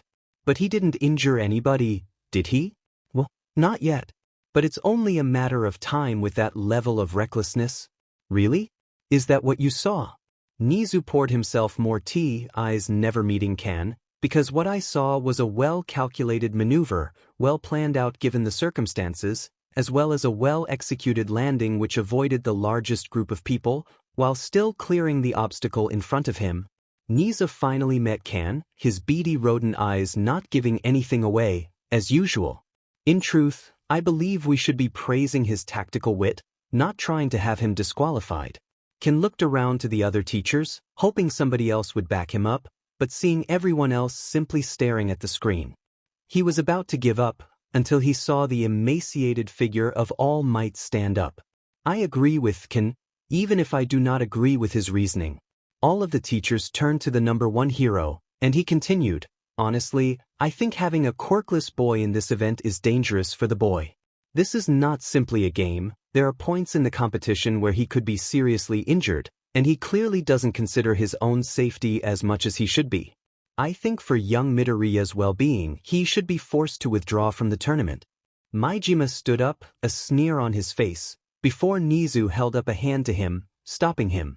Your objection has been noted, All Might, Nizu stated, eyes looking at All Might with some visible disappointment. However, quirkless or not, Midoriya has done nothing to warrant being disqualified. If he wishes to participate, then nobody can stop him. Aizawa had sat down again, looking towards the monitor at the various students going through the tournament, his eyes lingering on the topic of their heated discussion. Well, Midoriya, let's see what else you can do. Kirishima stared ahead at the vast expanse directly in front of him. Bakugo and Todoroki getting further and further ahead. He looked down at the chasm in front of him, a shiver going down his spine. He knew that UA liked to go plus ultra, but this seemed a bit ridiculous. I mean, a giant pit? This is insane. How exactly were we supposed to clear this? Sure, Bakugo and Todoroki could clear it easily enough, but Todoroki had made a bridge of ice, and Bakugo could literally fly with his quirk. Everyone else was left with some trepidation, wondering how to proceed. Kirishima simply stood at the edge of the chasm, looking over at the line that connected both sides. The only way that he could cross. He felt his heart hammering in his chest, fear creeping into his mind. How was he supposed to do this? How was he supposed to do anything? He had no idea how to proceed, no plan, no options. He had failed. But then, he heard the sound of thunderous footsteps that had become familiar to him. He looked behind him and saw the suit of armor from the opening ceremony rushing forward, moving surprisingly fast given its size. The sound of metal clicking against metal, weight crushing the ground under the hulking metal figure's feet. It continued to run forward, with no signs of slowing down. Directly towards Kirishima. Kirishima tried to warn the other student, waving his hands and telling him to slow down, before he heard a distorted voice call out, as the student waved an arm in front of him. "Clear the way." Kirishima immediately backed away, the distorted metallic voice echoing out across the track. Several other students moved aside as the armor got closer to the crowd. He heard the sound of a jet engine starting, growing louder and louder, until finally the armored figure reached the edge of the chasm. And leaping right off the edge, Kirishima panicked, reaching out to see if he could grab the student and stop them from falling, but then he saw the massive engine strapped to the back of the mech finally fire off, smaller jets on their boots firing off at the same time, and the armor began to soar. Kirishima watched in awe as the figure leaped over the chasm, powered by rockets strapped to his back, before the rockets stalled and he took a feet-forward position. The armored figure landed with a loud, thunderous bang, but quickly shook off the landing, continuing to run ahead. Kirishima stared in disbelief at the shrinking visage of the armor, trying to process what had just happened. Before he could say anything, he heard some angry muttering coming from his side, a student he didn't recognize with blue eyes and matching hair. Seriously? They let quirkless Midoriya bring that into the tournament. That has to be cheating, right? Quirkless? That armored figure, Midoriya? He's quirkless? Kirishima looks back towards the armored figure, trying to process this information. He looked down at the chasm again, and then back up at Midoriya. Here you are, complaining about not having a quirk that can clear the chasm, and this quirkless kid comes along and clears it no problem? He doesn't even hesitate to take that leap. Kirishima finally looks at the cable again, the fear once present behind his eyes fading, as a fire of determination fills their place. Maybe he didn't have the right quirk for the situation, but as a hero, how often would he? Why should that stop him from doing something? Why should his quirk stop him right now? No, Kirishima swore that he would live his life without regrets. How was he supposed to do that if he couldn't even face his fear right now? Kirishima moved over to the cable, grabbing it with both hands, and wrapping his legs around the line, inching himself across. He would not lose here. Izuku heard a cannon go off ahead of him, the finish line in sight, and then heard the familiar voice of Present Mike as the speakers crackled to life. And we have the winner of the preliminary race. First to cross the finish line, Katsuki Bakugo, followed closely by Shuto Todoroki. Izuku rolls his eyes. Of course Bakugo wins. For as much of an arrogant a-hole as he is, Bakugo is strong, smart, and very capable in a variety of situations. He hated to admit that, but he would be lying if he didn't. Izuku looked forward at the track in front of him, seemingly empty save for small mounds in the ground. Izuku looked ahead to see several other figures running ahead, including a clean-kept head of blue hair waving in the wind, and square-rimmed glasses glinting off of the sunlight. Tenya Ida, quirk, engine. He has small combustion engines that grow from within his thighs, allowing him to run faster than most people alive. Izuku shook his head. No way I can keep up with him, but I don't have to. Maybe I can use him to test out the path ahead? Izuku fell in behind Ida, allowing him to rocket on ahead, but as soon as he reached the mounds, the boy slowed down, trying to maneuver around them. Strange. Izuku looks at Ida, still dancing around the mounds. He seems to be avoiding the mounds in the ground, must be something sensitive to footfalls. Though I do notice he is moving far slower than he did before. Izuku smirks. Seems he can't handle sharp turns or rough terrain well. He heard Present Mike announce that 10 people had already passed the finish line. Knowledge to file away for later. For now focus on the task at hand. By this point, several other students had reached the mounds, including the distinctive vine-covered head of Shizuki Ibra, who simply used her vines to extend herself into the air, then walked forward with the vines. Others were not so lucky, as he saw a black-haired girl with a bob hairstyle accidentally step on one of the mounds, inducing a soft click sound, followed by a loud bang, and a visible pink explosion, as the black-haired girl was launched into the air. Izuku's vision fills with the pink cloud directly in front of him, the sound of a detonation echoing across the track. A minefield? Of course it's a minefield. He looks over at Ida, who still seems to be slowly making his way across the track, though he does look up and see Izuku rushing forward. At this point, Ibra had cleared the track as well as the segmented floating body parts of Setsuna Tokige and several other students close behind. The voice of present Mike echoes overhead. 25 competitors have already crossed the finish line. Better hurry up, stragglers. Izuku begins to panic, taking a quick glance at the heat gauge. The rocket jump may not consume too much power, but it does produce a significant amount of heat. The mechanism is starting to clock out, getting close to overheating. Izuku looked ahead, the minefield getting closer and closer. I can't let that happen. Not this early. I don't necessarily need to conserve power, but I do need to avoid heat and maintain my resources.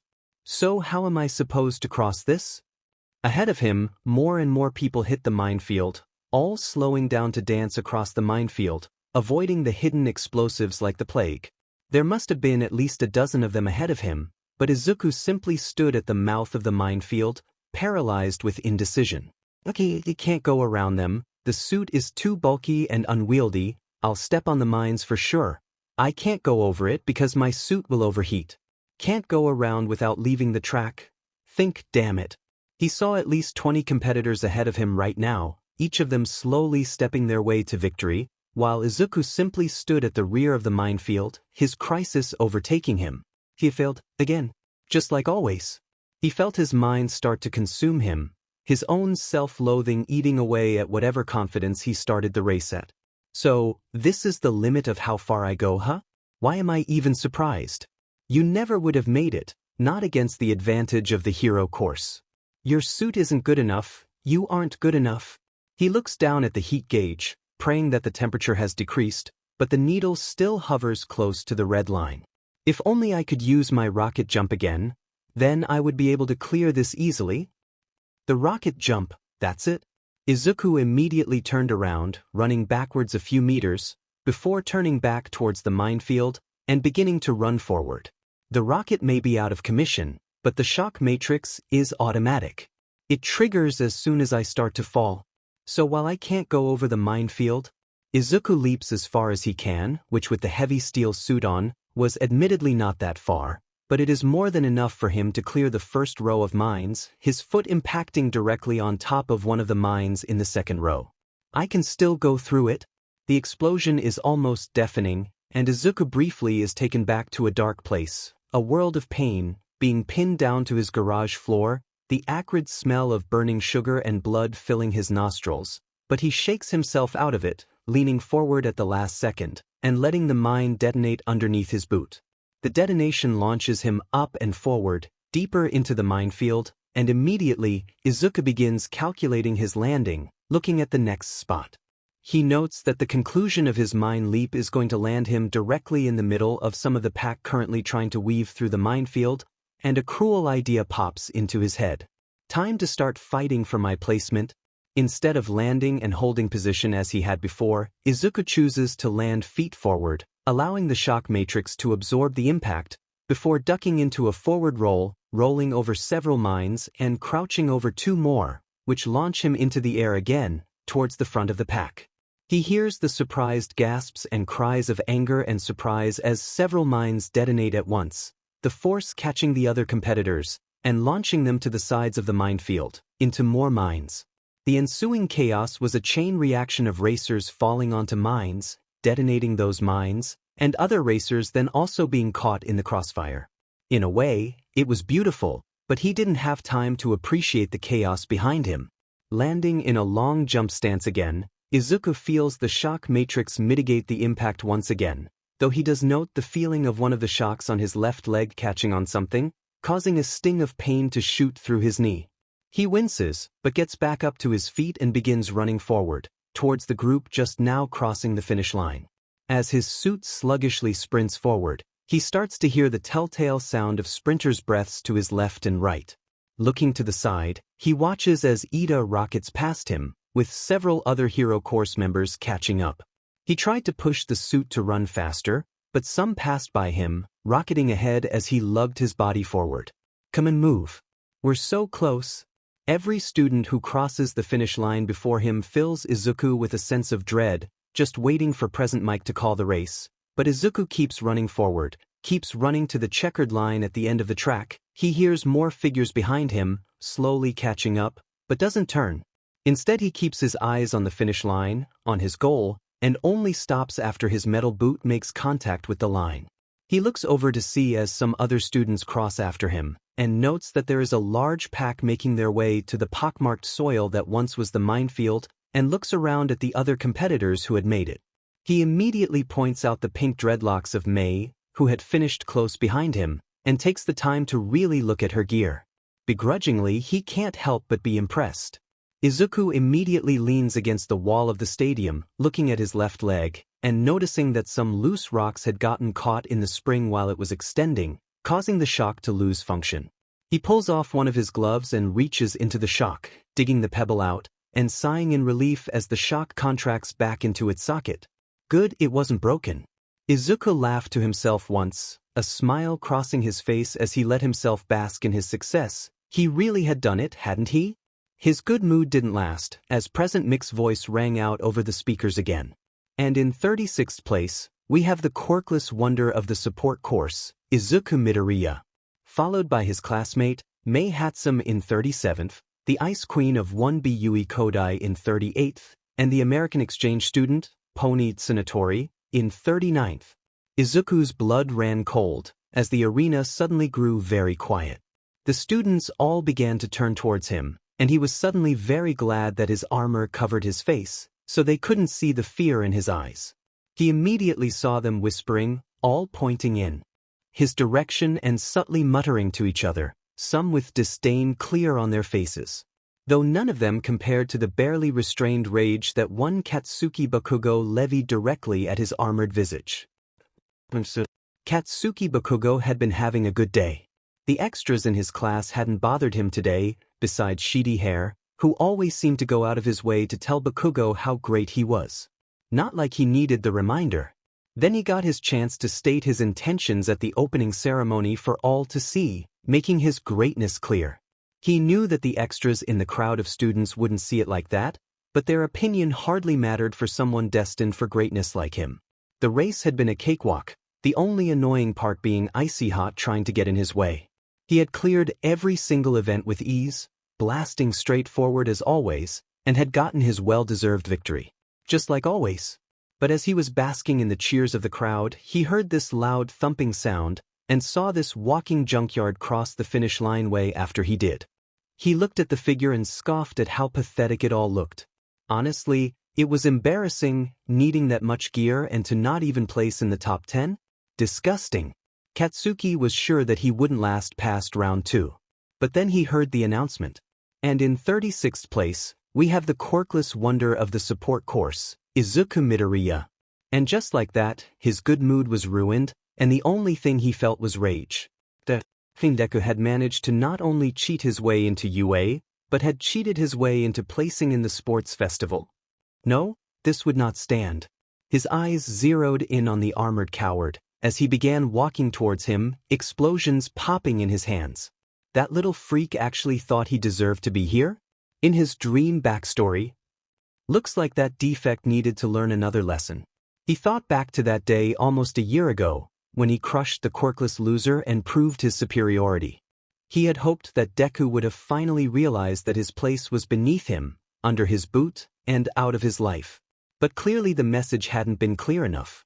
He saw the faceplate of the armor turn, locking onto Katsuki's, but much to his frustration, the quirkless loser didn't shrink into himself. Instead he almost seemed to even out, readying his arms as the octagon-shaped bulge rotated and clicked into place. Not that it would matter. There was nothing that quirkless freak could use that could possibly hold a candle to someone as great as Katsuki.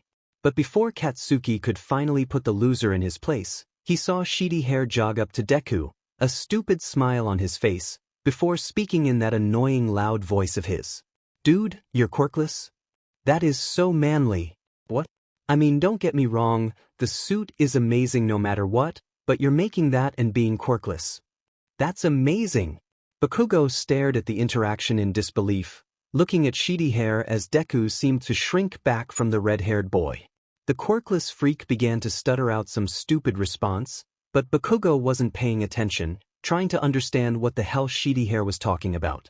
Bakugo looked around, seeing all the people looking at Deku in a cacophony of pity, confusion and barely contained annoyance, and chuckled to himself. Well, at least not everyone had lost their mind. Izuku stared down at Kirishima, still looking up at him enthusiastically, as the energetic redhead fired off question after question. Izuku was not used to this kind of attention, especially some that seemed so positive, but he steeled himself and shook his head, his voice becoming distorted by the metal plating as he responded to Kirishima. What's your game, huh? Expecting me to tell you exactly how my suit works. Kirishima's smile faded, and he looked up at Izuku in confusion. No, not really, I just think it's awesome, you being quirkless but still building something so amazing. Izuku rolled his eyes under the mask. Oh, so just because I'm quirkless, suddenly I'm incapable of building this? Kirishima's eyes widened, and he brought up his hands in placation. Whoa, no. That isn't what I meant. The redhead seemed to consider his words carefully. I just think it's super manly, you fighting and everything. I want to see what you can do. Kirishima's grin goes wider, sharp teeth displaying in full to Izuku. Plus, I can't wait to face you in the final. Izuku continued to stare down at Kirishima, face slack in disbelief. He actually thinks he can make it to the final? He shook his head. No, he's baiting me, that's all this is. Even though Kirishima can't see it, he stares down at him with anger. I'm not gonna fall for it, not again. He looks around and his eyes fall on the figure of Mei, who seems to be staring at him from a fair distance away. But when his eyes meet her, she turns her head, face twisting in hesitation. He looks around again, seeing several recognizable faces staring at him in either confusion, pity, or both. He notes Kubo looking his suit up and down, trying to get a read on the overall design, as well as Ida, staring intensely at Izuku, but he tried not to let it get to him. Izuku began to walk away, Kirishima stuttering out an objection as he did so, but he didn't care. He just needed to keep focused on the next task. He saw Bakugo staring at him, face still twisted in rage, and Izuku was ashamed of the fear that shot through his body. Calm down, don't let him get to you, you aren't weak anymore. Izuku looked up towards the stage, where Midnight strutted up to the microphone, preparing to announce the next event. All right, kiddos, listen well. She cracked her whip, the sound being enough to calm the crowd's irritation slightly. The next event will begin shortly, and this one is going to be, she reaches over to her right, a cloth covering what appears to be a sign. Lifting the cloth off with a flourish. A cavalry battle. Each of you will form teams of up to 4, and compete to gather points from all the other teams. Midnight gestures to the electronic scoreboard behind her. Points will be divided up based on your position in the last event, with higher places in the race earning more points, and the first place contender getting 10 million points. Eyes all moved to Bakugo, many students staring at him with determination, but Bakugo hardly reacted, ignoring the staring to continue to glare at Izuku. With only 4 teams being able to move on to the final round of the festival. Make sure to pick your teams wisely. Izuku felt his heart sink at that word, looking around at everyone else in the tournament. Why did it have to be teams? Maijima was normally a patient man, and over the years he had gotten quite good at biting his tongue. All of the times he had to take tongue lashings from heroes who were dissatisfied with their gear had strengthened his patience significantly. As such, usually it took something unfathomably stupid or malicious for him to even respond to it. This meant that nobody had even tried to stop him when he grabbed Present Mike and began to shake him like wet laundry. Everyone stood stunned as the normally collected teacher sneered at their overly energetic coworker, throttling him in his chair and screaming louder than anybody had ever heard him talk. Even Nizu seemed caught off guard, but he quickly composed himself again. It wasn't until Kan and Ishiyama grabbed Maijima and held him back that Yamada got to collect himself, shrinking back in his chair as Maijima continued to verbally assault him. Of all of the idiotic things you have ever done, Mike, this has to be the stupidest one by far. Maijima struggled against Kan and Ishiyama's grip, trying to break away so he could continue to slam Mike against his chair. Do you even know what you just did, you moron? Hisashi shook himself back to his senses and immediately put up his hands in placation. I'm sorry. I didn't mean anything by it. I was watching the kid's progress and announcing the race and it just kinda slipped out. Hisashi looked down, having the decency to look guilty. I know that I just made things harder for the kid, but that wasn't my int dash. Harder is an understatement, Yamada. I don't think you even realize how badly you effed up. Maijima started to slack against the grip of his coworkers, instead leveling present Mike with an unseen glare. Midoriya has already displayed trust issues towards his peers and the faculty. He tenses up when I address him in class. He refuses to see the nurse if he gets hurt, and he barely lets me see what he is building half the time, let alone anyone else. I have been trying to show Midoriya that he doesn't have to be afraid of his teachers, that of all people he can trust us. Maijima takes a deep breath, lowering his eyes to the ground, and then you come along and basically set the kid up for a beating. The helmeted hero raises his eyes again, and even though his eyes aren't visible, present Mike can feel the disdain behind the glare. You just painted a target on that kid's back, Mike. You robbed him of his fair chance. Present Mike looks down at the switchboard, lost in his own head. He doesn't dare meet Power Loader's gaze. Instead his eyes darted around the different dials and levers, as if they held some sort of solution to this problem. It is at this point that Nizu leaves his seat and begins walking towards the front of the teacher's booth. Well, Nizu begins, teacup still in hand. Unfortunate circumstances or not, this particular Pandora's box cannot be closed again.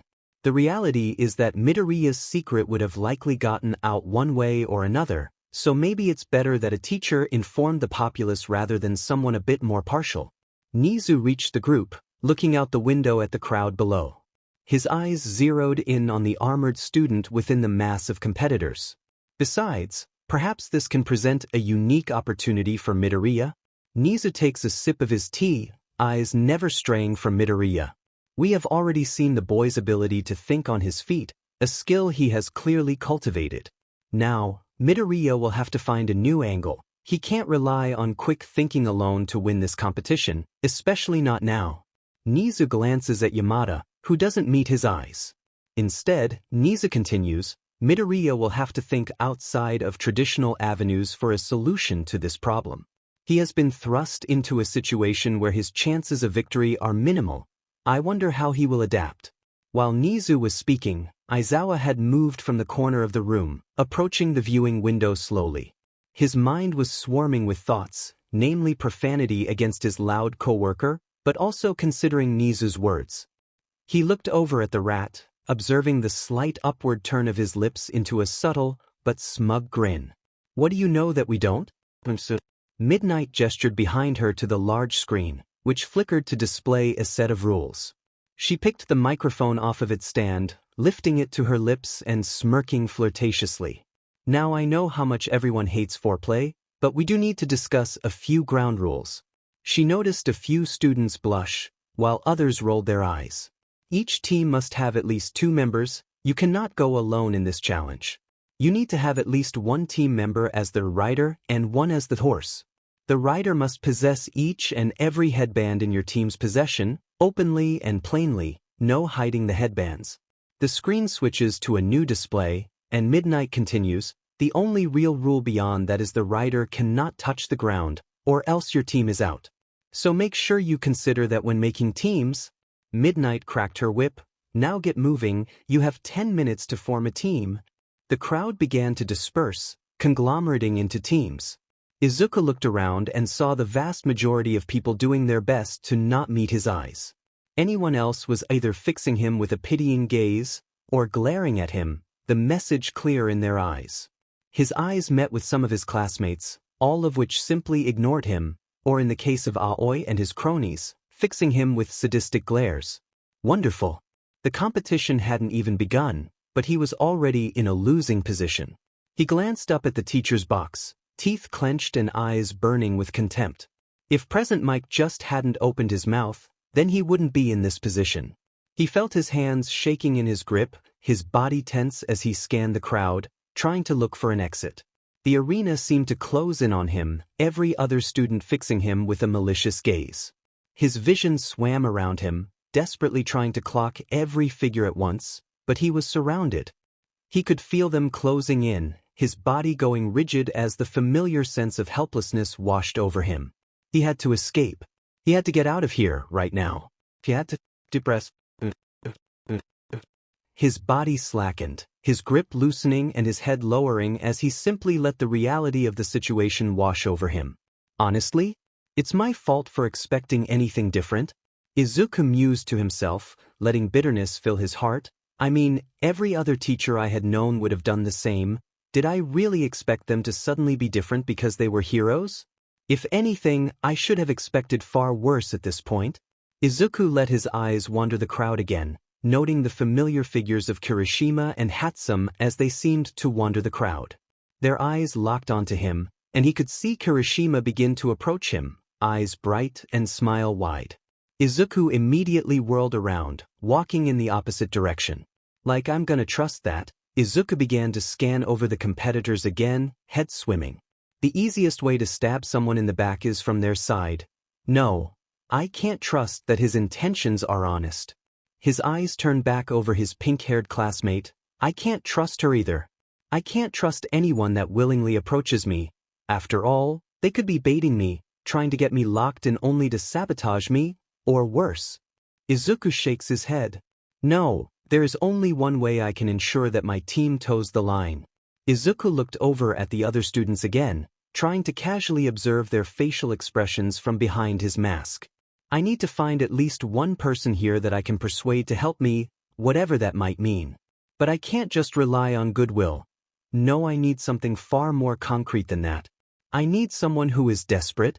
Izuku began to walk into the crowd, noting people parting as if he were a plague, and he felt his lip curl unconsciously. It was all so childish. They were acting like being near him would take their quirks away. He let his anger wash over him, propelling him to keep taking steps forward, just as it always had. After about 2 minutes, Izuku started to panic internally.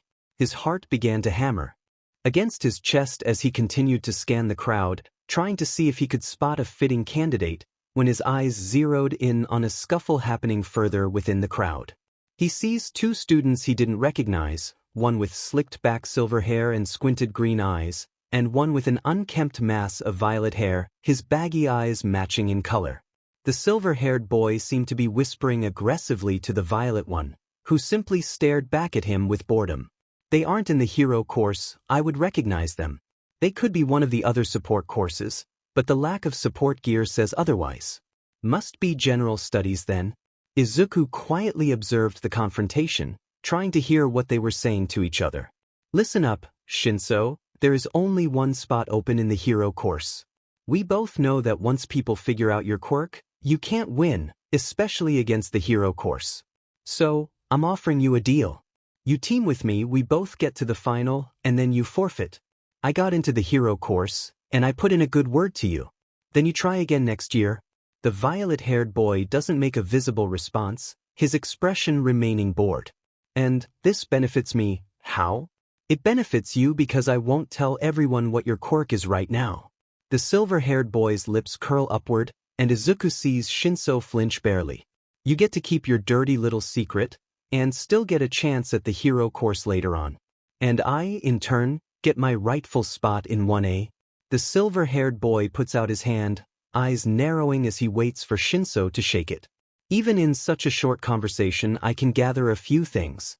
Izuku observes the pair, watching as Shinso's expression morphs from passive boredom into anger, with a small hint of fear. The purple one, Shinso, clearly wants to get into the hero course. So does the silver boy, but there is a clear power dynamic. Shinso's quirk must be one that works best when he has surprise on his side. It also might carry some stigma with it. Meanwhile, Silver Boy is clearly confident, but here he is in the general studies course, Quirk probably is all flash, no substance, something he thinks would be great for hero work on spectacle alone, but probably lacks any critical use in its current state. Izuku takes a step forward, but is interrupted when Shinso leans into the silver-haired boy and begins to whisper into his ear. Izuku watches as the silver boy's expression turns from smug satisfaction to frustration and finally settling on shock and fear. Shinso leans back and makes a shuanji gesture with his hand, as if talking to a belligerent puppy. The silver-haired boy lowers his gaze and begins to stomp off, leaving Shinso alone. Impressive. Izuku takes another step, approaching Shinso from the side, keeping himself in the boy's cone of vision. This Shinso boy, he clearly has a chip on his shoulder, and he is willing to use dirty blows to win a fight, be it secrets or sucker punches. That tells me he's desperate. Not to mention, he doesn't seem to have any other teammates. He's perfect.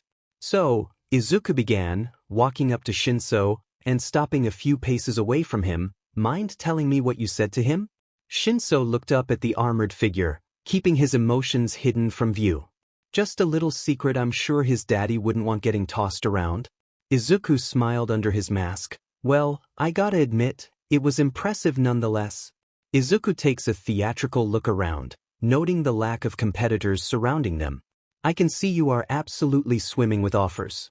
But I figured I would throw my hat in the ring, so to speak. Izuku straightened, extending a hand out. I want you on my team. Shinso observed the extended hand and chuckled. You think I don't know who you are? Teaming with you puts a target right on my back as well. What could a quirkless person have that I would be interested in? Izuku grits his teeth. I can guarantee a win in the upcoming round. It isn't until his vision starts to fade and his mind begins to empty that he realizes his mistake.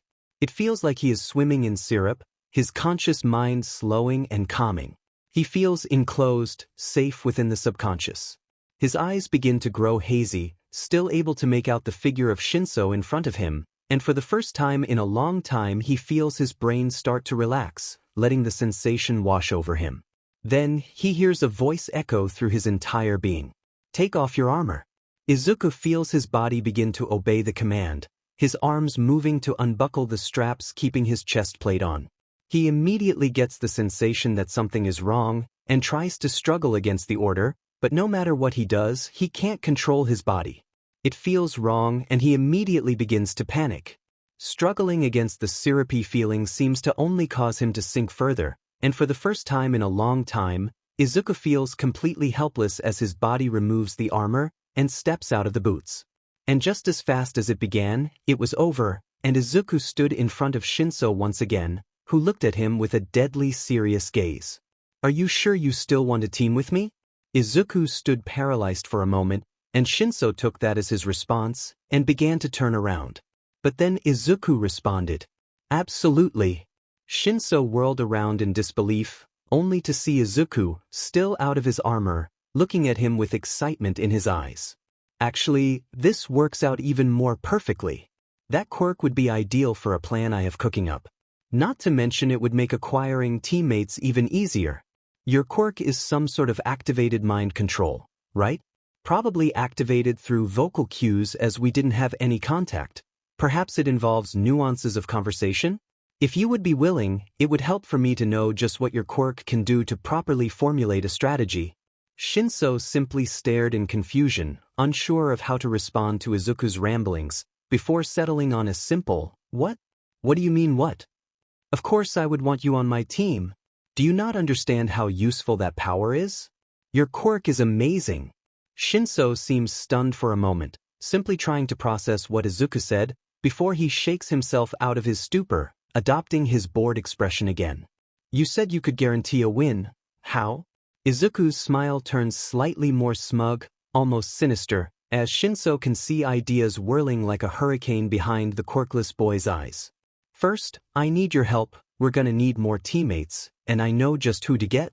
Izuku walks over to Shinso, placing himself directly next to the slightly taller boy, and points his finger out to the crowd, landing on two long figures. We will need him and him. You think you can help with that? Shinso looks at the two figures that Izuku pointed at for a moment, before fixing Izuku with a deadpan expression. You're kidding, right? Todoroki had been approached immediately by several of his classmates to team up for the second event, but honestly he just found himself frustrated by their presence. A part of him wished that they were allowed to go solo for this event. He was sure that he could do this all on his own. Even without his fire. He was about to pick between the groups, before he felt a tap on his shoulder. He turned around to see two boys he didn't recognize. One had purple hair and an exhausted expression, though his lazy grin might suggest otherwise. He recognized this boy from when he approached their class the other day and made his declaration of war. Todoroki had barely remembered the event, much less the boy's name. The other boy, however, Todoroki knew he didn't recognize. He had green hair pulled back into a tight ponytail, with matching forest green eyes. Instead of wearing the normal UA gym uniform, the boy appeared to be wearing a mechanic's jumpsuit and heavy welding gloves, though he also appeared to only be in socks. All in all, the pair seemed odd. "What do you want?" Todoroki asked bluntly. The purple-haired boy chuckled, moving his hand to tap his chest with a closed fist. "Wow, real conversationalist, aren't you?" Todoroki rolled his eyes. "I don't have time for random chatter, now tell me what you want, or leave." Immediately, Todoroki felt his mind slip away, his thoughts emptying as he felt his soul withdraw into his unconscious. Immediately though, he heard words echoing out around him. Okay, fine. I'll be quick, we want you on our team." Immediately, Todoroki felt his body start to move, walking away from his classmates and towards the two strange boys. What was going on? Why couldn't he control his body? Had one of these two boys done something to him? Through his hazy vision, he could see the purple-haired boy looking back at Todoroki smugly, hand curling one finger in and tapping it against his chest. Was that the trigger? Was that how they had gotten him into this state? Todoroki tried to command his body to move, to follow what he wanted it to do, but no matter how much he struggled, he couldn't get his body to listen to him. He could see the two boys whispering through his hazy vision, but couldn't hear what they were saying. What had these two done to him? So, remind me again why I'm tapping my chest? Misdirection. Izuku kept his eyes locked forward, whispering low so only Shinso could hear. By doing that, you are essentially creating a red herring. You said it yourself, people can still see when they are under your control. This is to keep him from getting a read on your quirk trigger like I did? Shinso kept his eyes locked on Izuku, face filled with confusion, before shaking his head. Why are you helping me? Izuku looked over at Shinso. At this current moment, we're allies, at least by circumstance. I'm just ensuring that we make it to the final round. Izuku sighed. Plus, the less he knows about your quirk, the easier we can keep him in line. Izuku then stopped, turning to Shinso as his eyes hardened. But let me be clear, once we pass this round, all bets are off. I'm not above using my knowledge of your quirk against you. Shinso, similarly, hardened his features, before nodding. The pair turned back toward the crowd, a dazed Todoroki following along with an empty expression. Izuku's eyes lock onto their next target, and he gestures for Shinso to follow him, still tapping his chest, but then Izuku looks up at the timer in the corner, and puts out his arm, stopping Shinso. Let me take the lead on this one. Shinso raises an eyebrow, but shrugs and allows Izuku to walk forward, approaching their next target. Izuku then taps him on the shoulder, and addresses him. Kaminari, correct? Kaminari turns around, looking at the slightly shorter boy in confusion. Yeah, why? Izuku nods to him. Honestly, I'm interested in your quirk. It's some sort of electrical discharge, right? Izuku's eyes lock to behind Kaminari, where he sees his classmates pairing up with others, and smirks. Do you know how many kilowatts you can output? Kaminari scratches his head, and chuckles nervously. I'm not sure. I have never really tested it, No, Izuku thought, darkly, because if I had your quirk, that would have been one of the first things I check. I see, well that's fine. Either way, I want you on our team. Izuku puts a hand out. Not only can I guarantee that you make it to the next round, I can guarantee that we will do it in a way that nobody has ever seen before. Kaminari scratches the back of his neck, seeming bashful. Well, as good as that sounds, I kinda already have a team. Izuku quietly gestures to Shinso, who approaches Kaminari. Do you? Shinso asks. Kaminari shrugs. Yeah, I already paired with some of my classmates, sorry. With that, Kaminari's eyes fade, and his expression grows slack. Izuku grins and looks back up at Shinso, who is now tapping 2 fingers against his chest. Okay, Shinso said, looking down at Izuku, smirking but with hesitation behind his eyes. So now that we have your little dream team, what is the plan? Izuku grins again, walking over to the armor currently on the ground, and begins to connect the chest plate to his shoulder socket. First, let's let time run down. Izuku rebuckles the armor, clicking every piece into place and refitting it onto his body, lowering the helmet and turning back around to Shinso. Izuku looks up at the timer, noting the time ticking down. The sound of the buzzer rang out, and Shinso released both Todoroki and Kaminari, who began to look around in confusion. Congrats, Izuku turned around, addressing the others of his team. You both are now part of this team, by default. Kaminari looked around in confusion, while Todoroki faced Izuku with visible anger, ice seeping over his body. You tricked us, both of yous, didn't you? The mechanized suit shrugged, guilty. Izuku moved closer to the team. Look, you can whine and moan about it after this event is over. For now, we are your only option for passing this event. Todoroki continued to glare, before relaxing his stance, ice fading off his right side. Fine, so what is your genius plan? Yeah, Shinso says, looking up at the armored figure with mild annoyance. Why did you need this specific team? Is there some kind of master plan to get a ton of headbands? Izuku chuckled, the metallic lilt of his faceplate distorting the sound, making it sound inhuman. Oh, no, this team is screwed in the cavalry battle. His team stared at him, waiting for Izuku to deliver some kind of punchline, but none came. Eventually, Shinso clenched a fist. What do you mean, we're screwed? I mean what I said, Izuku continues, unimpeded. In this competition, as the rules are written, we stand no chance. Izuku shakes his head, gesturing to the scoreboard, where their team lay directly in the middle of the board. See that? We lie dead center on the board. In truth, this team lacks the mobility and coverage to make a dent in that. Not to mention with me on the team, we have a target on our backs. People with top positions will likely come after us just to get to me. Todoroki had his teeth clenched, eyes radiating anger. So, you sabotaged us? I didn't say that. Izuku turned back to Todoroki. I said as the competition was laid out, we didn't stand a chance. Truth is, this game is stacked against us. Izuku leans down, and Shinso swears he can hear the smug grin on his face. So what do you do when you can't win the game? Izuku looks towards the scoreboard again, feeling the familiar rush of endorphins as the pieces of this puzzle fall together in his head. You change the rules. Shinso rests himself on the back of Kaminari and Todoroki's outstretched arms, leaning forward onto the cold metal of his armored teammate in front of him. He quickly picks the headband up, noting the point total emblazoned onto the front. 645. A decent number on its own, but not nearly enough to rest on when the competition kicks off. He knocks on the back of Midoriya's helmet, who turns slightly to meet him with the corner of his gaze. Are you sure this will work? No, Izuku replies, bluntly, not without a proof of concept, but I have a backup plan in case it doesn't. Shinso rolls his eyes. Of course you don't know. Not like that's important or anything.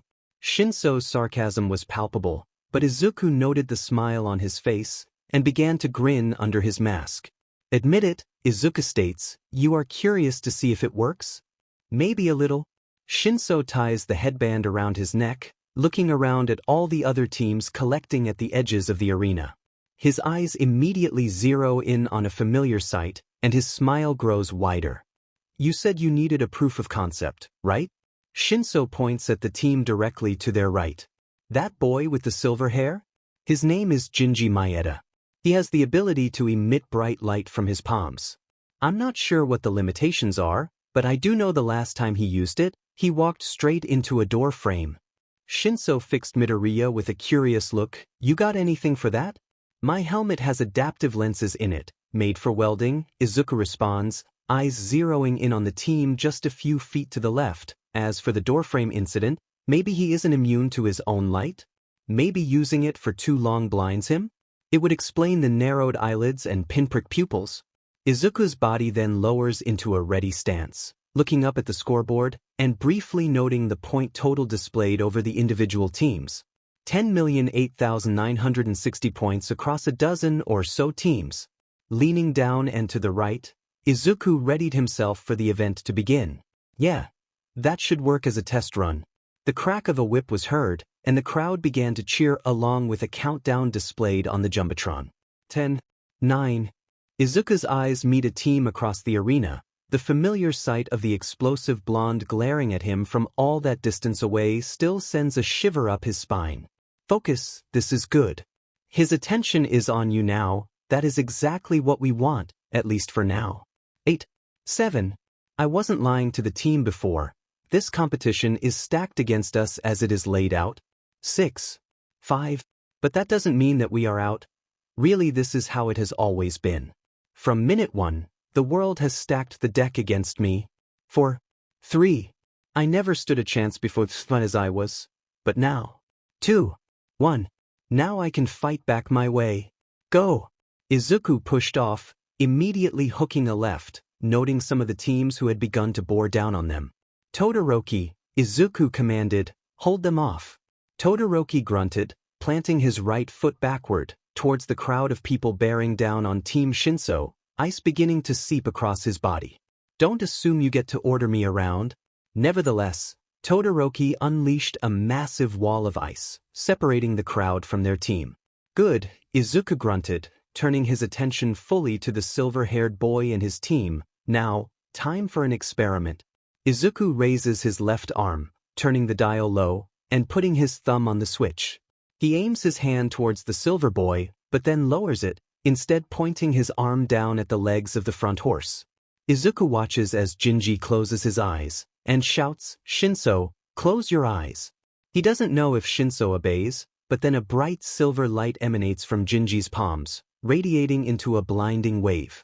The lenses built into the helmet immediately dim, allowing Izuku to see the group in front of him. He sees as the front horse of Jinji's team begins to rub his eyes, blinking rapidly, while Jinji's eyes remain closed. Exactly as he thought.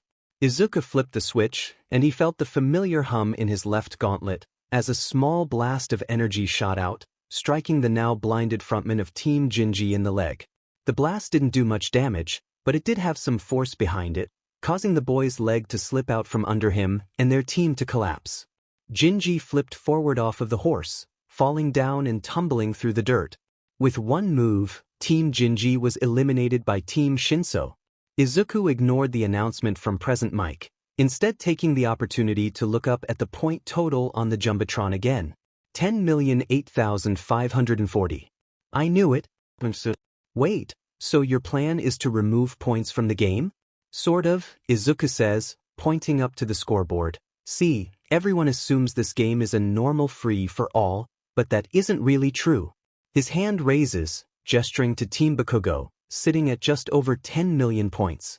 With the inclusion of the 10 million headband, the game becomes more like King of the Hill, with one team holding the majority of the points, while the rest run around with peanuts in comparison. Izuku turns back to his team, now looking at him with skepticism instead of anger, and continues. In that situation, we are easy pickings. Bakugo will definitely come for us, with me and Todoroki on the same team, and everyone else will see us as an easy target. With the 10 million in play, the competition becomes a lot more predictable. But, Izuku continues, looking towards the R-rated hero, absent-mindedly picking at her nails while the teams get ready, my mind keeps coming back to something Midnight said when announcing the rules. The only rule is that the rider can't touch the ground, or else your team is out. But what does that really mean? Izuku muses, more to himself than anyone else. What happens to your points if your team is eliminated? Kaminari chimes in, maybe your points go to the team that eliminated you? Or, Izuku says, turning to face the group again, maybe the points are taken out of the game, otherwise, why have global points total at all? Todoroki huffs impatiently, is there a point to all this, or are you just playing teacher? Izuku rolls his eyes under his mask, but continues.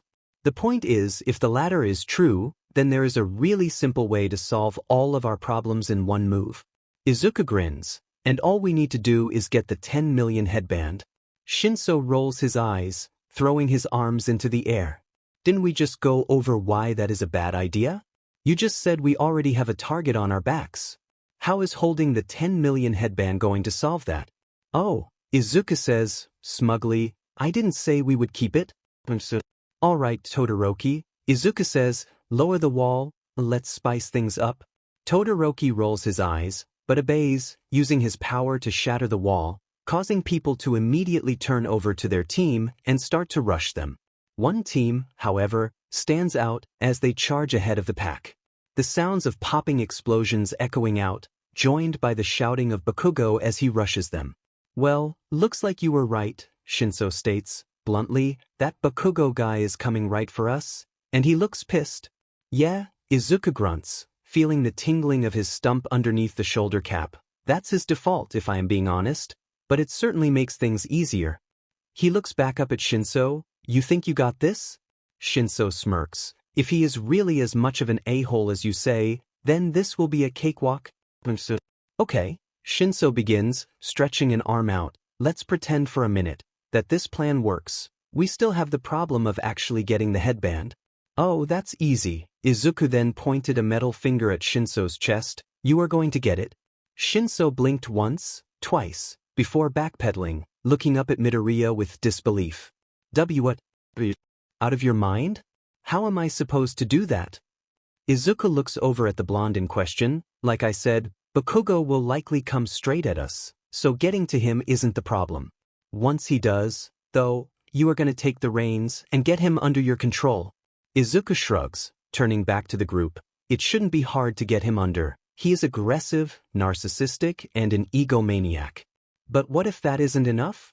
Shinso still panics lightly. You seem to know this guy. You got anything that might get him to bite? Izuku seems to ponder for a moment, before leaning down to Shinso. What? There is one thing. By now, Bakugo had closed in on the group, pulling up alongside Team Shinso, and igniting a loud explosion with his palm. However, instead of going for the headband wrapped around Shinso's neck, he seems to aim towards the armored figure in front of him, unleashing a blast onto the faceplate of the armor. His vision obscures with smoke, and for a moment, Bakugo smirks, reveling in the power behind that explosion. But then a large metal arm reaches out, and punches Bakugo directly in the nose. He sees stars, and feels a throbbing pain in his face as the smoke clears, and Bakugo sees the quirkless student, still armored, looking at him, with not a scratch on him. You think after everything you did to me, that would hurt me? Bakugo saw red, and zeroed in on Izuku, priming another explosion, but was stalled by someone gripping his shirt and leaning close. So, you're Kakin, right? Bakugo's mind stops, as white-hot rage bubbles under his skin, expressing itself with the crackle of explosions in his palms. He whirls around, towards the purple-haired extra who leans away from him and begins to shout. Don't you ever call me that? The extra smirks and begins to tap his chest with his index finger, and Bakugo feels his mind start to slip away from him as his body falls away from him, leaving him lost in a void. He tries to struggle against this, and through his hazy vision he sees the purple-haired kid tapping his chest. He tries to wrench himself out of his control, but finds that the more he struggles, the heavier he feels, slipping down further and further, like quicksand. Then he hears a voice echo through his mind. Give us the headband. Oh no. Huff, it's mine. But his body doesn't obey. Instead he feels his arms reach up to his forehead, grabbing his trophy and handing it over to the purple-haired boy, who snatches it from his grasp. He thrashes wildly against the weight of his control, but he still can't wrench himself free. Immediately, he smells the acrid stench of sewage, feels the wet sludge permeate across his body, and his thrashing grows more wild, his eyes flaring in shock and terror. It's just like that day, almost a year ago. Get off me, get off me. He feels something new, a spark of pain as something strikes his left leg, and immediately he is snapped out of his daze. He violently thrashes, looking down towards his team member, the red-haired extra from his class, who looks up at him with disbelief. Dude, what are you doing? Shady Hair exclaims. You just gave them all our points. Bakugo whirls around, where he sees the team that just robbed him of his points, holding his headband in their dirty, weak hands, and his vision fills with red. "Then if he move," he exclaims, hitting Shitty Hair in the head, "get me close so I can end Deku and his little band of losers." "Half of that team are our classmates," Shitty Hair speaks nervously. "You think I effing care?" Bakugo growls, shifting his weight to try and force the other students forward. Anyone who would choose to work with quirkless Deku over anyone else is nothing but a loser. "Now move, I need to get closer to destroy them." He sees Shitty Hair narrow his eyes, before huffing, and following his demand. "Yeah, that's right." Bakugo thinks, "Obey your betters, just like everyone always had." "Okay, so we got the headband," Shinso shouts, looking as their names skyrocket to the top of the leaderboard. "Now what?" "Now, we need to find a target." Izuku looks around, noting that every team seemed to be rushing them, the attention of each competitor solely on them. "But first we need to get the chuff off our tails." Izuku turns the dial on his left arm up to maximum, and gestures back to Kaminari. "You ready, Kaminari?" Kaminari gives a thumbs up, but he seems unsure. "Ready as I'll ever be, I guess." "Good enough, now everyone to brace." "Okay, so I get why you wanted this guy." Kaminari gestures to Shinso, "and I can guess why you wanted Todoroki on your team, but why did you want me?" Izuku's gaze falls to Kaminari, and the electric blonde can't help the flinch of fear as the mech glares down at him. "Your job is playing support. I have a way to deter people from getting on us too early, but there is a good chance I will overclock my power supply if I do it." Izuku reaches towards Kaminari. "If that happens, I will need you to res park the loop and restart the power on my suit. It shouldn't take much, just a small spark is all I will need." Kaminari wilts slightly, looking put off. "Oh, so I'm just a phone charger then?" Kaminari's mind jumps back to middle school. How everyone around him only seemed to want to be there to use him. It was like every time someone wanted to be his friend, it was so they could ask him to charge their phones or their game consoles. He even recalls once when someone at school asked to be his friend, Ikari, if he recalls, only so he could overload the breaker and shut the power down at school. They had wanted to get out of a math test, if he recalls.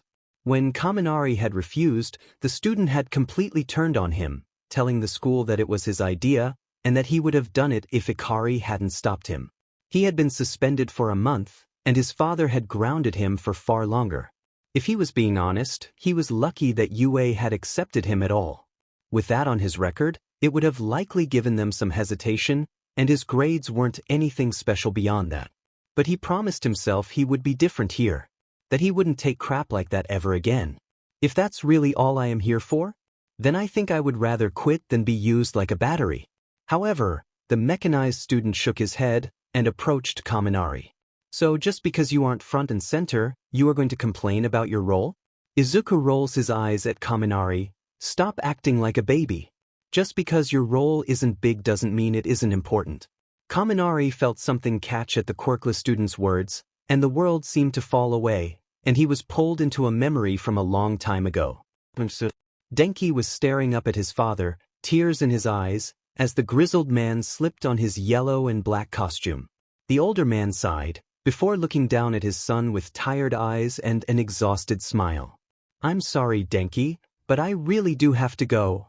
"But why?" Denki said, grabbing onto his father's pant leg. "Why do you need to go to work so late?" Denki's father sighed, crouching low and putting a hand on his son's shoulder. "There has been a massive break in this case, Denki, I have to go." Denki shook his head. But won't there be other heroes there?" "You aren't a big hero, Dad. What can you do that they can't?" Denki saw his father's eyes narrow, and knew he had touched a nerve, but his father simply took a deep breath, and fixed his son with a stern stare. Denki wilted slightly under his gaze, but didn't break eye contact. "Denki," his father began, "just because I have a small role in this whole operation, doesn't mean that my role isn't important." Denki looked at his father in confusion, but said nothing, so his father continued. "Sure, maybe other heroes' roles are more flashy, maybe some heroes will get more glory out of this than others, but that doesn't really matter to me." His father shook his head, closing his eyes for a moment. To me, that is the greatest problem with modern heroics. Everyone seems to think that you need to do something big in order to be a hero, but everyone always ignores the small things. Denki looked at his father in confusion. But isn't the point of heroes to stop the villains? His father shakes his head. It shouldn't be. To me, the point of heroes is to help people, no matter how small, no matter how insignificant it might seem, because people rely on you to help them. His father then slips on his mask, adopting the persona of the thunder hero, Megavolt, and turns towards the door, walking towards it, but stops at the doorway, turning back to his son. Some heroes may save thousands in one day, others may save dozens in one lifetime, but the way I see it, none are better than another, so long as they both save people. His father opened the door and stepped through. One day, I hope you'll see that. Kaminari locked his legs, his other arm coming up to brace against Shinso's back. Todoroki followed suit as their team spun around. He looked ahead and saw a bright light gathering in Izuku's palm, far brighter than before. Kaminari took his hand off of Izuku's back. Instead, he slips his hand under the thick metal pauldron. He felt around blindly for the shoulder plate, and sighed in relief as he grasped the thick cable, lowering his finger into the hole cut into the jumpsuit, and towards the familiar tingle of power. Okay, Kaminari shouted, I'm in position. Let her rip. Izuku nodded, and flipped the switch on his left arm. For a moment, there was nothing. Then, a blinding glow of white-hot light. Finally, a massive beam of energy shoots out from his palm, launching in a continuous burst across the battlefield. He does his best to aim in front of the teams, but sometimes the beam grazes an opponent, causing them to fall to the ground in pain. He drags his arm across the ground, scorching across the battlefield, and bisecting the arena with an radiant beam of energy.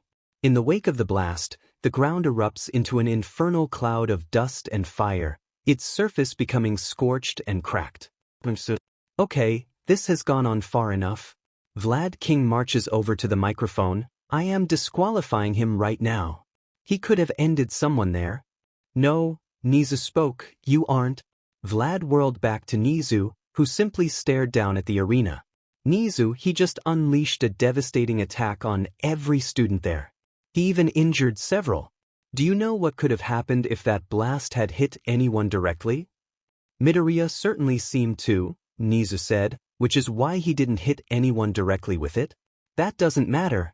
Ken shouted, approaching the principal and glaring down at him. What matters is that he just turned that weapon on others, and could have easily ended someone there. He clearly has no regard for the danger he puts himself, or others, in. Aizawa spoke up for the first time in a while, gaze hardening towards his fellow homeroom teacher. If that were true, then he would have just hit everyone in front of him. The shaggy teacher turned back to the arena. Just admit it, Vlad, you're worried that a quirkless student can beat the hero course here. Vlad turned towards Aizawa, rage in his eyes, as he stomped towards the teacher. No, I am worried that this student will go too far. First, he builds a weaponized mech suit to bring into a school event. Then he pulls reckless stunt after reckless stunt, putting everyone around him in danger.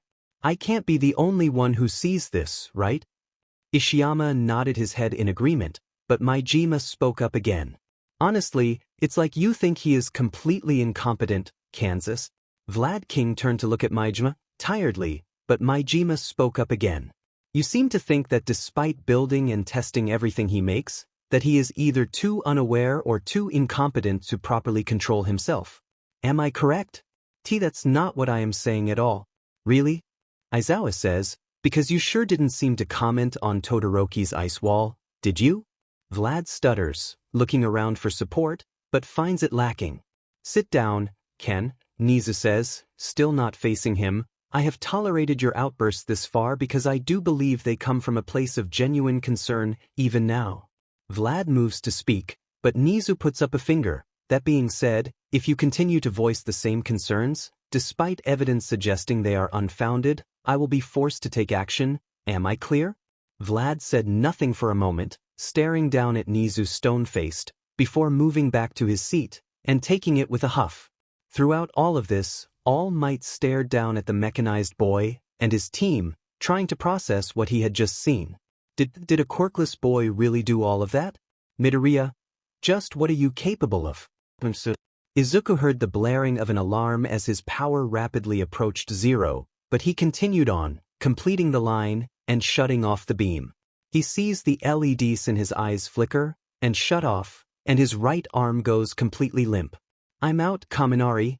Izuku shouts, his voice muffled by the mask. He can't move within his suit, the matrix far too heavy for him to move anything. For a moment he hears nothing, then he hears a small spark, followed by the humming of power as his power supply is restarted. Izuku sighs in relief and rolls his shoulders, testing his movements as his display lights up. He looks down at the power supply. 88%. Shit, Izuku thinks. By overusing the power, I weaken the supply cap. This is bad, but I should still be fine. Izuku looks out at the destruction he wrought with his gauntlet, before turning his eyes to their side of the scorched line. His eyes zero in on a team which seems to be frozen in shock. He doesn't recognize any of them, no Hero Corps students. Perfect. Okay, time to move on to the next step of the plan. The rest of Team Shinso stares ahead in disbelief and some level of horror before shaking themselves out of it. The team moves on, zeroing in on the other team. However, he hears the telltale sound of explosions popping and sees that Bakugo had leapt over the line of destruction and was zeroing in on them, explosions propelling him through the air. Is that even allowed? Shinso exclaimed. Well, Izuku spoke, reaching down to his belt. He isn't touching the ground, so probably. Izuku pulls one of his force grenades off of the bandolier, holding it steady in one hand. Don't fail me now. He waits for Bakugo to get closer, until Bakugo reaches the point that he rears back for an attack. At that moment, Izuku throws the grenade as hard as he can towards Bakugo. The explosive blonde registers the grenade and tries to move to the side, but only ends up putting himself perpendicular to the sphere, which activates, unleashing a shockwave and briefly concussing Bakugo, who was launched up and away from the grenade, which fell back down to earth. Izuku reached out and grabbed the grenade, strapping it back onto the bandolier, and continued to charge the other team, who had begun to shake themselves from their paralysis. Once they got close enough, he gave the signal by tapping Shinso's leg. Shinso then reaches out for the other team, 10 million point headband still in his hands, and threw it around the other team's head. He heard the clicking as the board ticked up, and that team flew up to the top of the leaderboard. The rider struggles with his new headband before he frees his vision. And Team Shinso has given away the 10 million point headband to Team Yoshida. Present Mike exclaims, confusion clear in his voice. Wait, what? Shinso then smirks at the rider, now identified as Yoshida. Congrats. You are now top of the leaderboard. How does it feel? Awa. Yoshida's face goes slack, and his arms fall limp as Shinso gives his final command. Jump off your horse. Yoshida obeys and lets himself fall from the horse, hitting the ground with a thud. The silence of the arena is deafening as everyone watches as Team Yoshida, top of the leaderboard for all of 4 seconds, is taken off the board. Yoshida has fallen from his team. He's out. Team Yoshida is out, and so are the 10 million points. The crowd goes silent, watching as the point total ticks down rapidly, the once daunting number descending lower and lower, plummeting rapidly, before slowing and stalling at its new value, 8,235. The rest of the competitors look at the new point total, stunned into silence. Bakugo had reached his team again, landing back onto them, before his eyes met the new reality of this game. He tries to process this change, that his hard-earned 10 million point trophy had just been snuffed out, ripped from him by Deku and that purple-haired bastard, and then cast into the void, right in front of his eyes. What the F just happened? Okay, so your plan is to get the 10 million points, and just throw it away? Todoroki asks, with confusion and irritation. Why? As the situation stands, we can't win this game. Not because of our points, but because of the point total itself. Izuku looks back up at the daunting number. I think it's almost supposed to be a metaphor for the hero rankings, how everyone is just so far below the number 1 that most wouldn't even bother going for the 10 million points, instead choosing to go after targets they see as much more feasible, like us. Izuku then looks over at Bakugo, who is barking orders at his teammates. Not to mention, the one who holds the 10 million doesn't need to do anything but hold on to it. If they have the power to do that, then they can effectively guarantee they remain number one in the next spot. Normally that would be difficult, but I think if anyone can do it, Bakugo can, and once people realize that, they will start to just leave him alone, which is what he wants. But if we remove the 10 million points from the equation, then all of that is nullified. Shinso exclaims, realization washing over him. By taking away 10 million points, we take away the advantage of the strongest team. Exactly, Izuku states, glad someone is following along, but beyond that, it serves a secondary purpose. Izuku points back up to the scoreboard. Most people look at that scoreboard and see a bounty board. The goal being to get as many points as you can to close the gap. But with the removal of the 10 million, it becomes more like a hit list, with every remaining point matching significantly more. This opens up every team to a shot at number one, and every other team as their avenue to get there. Izuku nods to himself. By doing this, every team will have a somewhat equal shot at the number one spot, something that everyone is hungry for. Izuku turns back to his team, leaning down over them all. We may lose at King of the Hill, but we can definitely win a battle royale. Izuku looked around at the other teams, the new reality washing over them as they looked at the new point total, and smirked to himself as he saw some of the teams start to change their tune. Instead of everyone rushing for the 10 million, one team whirls around to another and begins to grab at them, trying to rip the headband away from them. One by one he sees as more teams come to the same conclusion, and all begin turning on each other, letting the once charging crowd become a mass melee, teams turning on teams, rushing to grab as many points from the other as possible. The names on the scoreboard began to bounce rapidly around, as one team overtook another, only to then be caught off guard by an unseen opponent. In truth, the situation had become pure chaos. Izuku loved it. Okay, Todoroki said, looking out towards the mosh pit of competitors in front of them. So your plan worked, so now what? Now, Izuku speaks, grinning sadistically behind his mask. Now we just go down the list, and take out every team that is in front of us? Wait, Kaminari spoke, brows furrowed in confusion. We aren't just going to take their headbands? Hopefully, we won't have to, Izuku responded, as their team began to step forward. Our plan right now should be to cull the herd, so to speak. We play aggressively, eliminating every team that hops to the top 3 spots that we can. Hopefully we don't need to actually go for points, because that's where things will get complicated. Shinso smiled and knocked on the back of the helmet. You know? I'm starting to love the way you think. Izuku smirked under the mask, but kept his eyes forward, his team charging into the fray. Now, let's cause some chaos. A silence had fallen over the teacher's booth after Mick's announcement, every member of the faculty staring down at the chaos of the scoreboard as the teams rapidly shifted around the scoreboard. The crowd seems equally shocked by this turn of events, their cheering having weakened from before, as confusion reigned over the arena. Interesting, Nizu said, looking down at the horde of students as they clashed in a large mob. Never in my years have I seen such an odd approach to the team event. Present Mike looked down at the chaos of the arena in confusion and disbelief. I still don't understand.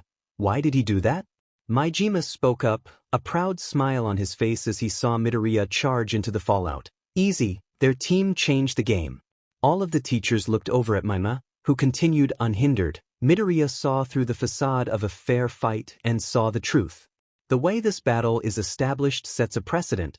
By having one team so far above the others, it almost acts as a deterrent, stopping people from aiming for the top. Maijima turns back around towards the deflated figure of All Might. After all, there can only be one number one hero, right? I thought the point of the 10 million was the opposite, that the person at the top was supposed to be a target? Ken scratched his chin, confusion and irritation clear on his face. The victor of the race becomes a massive target for everyone, right? One might think so, Aizawa spoke, staring at the scoreboard, but often the sheer gap in points does the opposite, making people who don't think they can aim for the top focus on easier targets, targets that they feel they can actually take on. Plus, Maijima looked over to Mike, a frustrated sneer on his visible mouth. with Yamada deciding to plant a target directly on Midoriya's back. The aforementioned hero looked down again with some guilt. Izuku needed to find a way to keep everyone from targeting him down, or else he wouldn't be able to get enough points to pass to the next round, not with a constant squad of headhunters targeting him for his quirk status. So Midoriya equalized the competition, Aizawa said. The armored student's plan became more clear. By removing the 10 million points, he made every other point more valuable, and made every team have a chance at flying to the top, no matter their skill sets. Aizawa grinned slightly. He just made every competitor equal, not bad. I still feel that it goes against the spirit of the event, Ishiyama pipes up. While Midoriya's ingenuity is certainly impressive, that I will not deny, he took the purpose of this competition and dissolved it. While not against the rules, it certainly feels cheap. Point is, Majima said, side-eyeing Ishiyama, Midoriya took a losing situation and figured out a way to change it into a far more even fight. Majima's smile grew wider. Personally, that feels like something worthy of praise. To be fair, Vlad said, how do we know that strategy wasn't established by Todoroki? Or Shinso? Aizawa immediately responded, I do not know Shinso well, but Todoroki, while smart, would not have come up with a strategy so out of the box. He is a much more rigid thinker. And from my experience with Midoriya over the past month, this seems like exactly the kind of crazy, out-of-the-box thinking that he would come up with. Majima spoke, his proud tone negating the bite of his words. Vlad simply grunted, still staring down at the battle occurring below. Well, Midoriya, you have certainly impressed some of us. Now let's see what you do next. The loud melee occurring all around Kirishima was disorienting as bodies clashed together, locking everyone in place as there was no room to move around. He felt people knocking him around left and right, unable to see above most of their heads. He looked up at his explosive teammate, who was unleashing explosion after explosion at everyone around him, knocking the opponents off kilter, grabbing their headbands, and wrapping them around his head. Kirishima did note for every opponent that Bakugo attacked. 2 more filled their place, all with the same goal. It was madness. The rock-quirked team called back to Ishido and Zero. Hey, Ishido, can you clear us some space? What, you want me to just start shooting acid? Ishido asked, overwhelmed by their surroundings. Sure, great idea. That won't cause anyone any serious harm, will it? Kirishima rolled her eyes. Nothing dangerous, but something viscous, to make the terrain around us slippery. Knocking people over and giving us some breathing room. Kirishima took another elbow to the stomach, and thanked his quirk for mitigating the blow. Before Mina could respond, he felt as a hand from above him slammed into the back of his head, again. Hey, who the F do you think you are, giving orders? That's my job. Honestly, Kirishima was starting to get sick of Bakugo's attitude. I'm just trying to help. Why are you getting so pissy about that? Bakugo sneered down at him. Because I'm the leader, not you. Not Pinky. Not Tape Face. Me. Get that through your thick skull, and just do what I say. Okay then, Mr. Leader, Zero said, sarcastically. What is your amazing plan then? Bakugo looked up at the board, noting the timer ticking down to the final 5 minutes of the event, and began to rapidly grasp at the collars of other riders, yanking their headbands away and knocking them over. Instead of running away like little beaches, push me further in. The 10 million may not be in play anymore, but I just need to grab as many headbands as possible. But I can't do that when you extras want to run and hide. Kirishima grit his teeth at the verbal abuse, but he did admit Bakugo had a point. They couldn't get more points by moving away from the crowd. He looked back to Mina and Zero, and nodded at both of them, who began pushing forward into the crowd. He didn't like it, but he would play along. For now. Momo was rapidly looking around at the students that surrounded them, the surrounding conflict making it hard for him to concentrate. He looked down at his team. Kendo was currently using her hands as a shield, blocking people from getting to them from the front, while Pony tried to shake people off from their rear. He noted that Kurwaro was missing, probably in the melee, using the shadows to grab headbands and bring them back. Momo leaned down to Kendo, tapping her on the shoulder, and feeling the familiar rush of power flow into him. He inflated his right hand to an equal size to her, and used it to deliver a massive blow to the side, knocking 3 teams away. He looked up at the scoreboard as their name lingered directly at the top. Perfect. Honestly, he was glad that nobody from 1A had caught up to them, taking a not-so-small amount of satisfaction at their superiority. Ever since the attack at the USJ, all he had been hearing about is Class 1A. On the train, when people saw his uniform, they would ask if he was in 1A, and when he said no, then they would seem to deflate, responding with a simple "oh" and nothing more. Every time it happened, it only served to anger him more.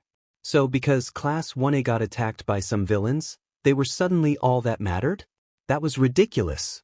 It was hurt more by the fact that Class 1A was the class of heavy hitters, hero core students with generally more heroic quirks. Class 1B, by extension, was for those with far more technical quirks, people who actually had to use them wisely in order to make any real impact. Shouldn't that count for something? No, of course not, because really all people cared about was Flash. He sighed to himself, ready to give the order for Kendo and Pony to move out, trying to escape the melee, when he heard the sound of metal crashing against stone. He looked over and saw a hulking iron Goliath rushing straight towards him. Momo immediately began to panic, and he looked down to Kendo. "Kendo, block the mech." Kendo nodded and moved her hand shield out to the side, blocking the mech, but instead of slowing, the mech simply kept running, holding up his right arm as the octagon-shaped bulge on the arm spun, clicking into place. Once the mech was about 10 feet away, he heard the sound of something fire out, and felt Kendo stiffen under him. He looked over and saw 2 long curled wires connecting Kendo's right hand to the gauntlet. A taser. He had just tossed Kendo. Once the electricity stalled, Kendo immediately collapsed to the ground, convulsing rapidly as the mech approached them again, their defense lowered. Momo immediately inflated his hands, covering his face to prevent the armored student from grabbing his headbands. Though, he was shocked when he instead felt the mech duck under him, grab his leg, and slam him into the ground, Pony tumbling down with him. Momo felt the wind get knocked out of him, eyes pointing skyward as he stared up at the large armored figure. The figure simply stared down at him, as if confirming something, before turning around, running back into the fray. Who was that? Did he even have a team? Why was that armored figure alone? He went to get back up, grabbing Pony, and hoping to set back up into their formation, but stopped when he heard the announcement. Team Momo has been eliminated. What? What did he mean by eliminated? That was an option. Momo looked back into the crowd, towards the armored student, and clenched his fist, frustration bubbling in him. Why did nothing ever seem to go his way? Okay, Izuku thought, looking up at the scoreboard, we are down to 6,050 points in total. Taking out Momo had been a good move, that threw us up to 6th place. Not enough yet, but close. Izuku looked back outside of the melee, seeing their team positioned far away, Todoroki and Kaminari staying close to the edge, with Todoroki firing off large ice attacks to deter any stragglers. The rules were clear before, that anything was on the table so long as the rider didn't hit the ground, and when Bakugo had flown at them it had given him an idea. The horse didn't necessarily need to stay together, either, did they? Individual team members could break off so long as the rider stays up. So Izuku had taken to running into the crowd, identifying a few key targets, and taking one of them out along the way. He started to run back towards their group, looking up at the timer, and nodding to himself. 3 minutes, Izuku mused, eyes locked forward towards his team. Time to change strategy. Once Izuku reached his team, he locked back up with the other 3, and looked back to them. Okay, Izuku said to his team, we haven't eliminated enough spots yet, and we are running out of time. I have an idea that will push us into the final, but it involves Kaminari breaking off on his own. He looked back at the electric blonde. Think you can handle it? Kaminari smiled wide, giving Izuku a thumbs up. Leave it to me. Izuku nods, and the team begins to charge back into the mob of students. He felt a shift in the rear of the team, and saw Kaminari begin to run at his side out of the corner of his eye, looking back at him and waiting for instructions. Izuku gestures forward towards the group. See that group over there? Izuku asks, pointing towards the group. In that group is Team Azui. Their team is higher on the leaderboard than us, So all you need to do is get into the middle of all of this, and get Azui's headbands. Their points should be enough to push us into the top 2 at least, maybe even the top spot. Keep low, stay out of sight, grab and dash, got it? No matter what, make sure that you get the headbands, and get them to Shinso. Kaminari's grin widens, and he salutes Izuku. Leave it to me, I just gotta get close and shock them. With that, Kaminari ducks away, running into the group and disappearing into the mad melee. I know, Izuku thinks to himself, rushing forward into the group, which is exactly why I picked you. I just wish you had put the effort into understanding your quirk like I did. Kaminari was getting bounced around within the mass of bodies, ducking low and trying to slip through the gaps. He looked around, trying to see the teams around him. Immediately, the hulking figure of Shoji is clear, with both arms closed over his back, forming some kind of tent. Kaminari watched as a long tongue shot out from the tent, 2 purple balls stuck to it as it snagged onto a headband in front of him, and dragged the piece of cloth back in. Yep, Kaminari mused, that's Tsu all right, and Mineta? Kaminari shrugged, and ran up to Shoji, staying low to keep out of his vision. He is almost close enough to Shoji to grab him, but then Shoji takes a step away, the masked boy glancing down at him. Close, but you should know by now my hearing is better than most. Shoji spoke through a mouth he produced on one of his tentacles, face remaining unmoving. You had no chance of sneaking up on me. Shit. Kaminari lunged for Shoji, who sidestepped him, moving to the side as the boy was thrust into the melee. You should know you can't win this one, Kaminari. All I need to do is keep my distance. You are limited to close range unless you want to fry yourself. Kaminari was stuck. Now he was trapped in the middle of this horde, and with Shoji aware of him, he couldn't take him in a fight. Not to mention, Shoji didn't even need to fight. He just needed to keep away from Kaminari until the timer ran out. In this situation, Tsu's team had a significant advantage, being able to grab headbands from range without risking their own. It was smart. Smarter than you could ever hope to be, his mind growled, feeling a sense of embarrassment wash over him. Ever since this event started, he had been deferring to Midoriya to come up with the plans. He didn't know the boy well, but he could tell immediately the quirkless student knew what he was doing when it came to planning. With seemingly no effort, the boy had come up with a way to turn this competition around, and so far it had all gone so flawlessly. Now he saw Team Azui using their quirks to their advantage in such an amazing way. The way he saw it, there were 2 kinds of successful teams in this competition.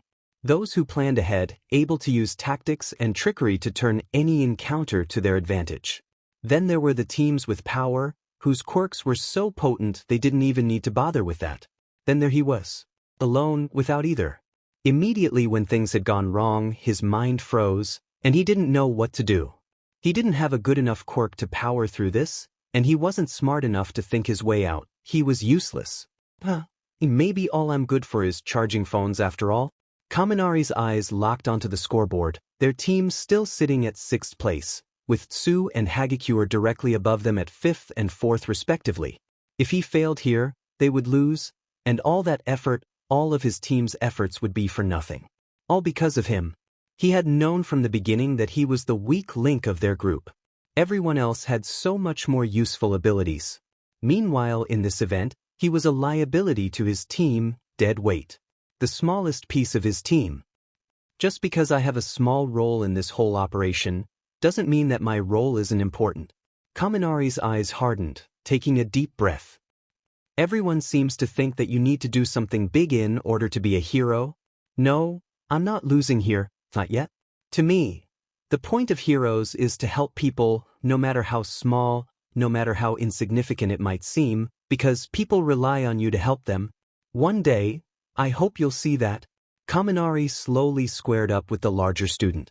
Maybe so, but you aren't in a high enough place to win either. You're in 5th place. Shoji raised an eyebrow. So? Kaminari's eyes lock onto Shoji's back. So you can't rest on your laurels either, huh? His attention locks onto the gap in Shoji's arm tensing his body, waiting for just the right moment. Eventually, you need to attack. As expected, Tsu's tongue shot out, aiming for the headbands of another team, but as it rocketed over his head, Kaminari leapt up, grabbing her tongue and immediately discharging electricity into Tsu's tongue, feeling the muscle grow rigid in his hands due to electric shock. He could see Shoji falter, lunging forward to knock Tsu loose, before he realized that he did exactly what Kaminari wanted him to. Shoji tried to stop his movement, but it was already too late. As he got closer, Kaminari lunged into Shoji as well, sparks coming off his free hand, Tsu's tongue in his other, and grabbed Shoji's leg. Shoji's world filled with pain as his body spasmed, sparks shooting off of his body, his muscles growing rigid, but Kaminari continued, until Shoji lost his balance and slumped forward, releasing his two teammates. Immediately Kaminari grabbed Tsu, holding her above the ground by her collar, her unconscious body in his arms, and grabbed the 4 headbands she was wearing. Got it. Now to get back to the team. Kaminari turned and readied himself to lower back into the mass of bodies, but stopped when he saw an arm lunging at him. He yelped and ducked away from it, only for 3 more arms to grab at him. Again and again he ducked and weaved away from the opponents, trying to keep them from grabbing him. Whenever he felt someone grab him, he released a small shock, the pain usually being enough to get them to let go. But the more he did that, the more he felt his mind slipping away, the familiar dull sensation taking its place. I can't keep doing this, Kaminari thought to himself. I'm starting to overcharge. I need to do something. Kaminari felt himself get buried as more and more people began to grab at him, and closed his eyes, feeling the electricity begin to build in him. I hope you're paying attention, Zu, because I'm not gonna be much help after this. And with that, Kaminari unleashed a massive shock, discharging all around him into everyone around him, and he felt his vision blank and his mind short-circuit. Izuku fired off another blast towards an approaching team. A few teams had decided to target them, but through the combined efforts of Izuku and Todoroki, they were able to hold them off, staying to the edges of the arena and holding what points they still had. 1.5 minutes left, Izuku muttered, "He's taking too long. You think he got caught?" Shinso suggested, tapping Izuku on the back of the collar plate. "In that case, we need a new plan." Just as Shinso spoke, Izuku watched as the entire group was bathed in an electric yellow light, all of them spasming and undulating uncontrollably as electricity coursed through them. After a few seconds, it stopped, and Izuku watched as team after team dropped to the ground, revealing a lone figure standing in the center of the mass. Kaminari knelt down in the center, in a squat position, his face morphed into a dull, amusing expression, as he thrust both hands out, back and forth. And in one hand, he held 4 headbands. 1 minute remaining, competitors. Present Mike shouted. Many teams were stunned, staring at the lone figure holding 4 headbands, but Izuku immediately turned their team and began rushing forward. He got the headbands, but probably couldn't get out of the mob, so he did what he could and cleared the way for us. Izuku smiles to himself, pretty smart, Kaminari, maybe I misjudged you. However, Izuku could see many other teams following his lead, charging towards the lone blonde. He saw as they closed in, ready to scratch the headbands from his grasp, and Izuku launched a repulsor blast at them, deterring some of the teams. He needed to get to Kaminari, and he needed to do it before anyone else did. Stepping over the paralyzed students hindered his progress, but it also seemed to hinder everyone else as well. But Izuku watched as other competitors with more mobility were beginning to speed up, getting closer and closer to the lone blonde. Izuku turns back to Todoroki, "Can't you do something about this?" Todoroki grit his teeth, trying to step over everyone else. "If I use my ice, I would freeze the unconscious competitors as well, which could cause them serious harm. What about your fire? Just launch a blast of flame over there to stall them." Todoroki's eyes widened, before his expression hardened, and he bore his teeth at Izuku in anger. "I will never use his quirk." "What?" Todoroki scoffed, "You would not understand." "Yeah, I don't understand or care. Now, stop being a liability and just do it," Izuku shouted, throwing his left arm out and firing a blast out as the mob of competitors got closer to Kaminari. "I made a promise to myself, I would never use his fire." Shinso hit the back of Midoriya's helmet lightly. "Look, you clowns can argue about this later. But for the love of everything, one of you had better do something." Izuku looks back to Todoroki, waiting for him to make a move, but the boy simply stared back, stubbornly refusing to follow his command. Fine. Izuku shouts, raising his right arm and rotating the revolver cuff into place. If you won't do it, then I will.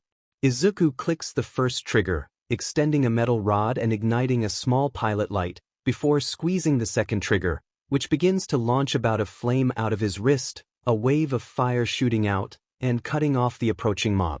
Todoroki looks at the gout of fire, and feels his heart clench, his breathing beginning to rapidly increase, but schools his features again before he falls too deep into his own mind. Izuku yells back to Todoroki, "If you aren't going to be of any help here, then make yourself useful and grab Kaminari. The headbands are worthless unless Shinso is wearing them at the end." Todoroki looks like he is going to protest, but hearing the announcement that they only had 30 seconds left, he shakes his head, throws Shinso onto Izuku's back, and sprints towards Kaminari. Izuku stops the flame, checking the fuel gauge built onto his wrist cuff. Using a consistent flame would deplete his fuel, something he couldn't let happen when there was still so much competition left. Instead, he holds up his left arm, letting the pilot light collapse back into the cuff, and powers some short bursts from his glove. He uses his gauntlet to hit the front men of the approaching teams, trying not to move as he feels Shinso struggle against him, trying to keep a grip. Again and again, Izuku fires blast after blast, trying to hold people off. 20 seconds, competitors. He sees out of the corner of his eyes, Todoroki grabbing Kaminari, and throwing him over his shoulder, headbands still clutched in Kaminari's hand. He begins to slowly move back to the group, the weight of his classmates significantly slowing Todoroki down. He isn't going to make it, Izuku thought, urgently, slowly beginning to sidestep over the bodies as he kept launching blasts at the approaching mob, who were slowly gaining ground. I need to get closer. Slowly, Izuku stepped closer and closer, Todoroki approaching with Kaminari slung over his shoulder. Izuku looked down to see his power approaching 30% and lowering rapidly. Izuku lowered his left gauntlet, instead fully facing Todoroki and trying to make his way over, the approaching crowd coming closer and closer to them. 10 seconds left. Todoroki finally made it to his armored teammate, slinging Kaminari down and gripping the headbands, trying to tear them from his grasp. Izuku stood above them, priming his repulsor in case anyone got too close, readying himself for them. Again and again, Todoroki tried to wrench the headbands away, but Kaminari held fast. "Kaminari won't let go," Todoroki shouted. "So make him," Izuku shouted back, blasting a team that got too close. "How?" 5:04 Izuku says, before lifting his metal boot above Kaminari, slamming it down into his stomach. "For?" Kaminari gasped for breath, his grip slackening and allowing Todoroki to pull the headbands away from him. Todoroki sat stunned for a second, staring at Kaminari's brutalized stomach. 3. "Give the headbands to Shinso already," Izuku shouted, snapping Todoroki out of his stupor, who lunged towards Shinso's outstretched hand. 2. Shinso grabbed the headbands, lifting them up to his neck. 1. With one final tug, Shinso secured the headbands, grinning to his team. "That's it. Time is up." Izuku looked up at the scoreboard, noting their position on the board, and was taken aback to see Team Shinso sitting at the top, above everyone else on the leaderboard. First place. Izuku thrust a hand into the air, crying out in victory. "We got first place." Shinso dropped from Izuku's back, looking up at the leaderboard as well, and smiling. He looked up at his armored former teammate. "Well, you held up your end of the bargain. We got into the final." Izuku nodded, holding a hand out to Shinso, who noted the lack of a verbal response. Shinso felt a small stab of hurt run through his chest, but ignored it, choosing instead to shake the mech's hand. With that, the two dispersed, moving over to the main crowd. Kaminari was taken by two robots to Recovery Girl's office, leaving Todoroki to stew alone, his mind swimming with anger and frustration. Just launch a blast of flame over there to stall them. Stop being a liability and just do it. He didn't understand. Nobody did. Todoroki knew he was right, that his oath was right. He refused to let Endeavor control his life anymore. And when he won the sports festival without that man's quirk, then all the better. He would prove it to everyone next round. That he was not going to be defined by endeavor anymore. Katsuki stood stunned, letting his anger and disbelief wash over him. He stared up at the scoreboard, seeing his picture, his name, second from the top. Second place. He looked up one name, seeing the same purple-haired extra looking bored through his picture. Second place to Deku. Of all people. What the hell was happening? Has the world gone insane? There was no way that quirkless Deku had beaten him in anything. Especially not a combat event. He glared over at the walking scrap heap, who wasn't even looking in his direction, as they waited for the announcement of the next leg of the tournament. But Bakugo was hardly paying attention, choosing instead to rationalize this turn of events. It was all his shitty teammates' fault. If they had just listened to him and done what he said when he said it, then they would have gotten first place.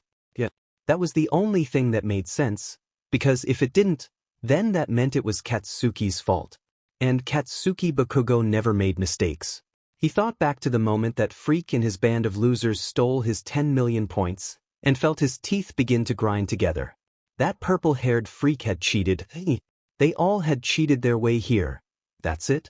If they hadn't cheated, and if his teammates had actually carried their own weight, instead of riding his coattails to the top, then he would be in his rightful place, above everyone else. This is why he hated teams. Everyone else always slowed him down. They couldn't handle his natural strength, and always fell behind. It really did suck sometimes, being so superior to everyone else that relying on them became a liability. It was a mistake he would never make again. He looked up at the board, seeing the screen switch to a tournament bracket, as the walking public decency violation they called a teacher began to speak.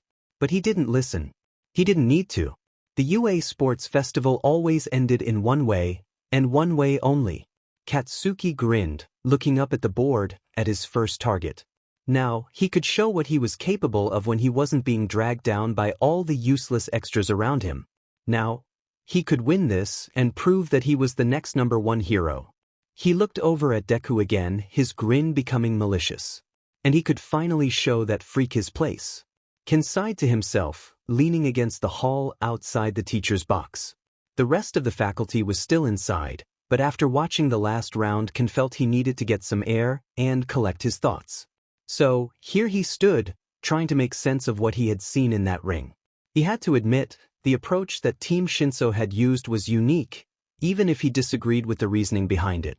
He knew it was creative, and showed an ability to plan ahead that was certainly admirable, but it just felt wrong to him. The point of the sports festival was to show the prowess of the hero course. It was meant to instill the public with confidence for the future of hero society. Each event was made to emulate that fact in some way, but then that boy had not only ignored that fact, but completely flipped the events on their head. Midoriya. Ken truly had nothing against the boy for his quirk status, but he couldn't help but be irritated by the boy's short-sightedness. The sports festival was about far more than just him, or any one person for that matter. It is the perfect first step for a young hero hopeful to make a name for themselves, for people and agencies to see them in action, so that the public can feel safe when they eventually take over the protection of the country, and so the agencies can see the students and offer to help them improve. Everything here was for a reason, and the quirkless boy simply didn't seem to get that. That or the boy knew, and either didn't care, or actively opposed that. Ken felt a buzzing from his pocket, and pulled his phone out from it, immediately recognizing the number. Tapping the answer button, he lifted the phone to his ear, and started to begin speaking, but was immediately interrupted. Vlad King, an aged feminine voice spoke from the other end of the phone, one that he knew well. "Do you know why I am calling?" "I think I can make a guess, Madam President." Vlad spoke, clearing his throat slightly. "Good, then I won't waste time." Ken could hear the steel in her voice. He knew this was not going to be light conversation. That quirkless boy is making a mockery of the UA Sports Festival. He needs to be taken out of the competition, and it needs to happen now. Ken sighed. "I have tried multiple times, Madam President, to appeal to Nizu in seeing that for himself. However, the rat refuses to listen to reason. Not to mention my Jima is still defending this charade to this very moment." Ken paused, taking a deep breath. "You know as well as I do the rat loves chaos, And Midoriya is definitely offering that and more.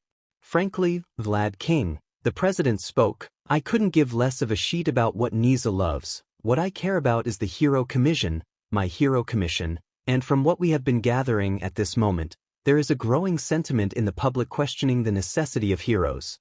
Vlad felt his heart still, his blood growing cold. It's still small, easy enough to quell, but it needs to be done soon. In certain circles of social media, people are talking about how a quirkless boy not only showed up every hero student at UA, but did so in a way nobody had ever seen before. While it isn't much now, the sentiment only grows the more liberties you and your school give the boy.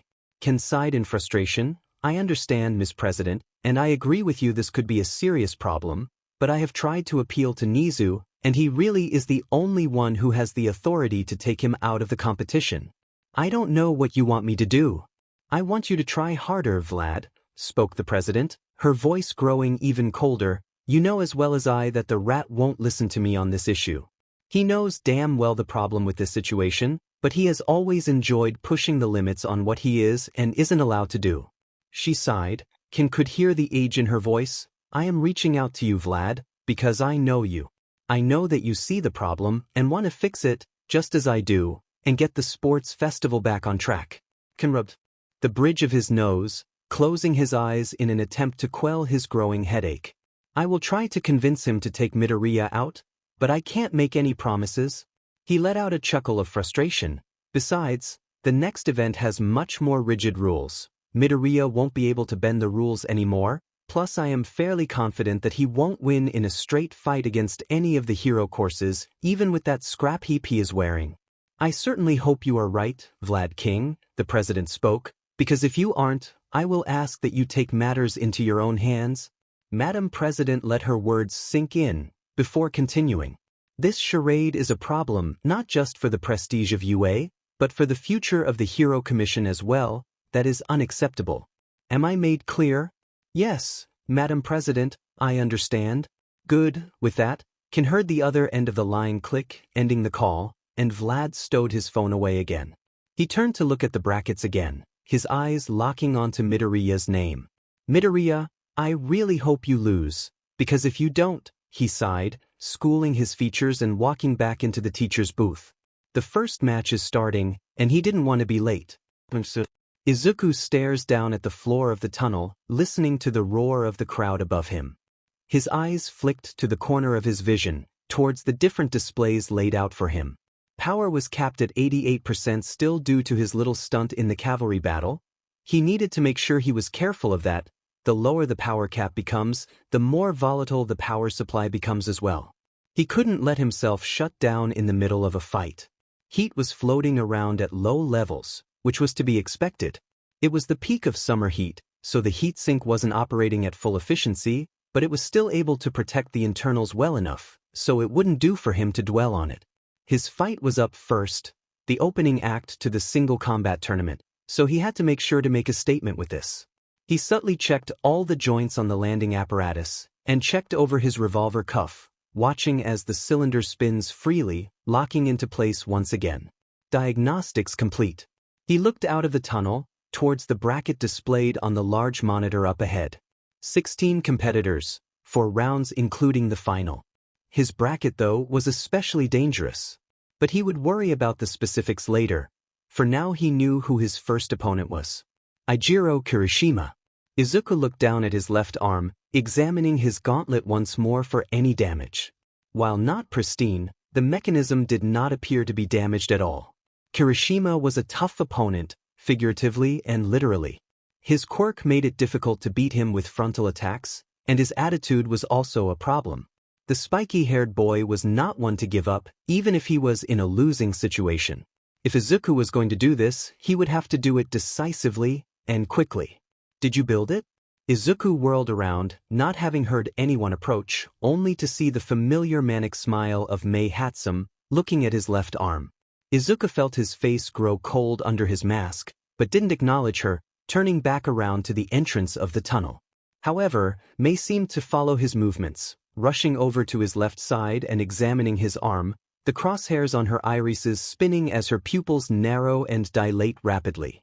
He kept spinning around, hoping to get her to move away, but no matter how he moved, she followed, clearly not getting the hint.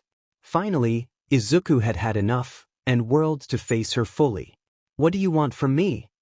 Mei flinched at his tone, clearly surprised by his outburst.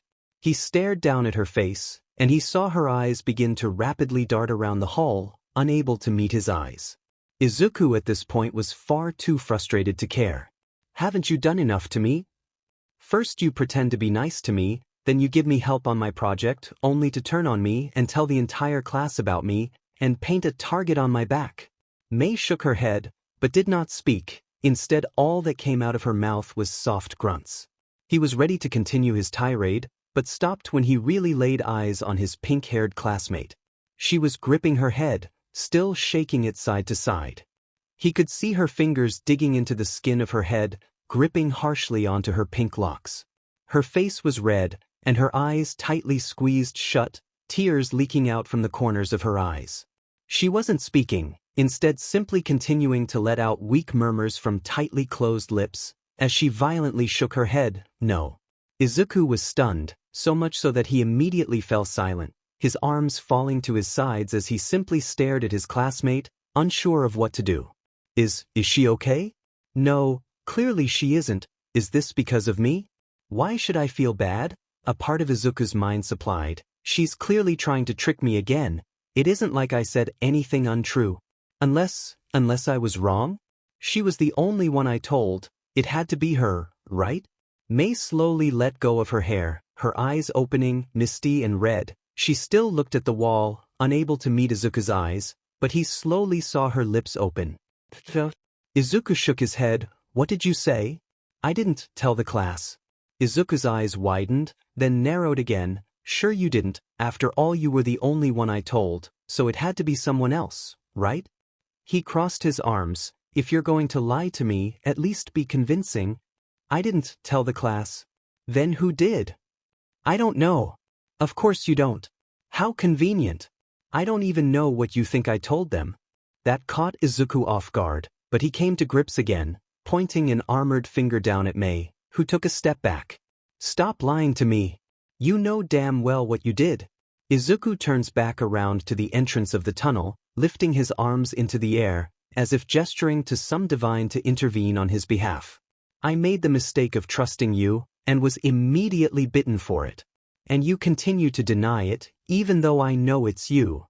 He continued, "Now what, are you expecting me to just forgive and forget?" Izuku raised his arms into the air, his anger over the last few days finally bubbling over. "Do you even know what you did to me? But why am I surprised?" He spun around, moving over to the wall, and leaning on it, an armored hand clutched against the stone surface. "This is how it's always been. Everywhere I go, no matter how hard I try, it's never enough. I am always just going to be a quirkless freak." Izuku's eyes steeled, "But now I can fight back. I'm not going to let the world just keep pushing me down, and I'm not going to let you, or anyone else hurt me again. So, you think I told the class that you're quirkless? I don't think so, I know so. But I still don't even understand why anyone would tell anybody. Why would anyone care that you're quirkless?" Izuku chuckles bitterly. "You couldn't possibly understand." "No, but my mom could. She doesn't have a quirk either." Izuku stops and turns back towards her, but Mei seems occupied, continuing to speak. "So I don't get what the big deal is. Some people have quirks and some don't, right? My mom is quirkless, my dad isn't, so why would it matter if you are quirkless? Maybe I should ask her." Izuku's mouth opened and closed a few times. He was stunned into silence, unable to formulate a proper answer to her question. Her mom is quirkless? Izuku felt his shoulders slump, his body seeming to collapse slightly under an invisible weight. His mind, meanwhile, was swarming under this revelation. Had he really been so wrong about her? "You really weren't the one who told the class, were you?" Mei groaned. "That is what I said. Did you not hear me?" The girl seemed to ponder something, putting a hand to her chin. "Can you not hear well in that armor? Maybe next time you should add a noise filter. Or you could build a selective audio amplifier. That would be super interesting."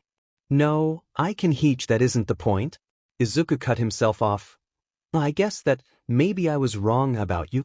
Izuku stood straight and bowed as best he could with the heavy armor. I'm sorry. Mei was silent for a time, but Izuku did not meet her gaze, still feeling guilty over how he hurt her. He sighed and moved to stand straight, but then his classmate spoke again. So can I examine your arm? Izuku immediately bent up, his face twisting into confusion underneath his faceplate. Can I examine your arm? Mei repeated, moving closer to her armored classmate, the super cute robot arm, not the boring fleshy one. All right, folks. The voice of Present Mike rings out over the loudspeaker. Now that our short break is over, it's time to begin the first match. Will our competitors please proceed to the entrance of their respective tunnels? Izuku schooled his features and took a deep breath, straightening his back and turning away from Mei. He began his slow march out to the arena. However, before he got too far, he turned his head back and addressed Mei once again. Once the tournament is over, I'll let you examine the arm for a bit. He doesn't wait for her to respond, instead, marching over to the light emanating from the mouth of the tunnel, where Majima waits at the edge. You ready, Midoriya? Izuku nods. I can take him, I planned for this. Majima doesn't say anything else, and Izuku walks past him, into the light of the arena. Our first competitor, the Sword and Shield of Class 1A, the Crimson Golem himself, Kirishima Ijiro. Kirishima took a deep breath, trying to calm his thundering heartbeat. He didn't know much about Midoriya, beyond what he had seen in the prior events. He knew the boy was quirkless, and used a plethora of different pieces of equipment, but he didn't know what he really even had. He shook his head, and walked out to the arena, to the roaring cheer of the crowd. Nervously, he waved a hand their way, addressing the audience, which only seemed to make them cheer even louder. He could even hear some people shouting at him directly. Win this one, hero course. I have a lot of money on you, Kirishima. His nervousness only grew, hearing the people counting on him, believing in him. But he also heard some shouts that brought him only frustration. Show that quirkless kid that you don't mess with heroes. Put that kid in his place. Kirishima's face melted from nervousness to irritation. What the hell did that mean? Midoriya had clearly worked hard to get here. He deserved his spot just like anyone else. The red-haired boy shook his head, focusing his attention to the mouth of the opposite tunnel, doing his best to ignore the crowd and focus on the fight ahead of him. I can't underestimate Midoriya, no matter what some of my classmates say. Kirishima was sitting with his classmates in their booth, trying his best to relax before the tournament started. He took deep breaths, eyes flicking around to the other members of his class. Uraraka and Mina seemed to be doing the same as him, trying to calm their hearts and prepare for the next match. On the other hand, Kaminari and Shiro were lounging, staring up at the sky. He noticed Todoroki and Bakugo, simply sitting unfazed by any of this, fully focused on the next match, with Ida pacing rapidly back and forth, wondering if it was okay for him to fight that support course girl. I do not feel comfortable fighting a civilian. Ida spoke, arms rapidly undulating in almost robotic motions. She has no training, it would be unfair of me to not hold back against her. I mean, the same can be said for that Midoriya kid, right? Shiro spoke. Not only does he have no training, but he's quirkless too. Shiro looked over at Kirishima, an easy smile on his face. Guess you lucked out, Kirishima. Easy win for the first round. Kirishima looked at Shiro with surprise, but his eyes narrowed at the other boy. What's that supposed to mean? Shiro put his arms up in surrender. Whoa, easy now, Kirishima. Shiro leaned forward, a smile still on his face. All I'm saying is that you are walking into an easy fight. Nothing against Midoriya, his suit is cool and all, but he's quirkless. No amount of gadgets can make up for that in a one-on-one fight. Kirishima opened his mouth to rebuke that, but Ishido had beaten him to it. So if that's the case, then shouldn't we have won the last event, instead of coming in second? Shiro began to sweat, and swiftly moved to placate his classmates. Yeah, but that was a team event. Not to mention he had Todoroki and Kaminari on his team to carry him. He turned to the electric blonde next to him. Hey, back me up on this one, dude. Actually, Kaminari spoke nervously, Midoriya was the one that came up with the plan for the cavalry battle. Kaminari sat up, looking down at Zero. He had a theory about the point system and wanted to play into that, and it worked really well. Kaminari shook his. Frankly, if he wasn't on our team, I don't think we would have won, though I would have appreciated him not stomping on my chest. The electric blonde crossed his arms, but seemed otherwise unbothered. He cheated, Bakugo said, anger clear in his voice. That little freak cheated and that's the only reason he won. No, blasty, spoke Ishido, looking at Bakugo with irritation. Sounds like you're upset because he beat you? Bakugo stood up and bared down on Ishido. Quirkless? That didn't. He cheated him and that purple-haired effer too. He gestured to the rest of his former team. Plus I was busy carrying your worthless asses to the final. If you three losers had pulled your weight, we would have won. I'm sorry, you seem to be forgetting who was carrying you the whole time. Ishido stood, violently poking Bakugo in the chest. Maybe if you had been more of a team player, we could have won, but you just kept yelling at us and being unhelpful. For a moment, Bakugo stood, stunned, as if bewildered by Mina questioning him, before his face contorted into anger. He swatted her hand away from him, and grabbed her by the shirt, throwing her to the ground and quickly moved to engage her while she was prone. I don't make mistakes, and I don't need a team. He sneered down at Ishido, while several of their classmates stood to intervene. Bakugo had approached a downed Mina, bearing down over her, hands outstretched and palms pointed forward, but after taking in his surroundings and seeing several of his classmates poised and ready to stop him, he huffed in irritation and leaned back, stuffing his hands into his pockets. He made to walk past Mina, but stopped and leaned down over her. Never touch me again. He walked past Mina, checking her with his hip, and stomped out of their booth. Kirishima immediately moved to Mina's side, putting a hand on her shoulder. Are you all right? Ishido looked up at Kirishima, a small smile breaking out on her face. Yeah, I'm okay. He's all bark. Kirishima was unconvinced. He looked up towards the doorway, teeth grit and eyes narrowed, but he felt a hand lay on his shoulder, and turned to see Mina outstretching her hand to him, the smile on her face not matching the sheer steel in her gaze. The message was clear. Be patient, he will get his eventually. Zero looked conflicted, and leaned back into his chair. I mean, is he wrong though? All eyes locked onto Zero, who seemed to shrink into his chair a bit. I'm talking about what he said, about Midoriya cheating. Maybe he's overreacting, but what Midoriya did was definitely bending the rules. Is it really fair when he manipulates the competition like that? He didn't cheat, Kirishima said, turning and standing over Zero. Midoriya played by the rules, and he did it well, so stop trying to diminish his win. Okay. Zero put his hands up. Geez, I was just saying. Yeah? Well, stop just saying. Ishido crossed her arms, glaring at Zero. Zero sighed, and turned his head away, doing his best to ignore his classmates' stares of disapproval. Yaoyorozu, who looked up from her book, looked at Kirishima and Ishido in confusion. I don't understand. Why are you defending Midoriya? As crass as he is being, Zero is right. Kirishima turned to Yaoyorozu in shock. Why you too, Momo? Momo nodded. It is undeniable that quirkless people are more fragile and generally less physically capable than quirked people, even those who don't have natural body enhancers. She closed her book, turning her attention fully to Kirishima. It's simply a fact. Zero was just acknowledging that fact. Kirishima grit his teeth. You know, I'm getting really tired of you all deciding what someone is and isn't capable of before you even see what he can do. Kirishima stepped over to Momo, who looked at him in shock. So what if he's quirkless? He beat you in the last event, didn't he? What does that say about you? Yaoyorozu looked down at her closed book, with a sour expression. Kirishima shakes his head, moving over to the entrance of their booth, and stopping in the entryway. I may not be the smartest of our class, but even I'm smart enough to know that quirks aren't everything. With that, Kirishima walked out the door. Kirishima sighed to himself, focusing himself back on the coming fight. It wouldn't do for Kirishima to lose focus now.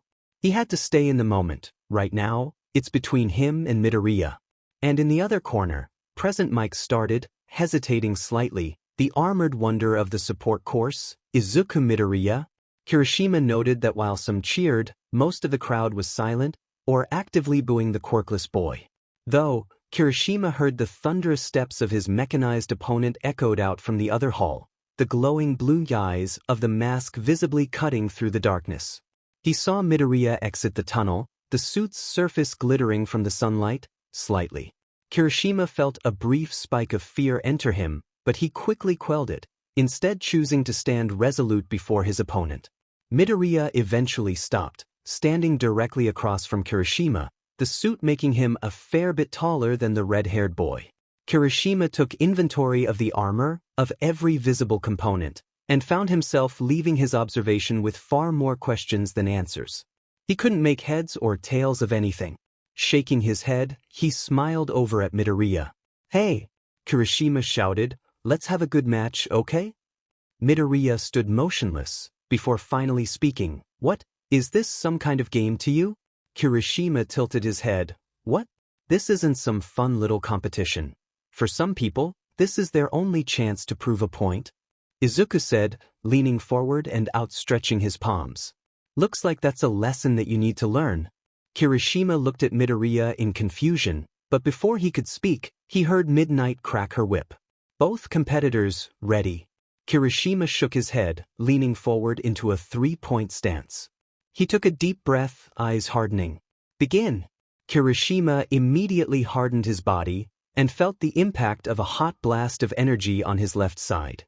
He stumbled slightly and looked up at Midoriya, outstretching his left palm at Kirishima, a glowing blue light in the center of it. Midoriya fired again, but Kirishima rolled forward, breaking into a sprint towards Midoriya. Midoriya fired again and again, impacting a few times but none able to break through Kirishima's hardened skin. However, as Kirishima approached, Midoriya brought his left arm back, clenching his hand into a steel fist. Kirishima heard the sound of steel grinding against steel, and watched as sparks fired out from the elbow of the armored student's left arm. He watched as what looked like an iron rod shot out, its surface crackling with sparks as it shot backwards, sticking out about a meter from the boy's elbow. Still Kirishima pressed on, he got within a meter of Midoriya, and hardened his fist, pulling back to hit Midoriya in the chest. When his fist impacted, he heard a clang, followed by some small sparks as his stone flesh impacted against treated steel, grinding across its surface, but doing seemingly no damage to the boy within the armor. Kirishima pulled back another fist, but before he could punch, Midoriya pulled his own left fist back, and drove it directly into Kirishima's chest. At first, Kirishima felt nothing more than the familiar dull thump of an impact as the steel fist met his hardened chest. But then he heard a click, followed by more sparks shooting out from the back and front of Midoriya's left arm. He watches as the rod, still jutting out from the armored student's shoulder, shoots forward, back into the forearm. Then he feels it. Pain beyond anything he had ever felt. Kirishima immediately gasps out, acknowledging a new snapping sound in his chest. He stumbles back, falling onto the ground, trying and failing to catch his breath. He lifts his head, looking back up at Midoriya, and seeing something jutting out from the left gauntlet. Above the armored student's left hand is a small iron spike, similar to the head of a jackhammer, sticking a few inches out beyond his left fist. Kirishima looks down at his chest, immediately noticing that on the right side of his chest, there was severe cracking in his hardened skin. At the epicenter of the cracking was a circular dent, bending inward. He knew immediately the impact had broken a few ribs, and he let go of his quirk, letting himself catch his breath, though noticing an acute stinging of his broken ribs as his lung expanded, leading to them digging into his bruised flesh. Kirishima took a deep, ragged breath, not being able to pay attention to the thumping of footsteps approaching him, until the sun was blotted out by the armored figure standing above him. He immediately noticed the silence of the crowd, but was too busy staring up at his opponent, in bewilderment. Midoriya raised his steel boot above Kirishima's head, poised to send it down, but before he did, he heard Midoriya speak. "This a good enough fight for you, hero?" That was the last thing Kirishima heard before the boot rocketed down, sending him into darkness. Toshinori stares down at the arena in barely restrained horror. From a quick glance at the other members of the faculty, they were in similar states. Even Majima, who had previously been outspokenly supportive of Midoriya's participation, was at a loss for words. Toshinori turned to Aizawa, whose expression gave nothing away, but after a month of knowing the man, he could recognize tension in the underground hero's pose. Every muscle in his body was wound tight, ready to move at a moment's notice. Ken was the first to break the silence, slowly marching over to Nizu, who appeared indifferent to the situation.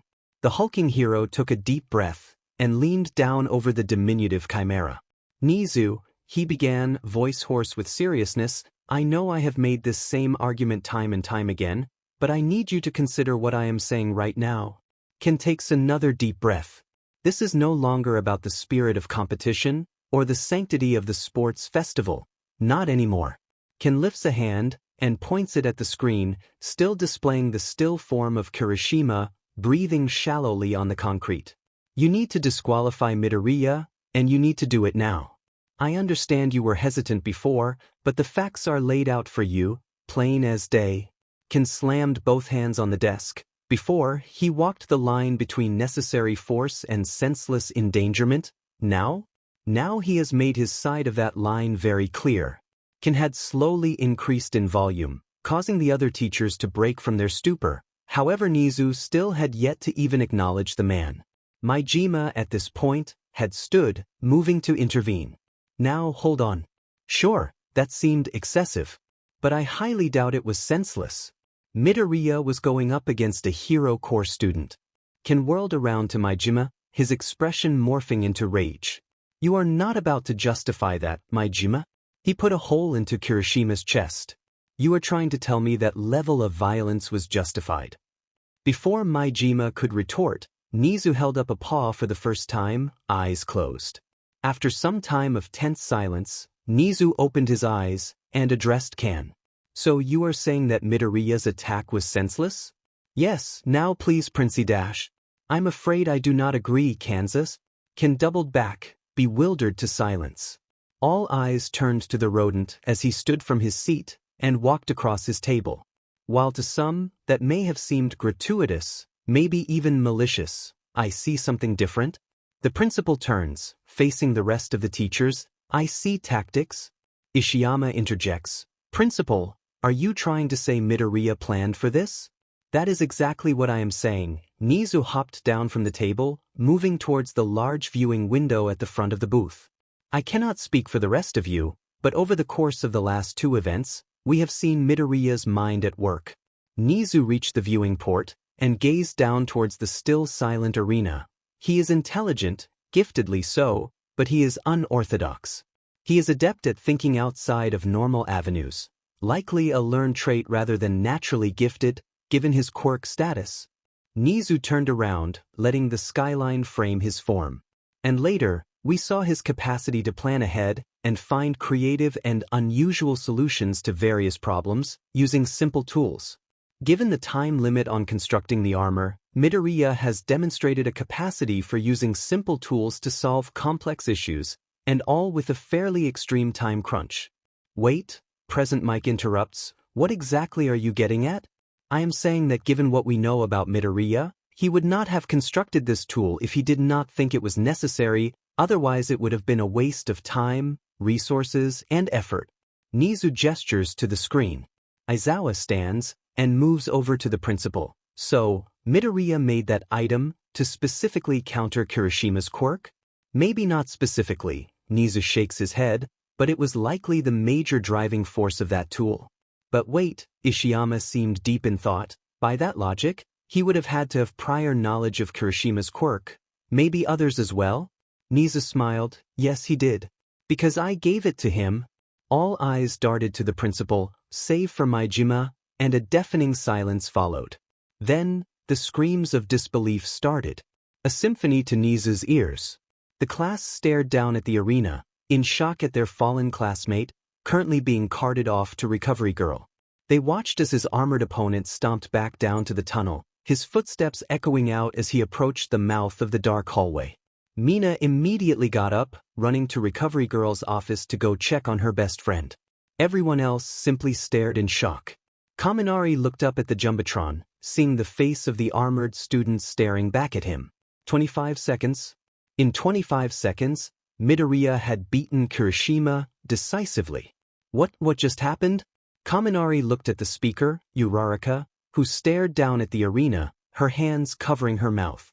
She trembled slightly, the silence of the crowd deafening to the girl. I think Midoriya just won, said Tsu, who was staring at the portrait of the boy in confusion. Pretty easily, actually, Karo.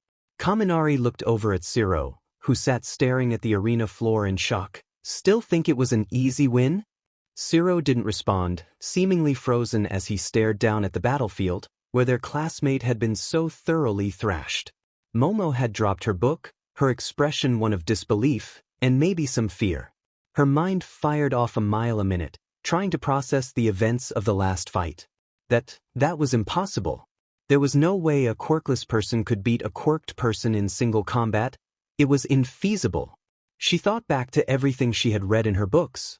How the quirkless were physically and mentally inferior to the quirked. Every textbook she had read said the same. She held nothing against the quirkless. In fact, she held an acute fascination for the quirkless, a genetic anomaly. They are strictly less capable than the quirked at anything beyond menial tasks. So, how did a quirkless person build something so advanced? Despite its appearance, the suit he wears is fairly complex and contains a wide variety of equipment and mechanisms that should be beyond the abilities of a quirkless individual. Unless he didn't build it, of course, it all made sense. Most quirked people couldn't possibly build something so advanced, let alone a quirkless person. He had to have had help, someone who built that suit for him. It was all a ruse. It was even highly likely that somebody was feeding the quirkless boy all his ideas. A quirkless person could never utilize such thought patterns. It was simply scientifically impossible. Momo looked up at the Jumbotron, displaying the bracket for the next fight. She was up next, fighting Zero. Once she beat him, she would be facing off against the quirkless boy then. Then she would get her answers. Shinso had conflicted feelings about his former teammate. On one hand, the quirkless boy was undeniably smart, in both mechanics and tactics. The strategy he came up with was amazing. Even in the recruitment phase, Midoriya proved that he knew how to think his way out of a problem, even when the odds are against him. On the other hand, the boy was cold. Sure, he and Shinso had bantered slightly, but it was clear that Midoriya was focused solely on winning the sports festival and going to any length to do so. Something Shinso sympathized with. But there was something different about Midoriya, compared to him. Ever since he was a child, Shinso had known he wanted to be a hero, even with his quirk. Despite how hard everyone had tried, Shinso was in UA, one class transfer away from his dream. This was why Shinso couldn't give up. This could be his only chance to become a hero. The entrance exam had not been favorable for him. He couldn't use his quirk on the robots, so he had to try and fight them hand-to-hand. That had not gone well, and in the end he had been well below the cutoff for the hero course. But the sports festival offered opportunities for transfers between courses, and in these events Shinso could truly shine. But while Shinso was fighting to become a hero, he almost got the opposite impression from Midoriya. It was almost like the quirkless boy was fighting in the festival to spite the heroes. The green-haired boy was brutal and efficient. The gadgets that he used were clearly made with specific opponents in mind, as the last fight showed. Had Midoriya really made equipment to directly counter the hero course? What exactly was he trying to prove?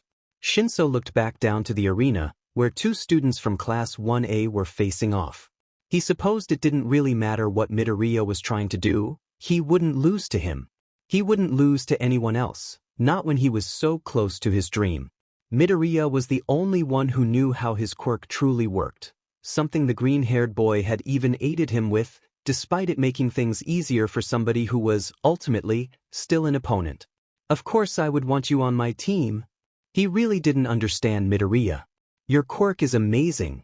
But he also didn't have to. The fight began, and he watched as a girl with a long black ponytail was immediately restrained by her opponent, some sort of long bands coming from his arms. The girl immediately froze and tried to plant her feet, but her opponent only used the bands to pick her up and try to spin her out of the arena. She managed to launch something from her foot to stop it, but it was clear she was getting flustered. Damn, could she not handle pressure? Eventually, she managed to loosen the bands, which seemed to stick to her body, and produce something from her abdomen with a soft glow. Holding it up, she jammed it into the tape, and Shinso watched as an arc of electricity traveled across it, arcing into the black-haired boy, and stunning him long enough for her to cut the bands with a knife. Shinso got up, walking towards the exit to his class booth, but was stopped by a hand on his shoulder. He turned around and saw Jinji Maeda glaring at him, teeth clenched. So, Jinji opens, you refused to team with me, but chose to team with a quirkless freak, instead? At the mention of the word quirkless, Shinso saw some heads turn towards the confrontation and sighed. Henji vultures, the lot of them. Yeah, I did, Shinso smirked darkly, you know? The quirkless kid that beat you within the first 10 seconds of the cavalry battle? He saw Jinji's fists clench, but the smirk never left his face. Shinso knew Jinji was all talk. He was proud of his quirk and his hero father, but not proud enough to attack Shinso. The silver-haired boy had already embarrassed himself once today. He knew that responding to Shinso's question would only embarrass him further. Shinso turned back around to keep walking to the ready area, when he heard one of his classmates shout at him. Hey, Shinso, one of these guys could be your opponent down the line. Don't you want to see who wins? No, Shinso didn't turn around, I've seen enough. And neither of them stand a chance against Midoriya. Midoriya hung his suit onto the rack in the locker room, looking at the bulky armor and sighing to himself. He looked up at the TV in the corner of the locker room, watching the match between Yaoyorozu and Shiro play on screen. He knew that he had memorized both of their files and their battle trial performances, but he still wanted to see how this match turned out. It would be good to measure not only their own personal growth since the battle trial, but also the overall growth of the hero course. And given what he has seen so far, he could make plenty of observations, all of them bad. Shiro was still rigid, not fully utilizing his quirk in this fight, though he must admit, this particular environment is not suitable for Shiro's quirk. He is launching ranged attacks at Yaoyorozu, and refusing to move from his spot while he does it. Likely he is trying to concentrate on his target, but in turn he is letting his opponent control the bulk of the arena. A smart opponent would be joyfully taking advantage of this misplay. And while Yaoyorozu is certainly intelligent, Izuku hesitates to call her smart. She clearly had a good grasp of what her quirk could do in a practical sense, but she lacks creativity. Her moves are basic, her technique is by the book, and what little martial arts she seems to know, Izuku swears could be pulled right out of a demonstration video. But that wasn't the worst part. Despite all of this, the most egregious error Izuku notes is that she still can't think on her feet.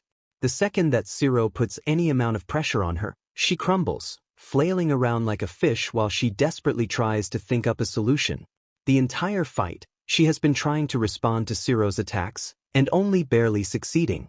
The creation quirk user is only fighting defensively, relying on reactionary action to keep herself afloat. He rolls his eyes and goes back to checking the systems on his suit.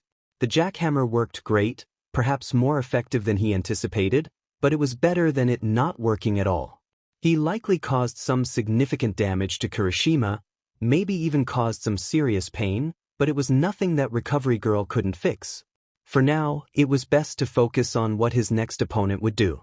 Looking back up at the screen, he notes that Yaoyorozu has finally gotten close enough to Shiro, holding up what appeared to be a Matryoshka doll, and throwing it towards him. The doll cracked open and released a white gas out. He sees Shiro start to cough, his eyes growing red and watery. Tear gas. Yaoyorozu closed the gap, a gas mask strapped to her face, and began to push the coughing boy out of the arena. With one final shove, Shiro tumbled off the side, and Yaoyorozu stood victorious, marking herself as his next opponent. Izuku nodded to himself. Ultimately, the result didn't surprise him, but it did make his next fight more difficult to plan for. As he began to brainstorm ideas, he heard the locker room door open. As Izuku turned, he noticed the figure of Shoto Todoroki standing at the entrance. Finally, the heterochromic boy said, "I was looking for you." Izuku sighed, standing up from his crouch and turning to the other boy. "You were looking for me? Why?" Todoroki stared at Izuku with a cold expression, but opened his mouth. You tricked me before, you and that Shinso boy. I want you to know that that only worked because you had Shinso to do it for you, and that will not work again. Izuku rolled his eyes. If you are trying to intimidate me, you should probably know by now that isn't going to work. It isn't intimidation, just a statement of fact. I have spent far too much of my life being controlled, and I'm not going to let anyone do it ever again. Todoroki spoke neutrally, but there was an icy steel in his voice. I am going to crush Shinso, and then I am going to crush you. I want you to make sure you understand that. Izuku's blood starts to boil at the boy's words. He looks over to the silent monitor, noting the match between Shinso and Tetsu just starting, and begins to get impatient. Is there a point to all this, or did you come down here just to whine about the cavalry battle? Izuku crossed his arms, glaring at the heterochromic boy. Todoroki shook his head, and continued. My point is that you have gotten this far because people underestimate you. I will not be making that same mistake. Underestimating you would be a miscalculation. Todoroki closed his eyes for a moment, before continuing. Just know that if you do make it far enough to face me, I will defeat you, just like everyone else. I have something to prove, and I won't let you get in the way of that. Izuku raised an eyebrow. So, you came all the way down here to tell me that you aren't going to hold back? Does that mean you are going to use your fire against me then? Todoroki's face twisted into a snarl. I already told you that I will not use that quirk. And I already told you that that didn't make any sense. Izuku smirked, noticing that he was getting under Todoroki's skin. You keep saying you're gonna crush me, and that you won't be underestimating me, but then you come back around and tell me you won't even use half your quirk? Talk about arrogance. Arrogance? Todoroki steps closer to Izuku, bearing down on him like a growling mastiff. You know nothing about what that quirk did to me. What it still does to me. Todoroki corralled Izuku on the wall, pressing the boy to the back of the locker room. Izuku felt a spike of panic set in, the one exit to the room far behind Todoroki at this point. He feels his breathing begin to quicken, his heartbeat begin to hammer louder and louder, as the familiar fear sets in. Tell me, Todoroki continued, as Izuku tried to calm himself down, do you know anything about quirk marriages? Izuku takes a deep breath, holding it for a few seconds before exhaling, getting his heart under control. He slowly sidesteps Todoroki, putting his back to the exit of the locker room. Yeah, they're an old practice. When people are arranged to be married because of quirk compatibility, the pieces begin to set into place, as Izuku begins to realize what Todoroki was saying. Yes, Todoroki says, noting Izuku's realization, I am a product of a quirk marriage. My father, Endeavor, bought my mother, and with her, tried to create the perfect heir. Once whose quirk would be perfect enough to surpass any obstacle, even All Might. Todoroki's eyes glazed over, lost in a memory. I was trained brutally, every day, Endeavor pushing me to my limit. But it was nothing compared to the abuse my mother went through at the hands of my father, so much so that she couldn't stand the sight of me, of my left side. Todoroki put a hand to his scar. One day, she snapped, unable to take it anymore. She turned to me, her eyes manic, and poured boiling water on my face. Todoroki looked towards the screen. So you see, that's why I have to win, and why I have to do it with my mother's ice alone. I refuse to use his quirk under any circumstances.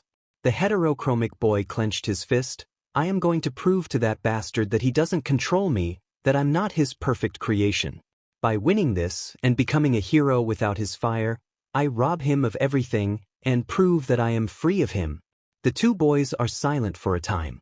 Todoroki turned towards Izuku, expecting to see the understanding of his situation clear on his face.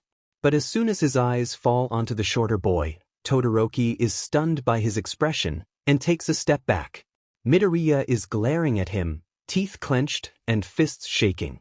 The boy's posture, which once seemed hunched in on himself, weight pulled behind him, is now hostile.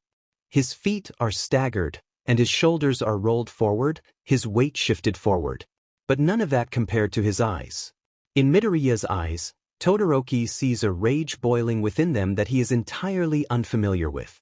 Where Todoroki was used to quick bursts of spontaneous anger from his father and siblings, The green-haired boy's eyes reflect a fire that seems to have been burning for years, a fire that is now swarming out of control. The shorter boy marched up to Todoroki, grabbing him by the scruff of his collar and lowering him so that he was eye level with Midoriya, and Todoroki found himself stunned into inaction, following along with the boy's physical commands. "Are you effing kidding me?" Izuku roars, throttling Todoroki once for emphasis. "That is your big reason for why you refuse to use your quirk. Because you want to spite your daddy?" Todoroki shakes himself out of his stupor. "I told you, I have to pro-dash. I don't care what you're trying to prove, you moron." Izuku was raging now, throwing Todoroki back a few steps. "You're telling me that you refuse to use your quirk to its fullest to spite your dad. Do you have any idea how disgusting that statement is?" Tears of long pent-up rage began to well in Midoriya's eyes, and Todoroki could tell that he had struck a particularly sensitive nerve. Can you imagine what it's like to have no power? To be born with a quirk that is either unhelpful, outright harmful, or even not having a quirk at all? Izuku lets out a barking laugh of frustration. "No, of course you don't, because here you stand, born with the perfect quirk. Complaining to me about it." Izuku approached Todoroki.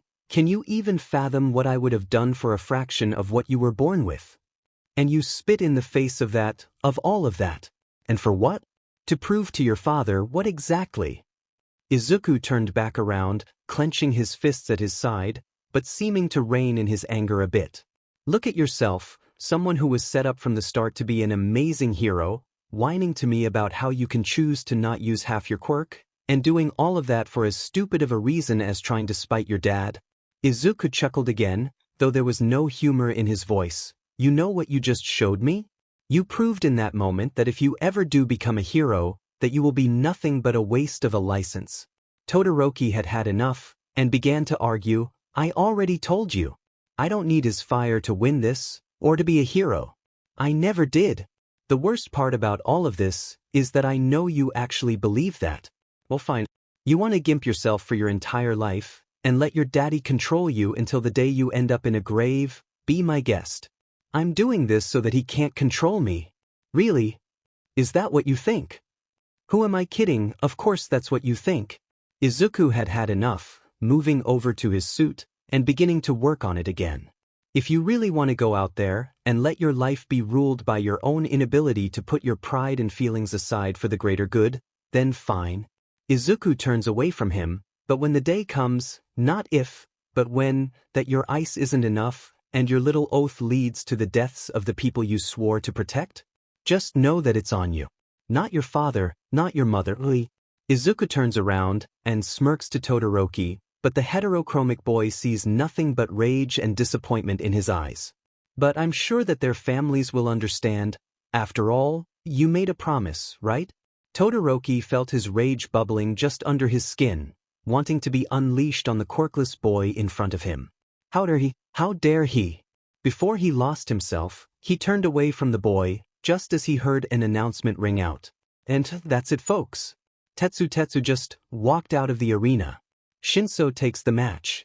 Will the next two competitors make your way to the arena, please?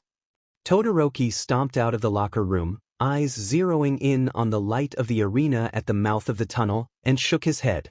He would prove it, right now, that he will never need that bastard's fire.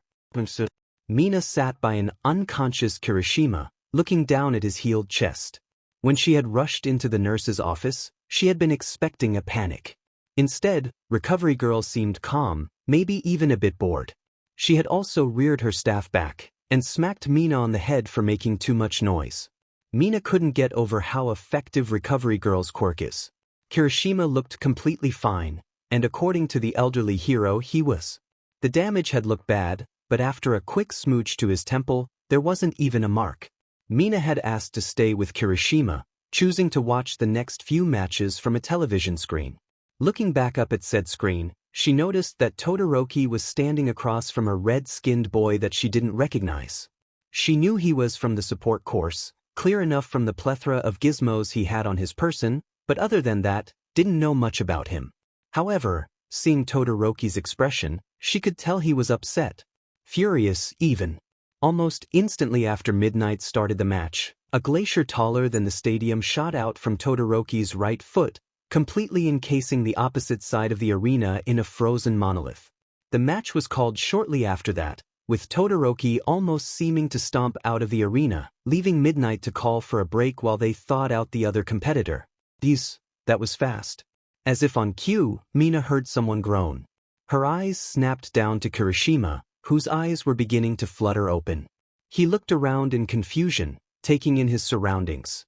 Mina immediately shifted her attention entirely onto the red-haired boy, grabbing one of his hands. Ijiro! Thank God, I was really worried about you. What happened? Kirishima was still slightly delirious, but Mina grabbed his hand, leaning closer. You lost. I'm sorry, but that Midoriya kid took the fight way too far. Mina began ranting, venting her frustrations over that match to the still prone boy. I mean seriously? A spike? He could have ended you. He didn't need to be so excessive abo-. Oh, I remember now.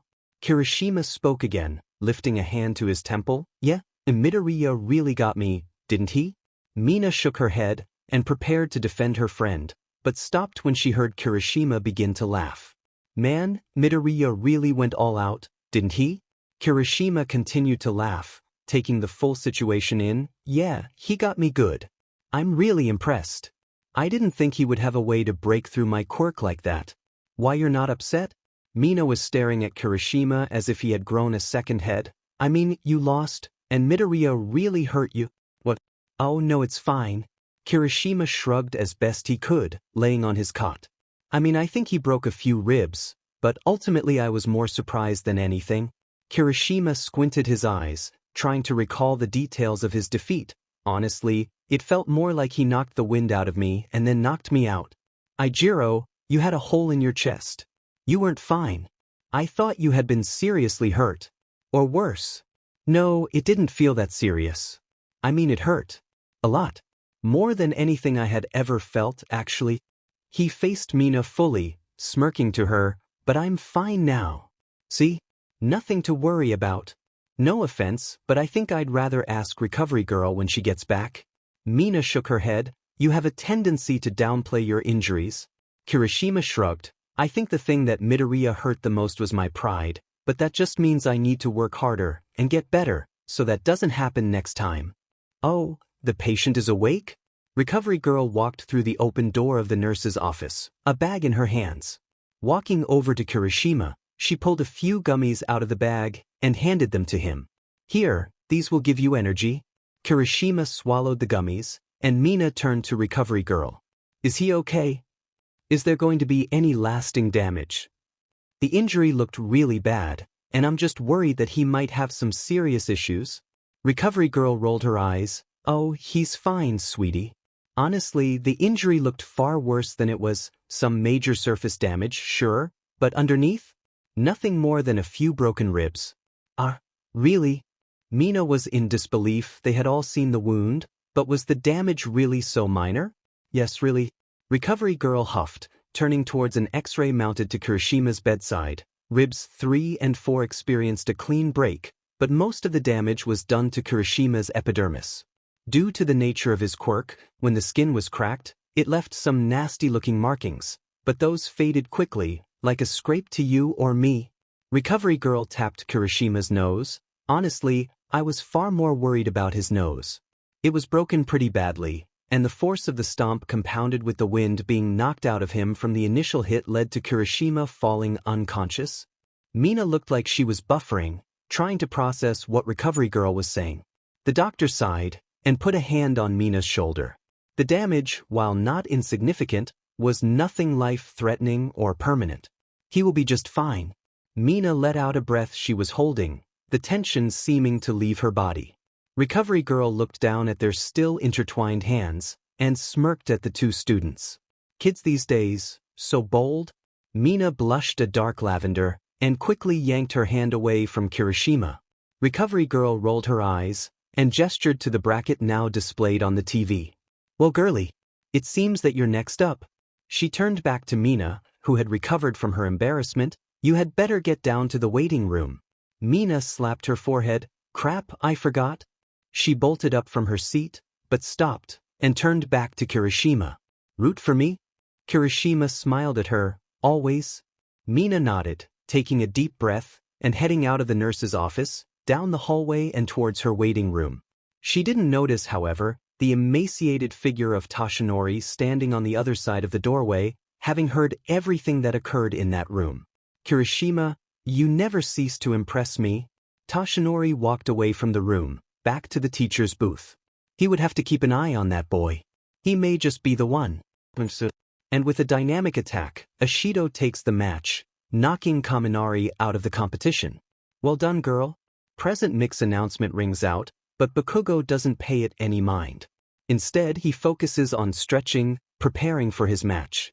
There were still 2 matches before his, but he didn't care about those extras, or their stupid play fights. He was going to go out there and wow the crowd. As he stretched, he was interrupted by a pink-haired girl walking down the hall. Bakugo paid the extra no mind as she hummed to herself, reapplying the straps on her little gadgets. Eventually, though, her humming started to annoy him, so he whirled around to the girl, who wasn't even facing him. "Hey bubblegum hair, do you effing mind?" She continued to ignore him, further irritating Bakugo, who marched over to her and put himself directly into her line of sight. She stopped her humming and looked up at him. "Do you need something?" "Yeah," Bakugo answered, leaning down and glaring at the girl. "I need you to shut the F up, your humming is annoying." "Oh," she seemed to think to herself for a moment. "In that case, can you leave? My match is after Lizard Girl and Vine Girl's match." "I don't care when your match is. I'm not leaving, so do me a favor and shut your damn mouth." Bakugo whirled back around, going back to the middle of the room and trying to get back to stretching, but was stopped when Bubblegum Hair spoke again. "Wow, you are even worse at listening than Midoriya. Do you need a hearing aid?" Bakugo whirled around, face twisting into anger. "I can listen fine. I just need you to shut dash." He stopped, fully processing her words. "What do you mean, Midoriya?" "Izuku Midoriya. He is the one with the super cute exosuit, and he is my classmate." Mei was not looking at Bakugo, whose fist had begun to clench. "I want to know how he built that." "He said he would let me examine his arm." "Are you friends with Deku?"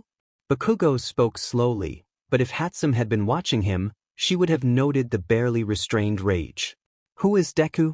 Mei paid him no mind, only turning away from her inventions when Present Mix's voice rang out. "And just like that, Ibra takes the match. Excellent show of power by both competitors. Both of you should feel proud." "Oh, I can't wait to show those investors what my babies can do." Mei got up and jogged out of the waiting room, leaving Bakugo alone, but instead of getting back to his stretches, Bakugo simply stares at where the girl runs to. He looks up at the bracket on screen, and his face twists into a venomous grin.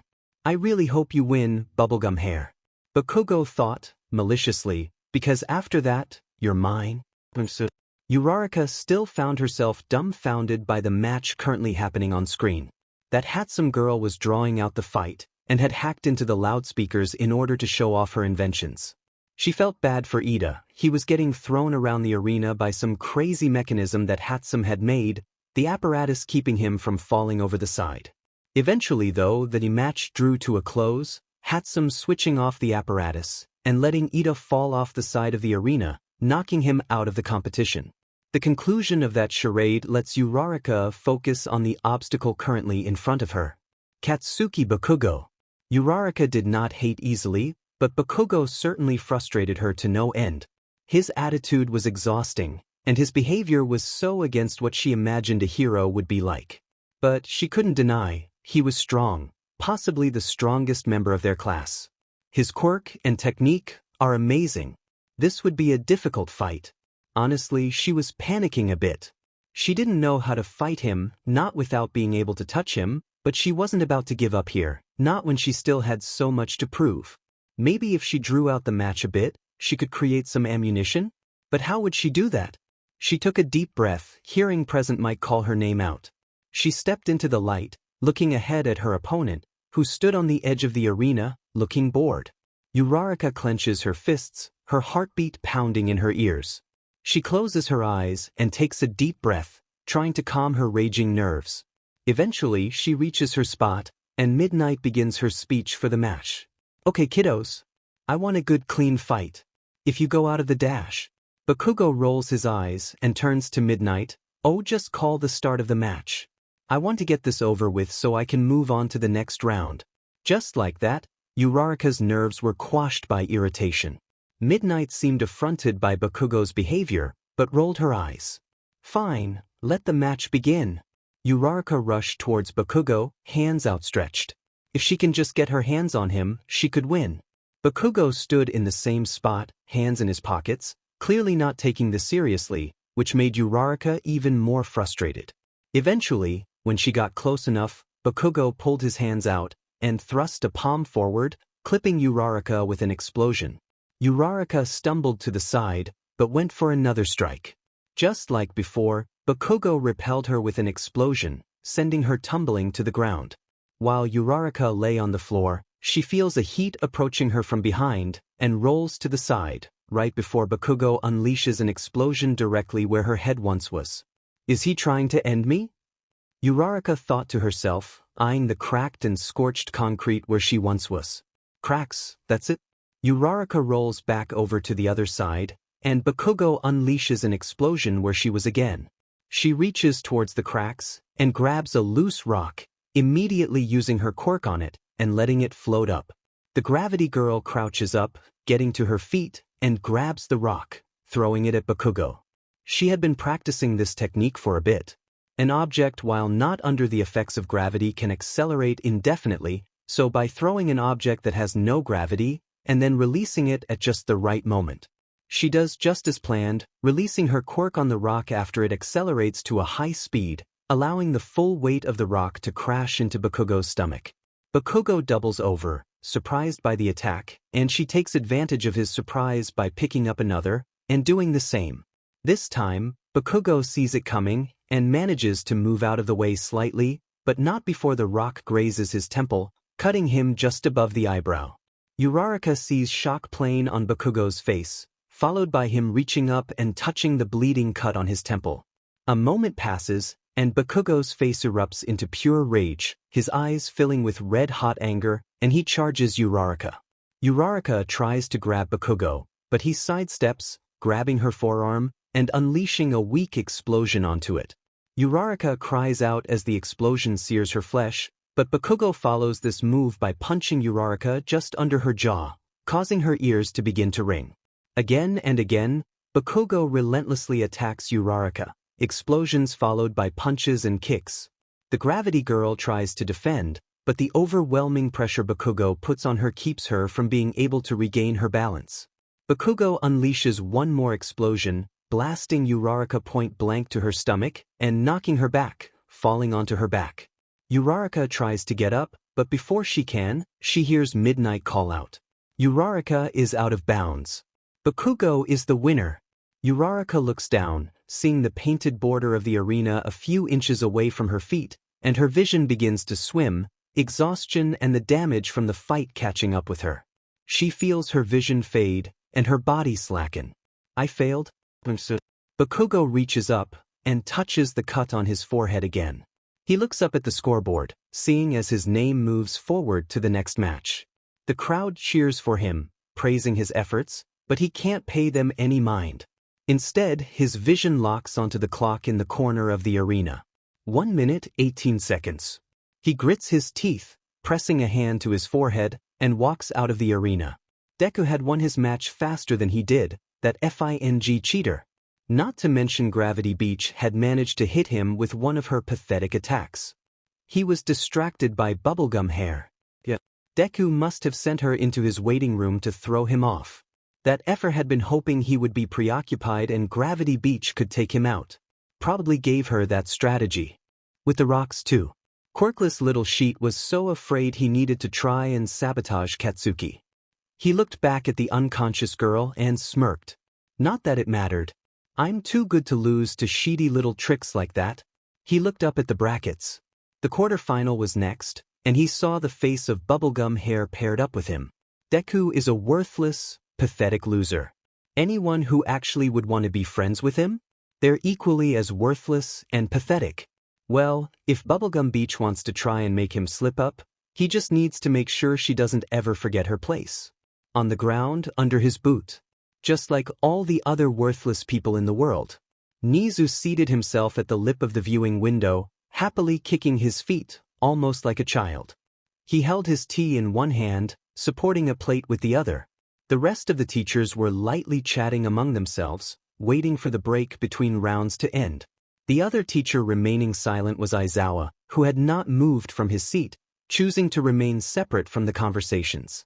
Ectoplasm takes a sip from his cup, his lipless mouth widening in a macabre smile. I must say, Majima, your student has certainly made an impression. Power Loader nods, a small smile of his own painting itself to his visible features. That is definitely one word for it. He chuckles, though I must say, he is certainly keeping this sports festival interesting. Interesting or not, I am still hesitant to call his influence a positive one. Cementos interjected, if his first performance is to be seen as a sign, then I worry that his subsequent matches could actually be worse. All Might coughs into his hand, but nods in agreement. Not to mention as the competition gets tighter, there is a higher chance that Midoriya or his opponent will become severely injured. A higher chance? Vlad King says, voice rising with a mirthless chuckle, Midoriya has already shown a disturbing lack of restraint and foresight. Ken shakes his head, I still don't understand why we are still entertaining this. Ken, Majima spoke, turning to his colleague, I can't help but notice the lack of comments for the other matches we have observed. Ken turns his head to the shorter man with confusion, what do you mean? You mean that you didn't see any problem with Todoroki's match? Or Bakugo's?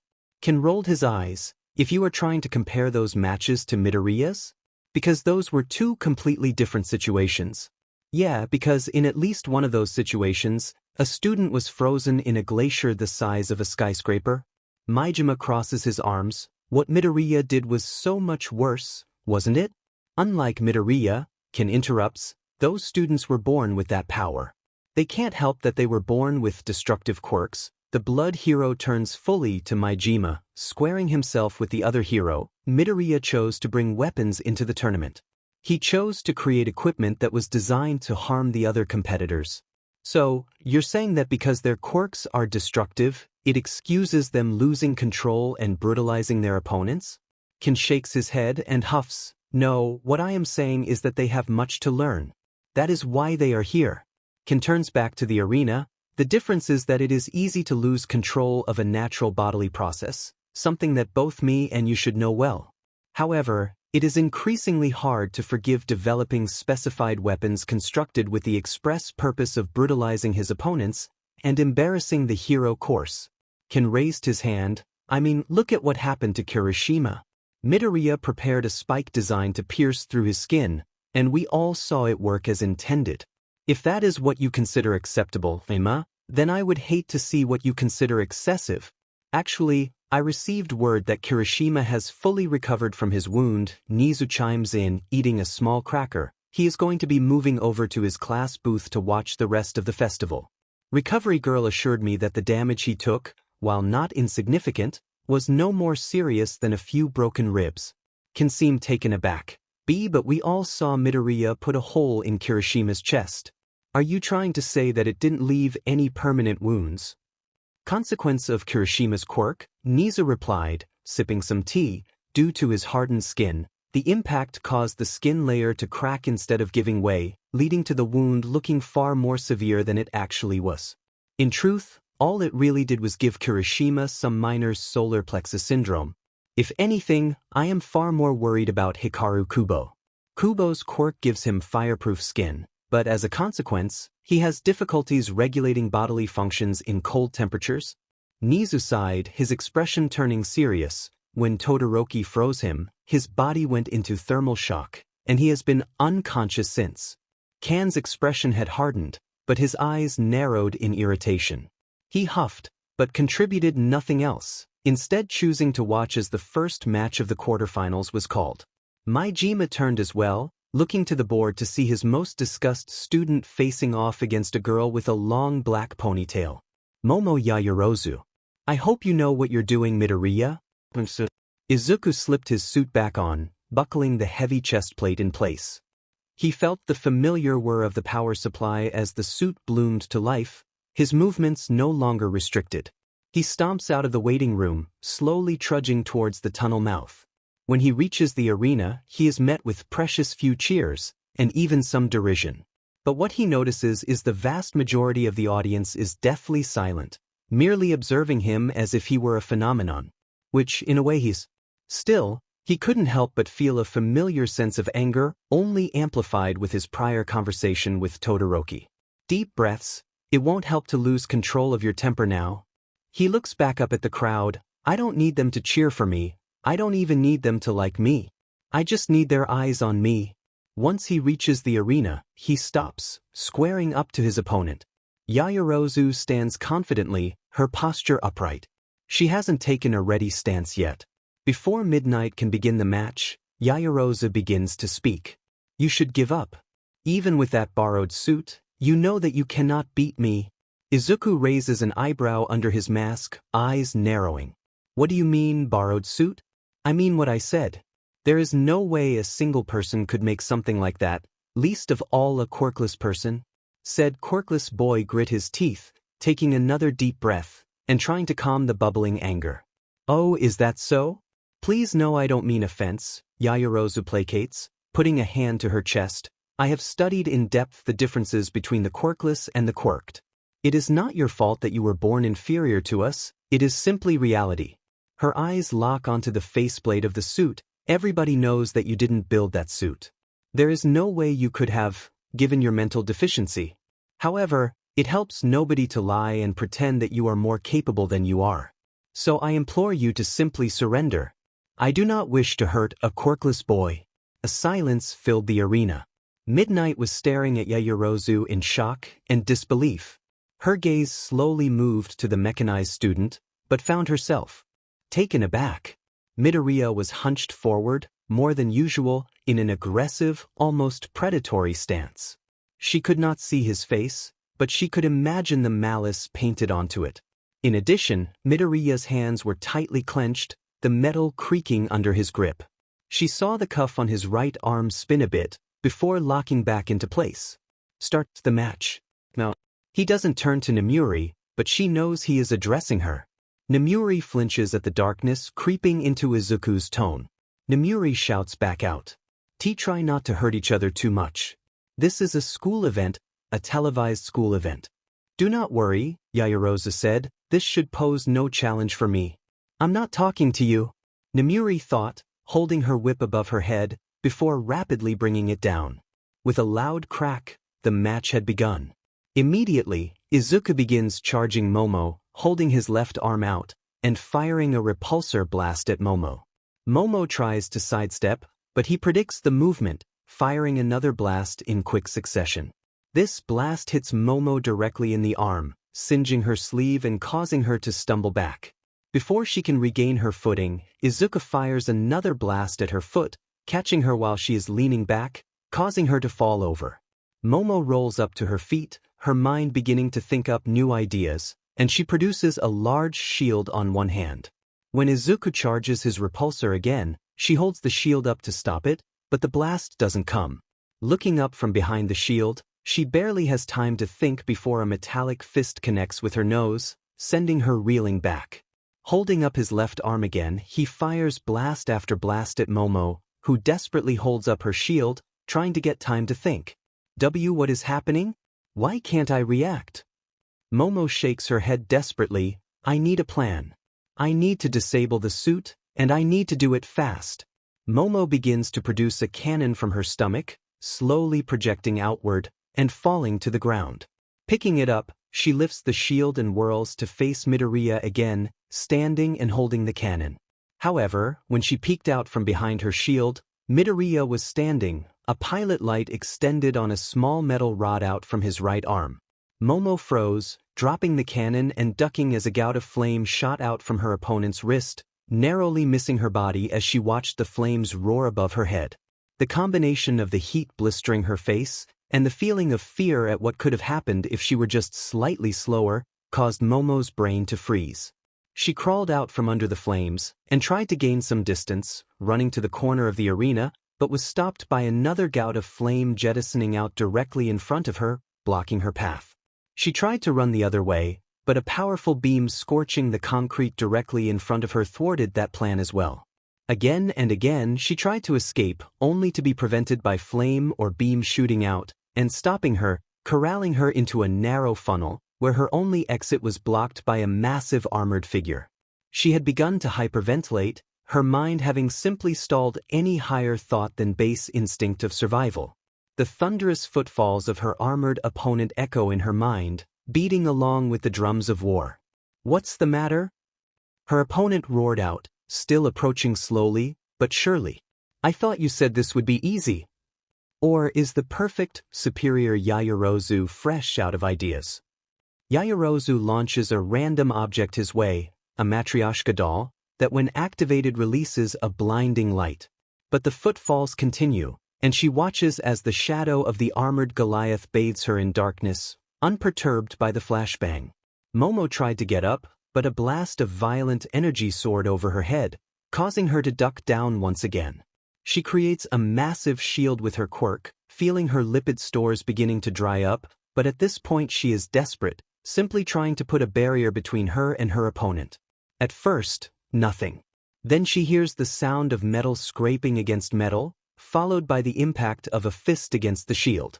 The shield holds the initial impact, but then she hears the telltale scraping again, and then suddenly a metal spike rockets through her shield and jets out, stopping an inch away from her face. In a panic, Momo let go of the shield, crawling backwards away from Midoriya, who grips the lip of the shield and tosses it aside, removing the only remaining barrier between the two. "Look at you, you talked so big at the start of the match. Now here you are, crawling around on the ground like an insect." Izuku looms over Yaoyorozu, having pushed her to the edge of the arena. Momo desperately reaches out, pushing the chest piece, but gives up as her hands meet unyielding metal. "You're weak, in body and mind. And it's high time you learn that." Momo watches as his arm moves up, poised to come crashing down on her face, and she desperately rolls to the side, narrowly missing the crushing force of the fist. She manages to get to her feet, trying to put some distance between her and her opponent. Her heart is pounding in her ears, the adrenaline in her body pushing her to just keep running, desperately trying to think up a plan. How am I supposed to fight this? It's like every time I try to do something, he has a counter already set in place. He is several moves ahead of me. Momo dodges another blast that sails over her head, impacting the wall in front of her. This doesn't make sense. Even with that armor, a quirkless person shouldn't be so capable of dynamic thought. Yet here he is, stopping me at every turn. What is going on? Momo turns to face her opponent, taking deep gulps of air and observing as Izuku slowly walks towards her. Her mind races a mile a minute, trying to come up with a solution to this fight. "It's okay, you still have the upper hand, Yaoyorozu." Momo thinks to herself, he is limited by the tools he has strapped to that iron monstrosity, whereas I can make anything to beat him. I just need to find the right tool for the job. Her focus drifts slightly, schematics and chemical formulas flooding her brain. Grenade? No, he has too thick of armor, it wouldn't work. He seems to have some kind of adaptive lens that prevents flashbangs from working on him. Melee combat is out, perhaps an electrical charge? That only works if I can hit the power supply, and I do dash. She was pulled from her mind by a shadow being cast over her, and snapped back into reality just in time to see Midoriya's fist meet her stomach. Momo doubles over in pain, slumping to the ground. Typical arrogant hero, too focused on then that you can't think about now. Izuku grabs her by the scruff of her gym shirt and lifts her off the ground. Desperately, Momo launches another fist into his chest, but only feels her bones creak under the impact. For a moment, he simply holds her there, as if pondering what to do next, but then suddenly he reels back and throws her, leading to her hitting the ground hard and skidding slightly against the rough cement. She tries to lift herself up to continue the fight, but then hears the crack of the whip.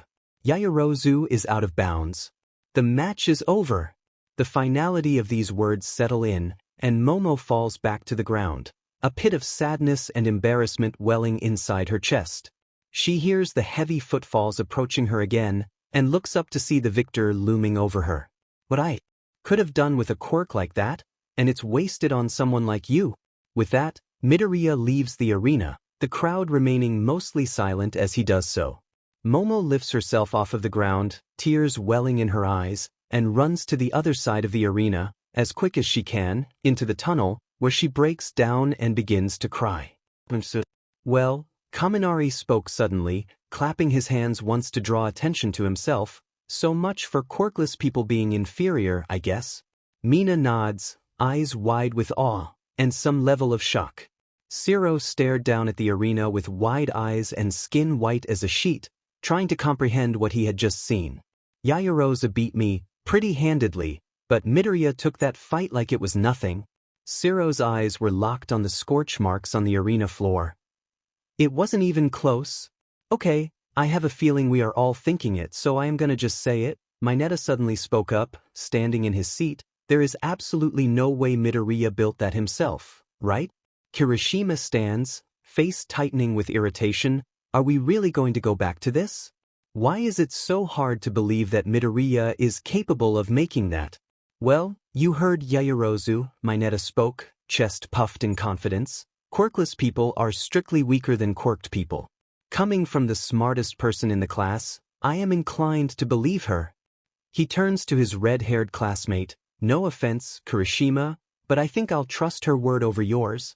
Mineta, no matter how much you sing her praises, Yaoyorozu will never go out with you. Jiraiya spoke, breaking her silence. Mineta wilted at her words and sat back down, but Zero took the opportunity to speak up. Well, what do you think about all this, Jiraiya? Or are you just going to sit in silence for the rest of the fights?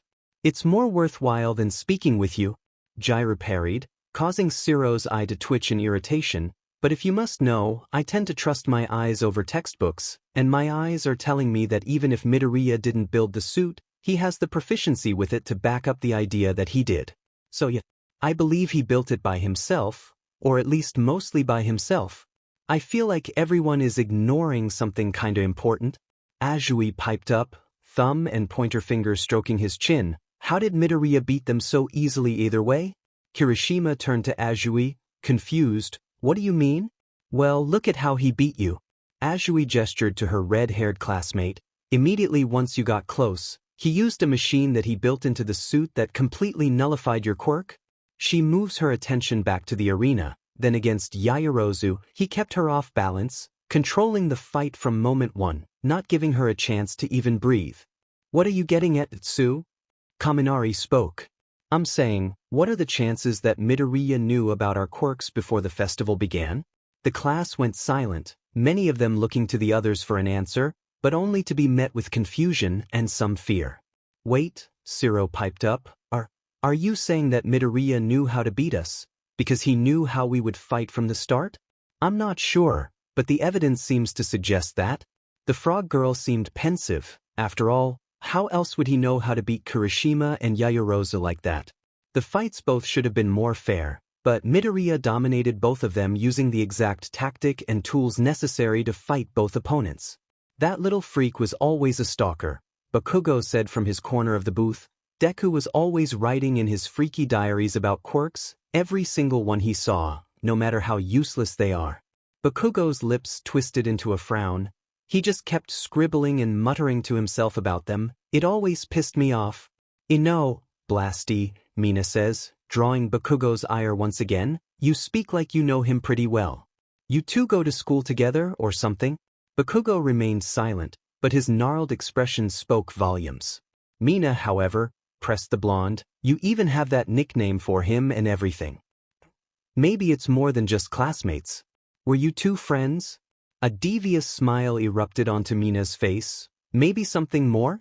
Bakugo exploded from his seat, lunging at Mina with a roar. He pinned her to the floor of the booth and began to shake her. He slammed her head into the sturdy floor of the booth and lifted a hand above his head, small explosions popping. You wanna if I repeat that, raccoon eyes? Bakugo's eyes were manic, filled with malice. That little freak is nothing to me. He is an insignificant bug, a stain on the floor compared to me. Just like you. Bakugo felt himself get wrenched up, with Kirishima pinning his arms behind him and Siro intervening, separating the two of them. Mina still knelt on the ground, coughing slightly as Bakugo rages in Kirishima's grasp. Bakugo kicked his head back into Kirishima's nose, but the boy hardened his skin, making Bakugo's attack ineffective. Mina glared up at Bakugo, her yellow eyes filling with anger, but her mouth twisting into a slight smirk. If she broke out into another coughing fit, if that's true, and Midoriya doesn't matter, then why do you get so angry when anyone talks about him? Mina met his glare with one of her own. Sounds to me like that bug isn't as insignificant as you like to believe. Bakugo struggled again, trying to break free. This little worm had mouthed off to him for the last time. Nobody talks to him like that, least of all some freaky extra. But as Bakugo pulled back his hands to blast this stupid red-haired loser in the face, a stern voice rang out. What the hell is going on? All eyes turned to meet the gaze of their homeroom teacher, who glares at the scuffle happening in the booth. He slowly walks forward, just as Kirishima drops Bakugo, backing away slightly. Bakugo immediately readies himself, preparing to pounce on the still-prone Mina, but stops when he sees their homeroom teacher's scarf moving. Swallowing his anger, Bakugo stands and walks back over to his seat on the other side of the booth, sitting with a huff of anger. Aizawa walks over to Mina, standing over her, but addressing the whole class. You all are the future of Hero Society, whether you like it or not. As such, if you continue to conduct yourselves this way, I'll pull each and every one of you from the festival, future or not.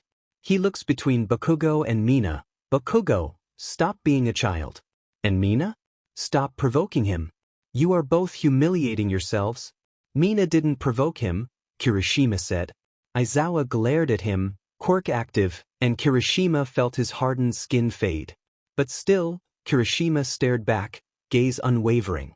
He continued, we were discussing Midoriya, the quirkless kid from the support course, and Bakugo starting going on a rant. All Mina did was ask him a question.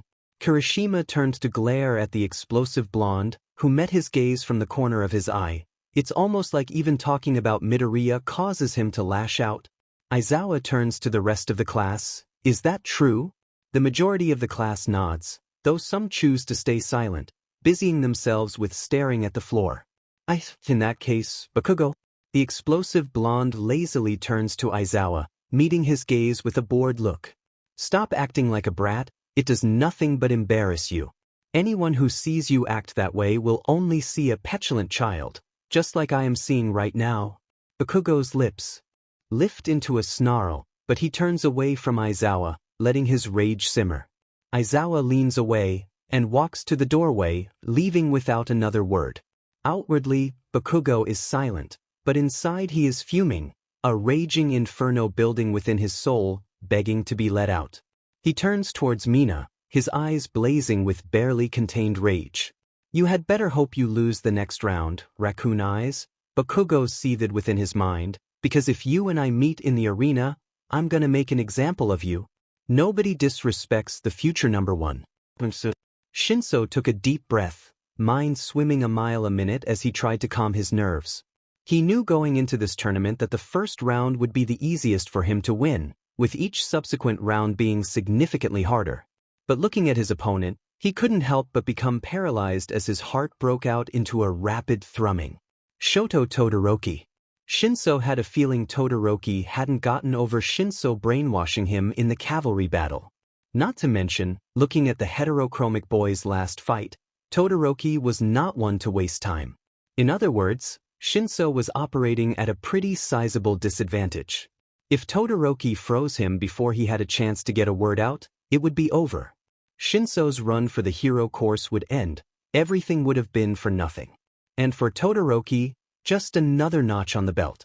Shinso stared down at the floor of the locker room, thinking of a way out of his current situation.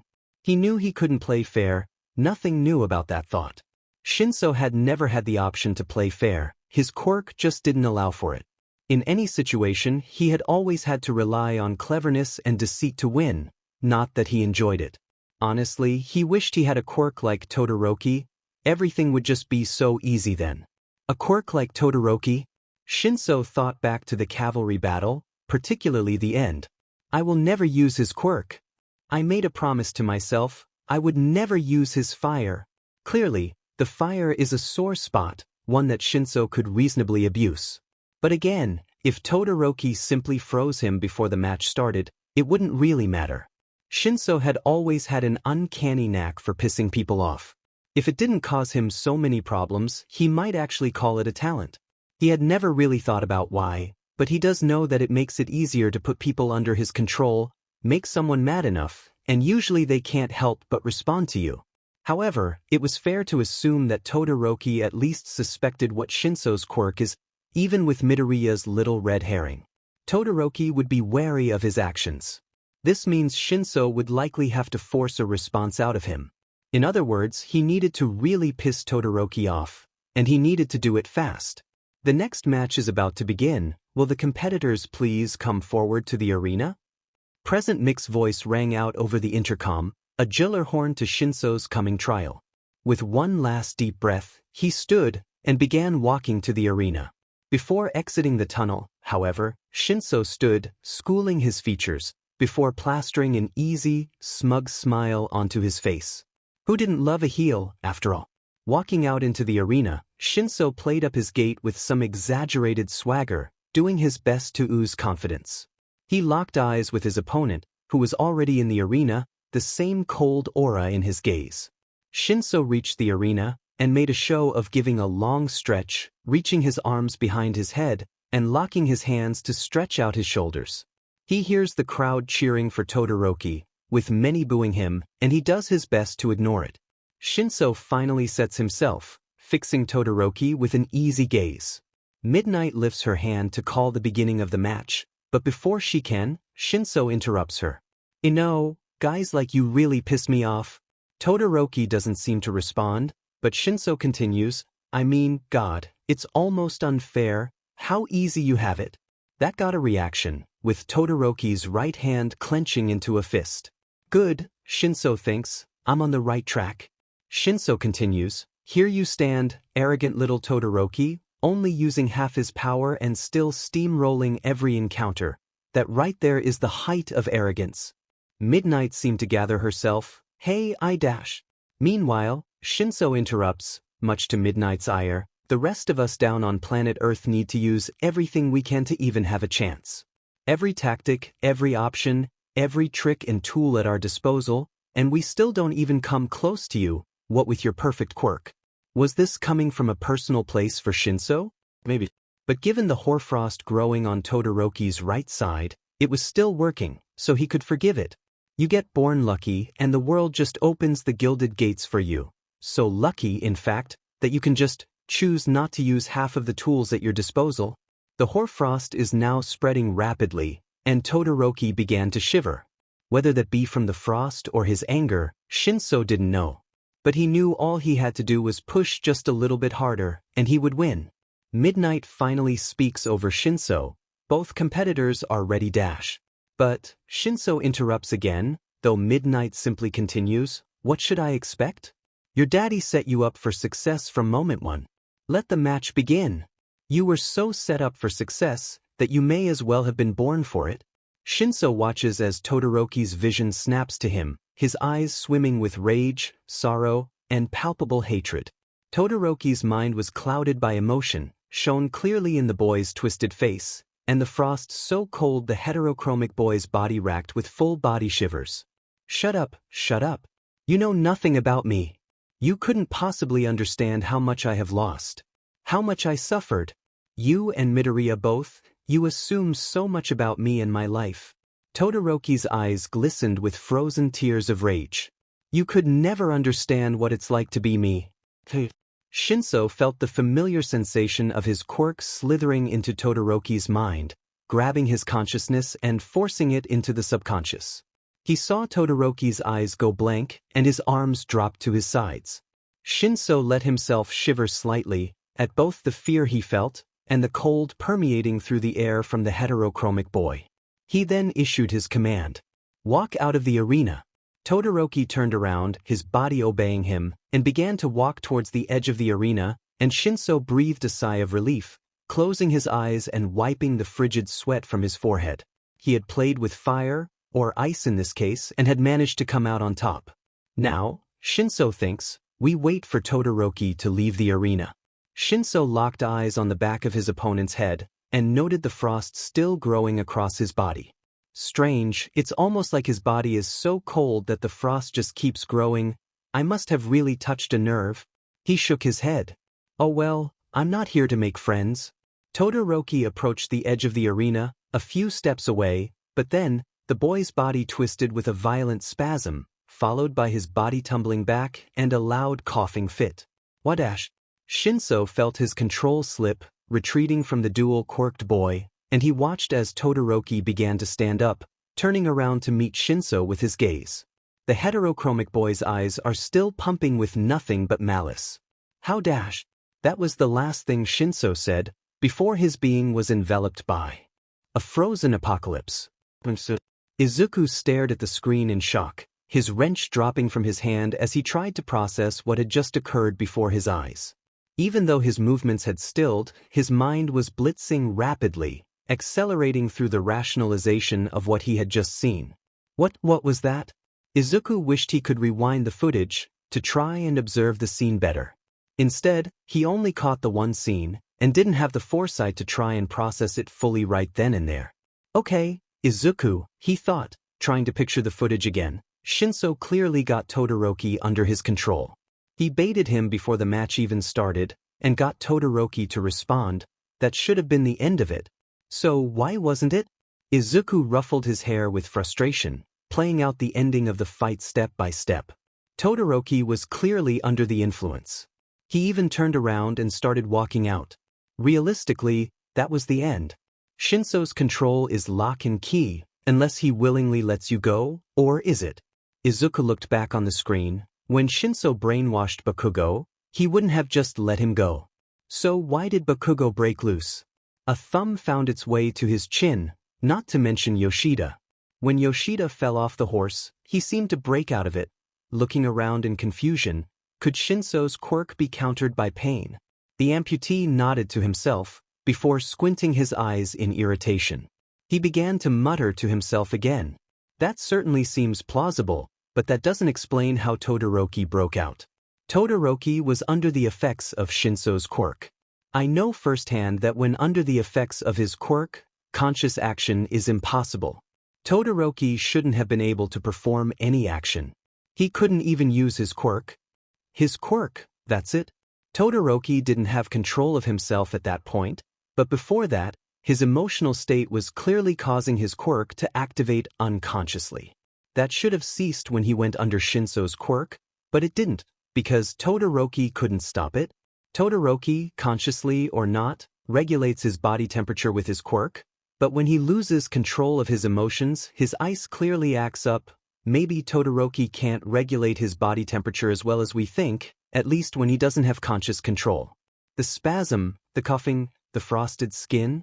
In his anger, Todoroki gave himself frostbite, and when he went under Shinso's quirk, he was broken out by the pain caused by that. Izuku shoots up from where he is sitting, but stalls in his excitement when irritation permeates his chest. Of course, even without trying, Todoroki's quirk is just so strong that even its downsides save him. Typical. The amputee shook his head. No, now isn't the time for anger. I learned a lot here. Shinso's quirk can be broken by pain. The level of pain is unknown, but appears minor. And Todoroki isn't immune to the effects of his ice, not without using his fire. Izuku thinks back to his conversation with Todoroki before the heterochromic boy's first match. I refuse to use his quirk under any circumstances. And then, Izuku finds a new idea blooming in his head. He quickly turns to the clock. Depending on the length of the next matches, I have between an hour and 2 hours before I need to be on the cement, and ready. It isn't much time. He looks down at the rotary cuff, to the final position on the rotor that had yet to see use in the sports festival. But luckily, I already did most of the work. All I need to do is change one small thing. The quirkless boy smiles, a smile that hides a novel worth of planning. You don't want to use your fire? Fight. But don't get mad when someone uses that against you. So, This is quite the predicament you've found yourself in, isn't it, boy? Ken grunted, baring his orcish teeth at the older woman. He supposed that it might be intimidating in any other situation. The tactic had worked before. But handcuffed to a chair in a sterile metal room, surrounded by guards on all sides, the action may have lost some of its bite. Why don't you just tell me what the F you want, you old bag? Ken gritted out, struggling against the restraints. If the aforementioned old bag was offended by the language, she didn't show it. Instead, her glare remained cold, but indifferent, as if a panther addressing a pinned bird. It put Ken on edge, especially given the nature of his restraints. Normally, he would just scrape and cut his wrists using the handcuffs, but they had apparently thought of that, and fitted him with padded cuffs that prevented him from drawing blood. This, plus the padded chair, could only mean one thing. They know who he is and what his quirk does. Simply put, Sekijiro, or should I call you Blood King Ken? Her glare seemed to grow even colder. That is your little call sign amongst your gang, correct? Shit, Ken thought to himself, this is really bad. Well, Ken, despite your young age, you have yourself quite the rap sheet. The stern woman pulled out a fairly thick manila folder and tossed it onto the table. She didn't open it, likely because Ken realized she didn't have to. Assault, theft, grand theft, unlawful brandishing of a weapon, drug trafficking, smuggling, and even some acts of vigilantism speckled in there. Her eyes run from his face down his arms, tracing the large tattoos that littered his arms, and seeming to map the positions of the ink underneath his shirt. What's interesting about this, however, she continued, is not one murder charge, not even manslaughter. She looks back at Ken. That usually means one of two things. One, that you don't have the stomach for murder. I have a feeling that isn't it. Ken did his best to not look insulted. Or two, that you may be a villain, a gang leader too, but you have morals. You have a line you won't cross.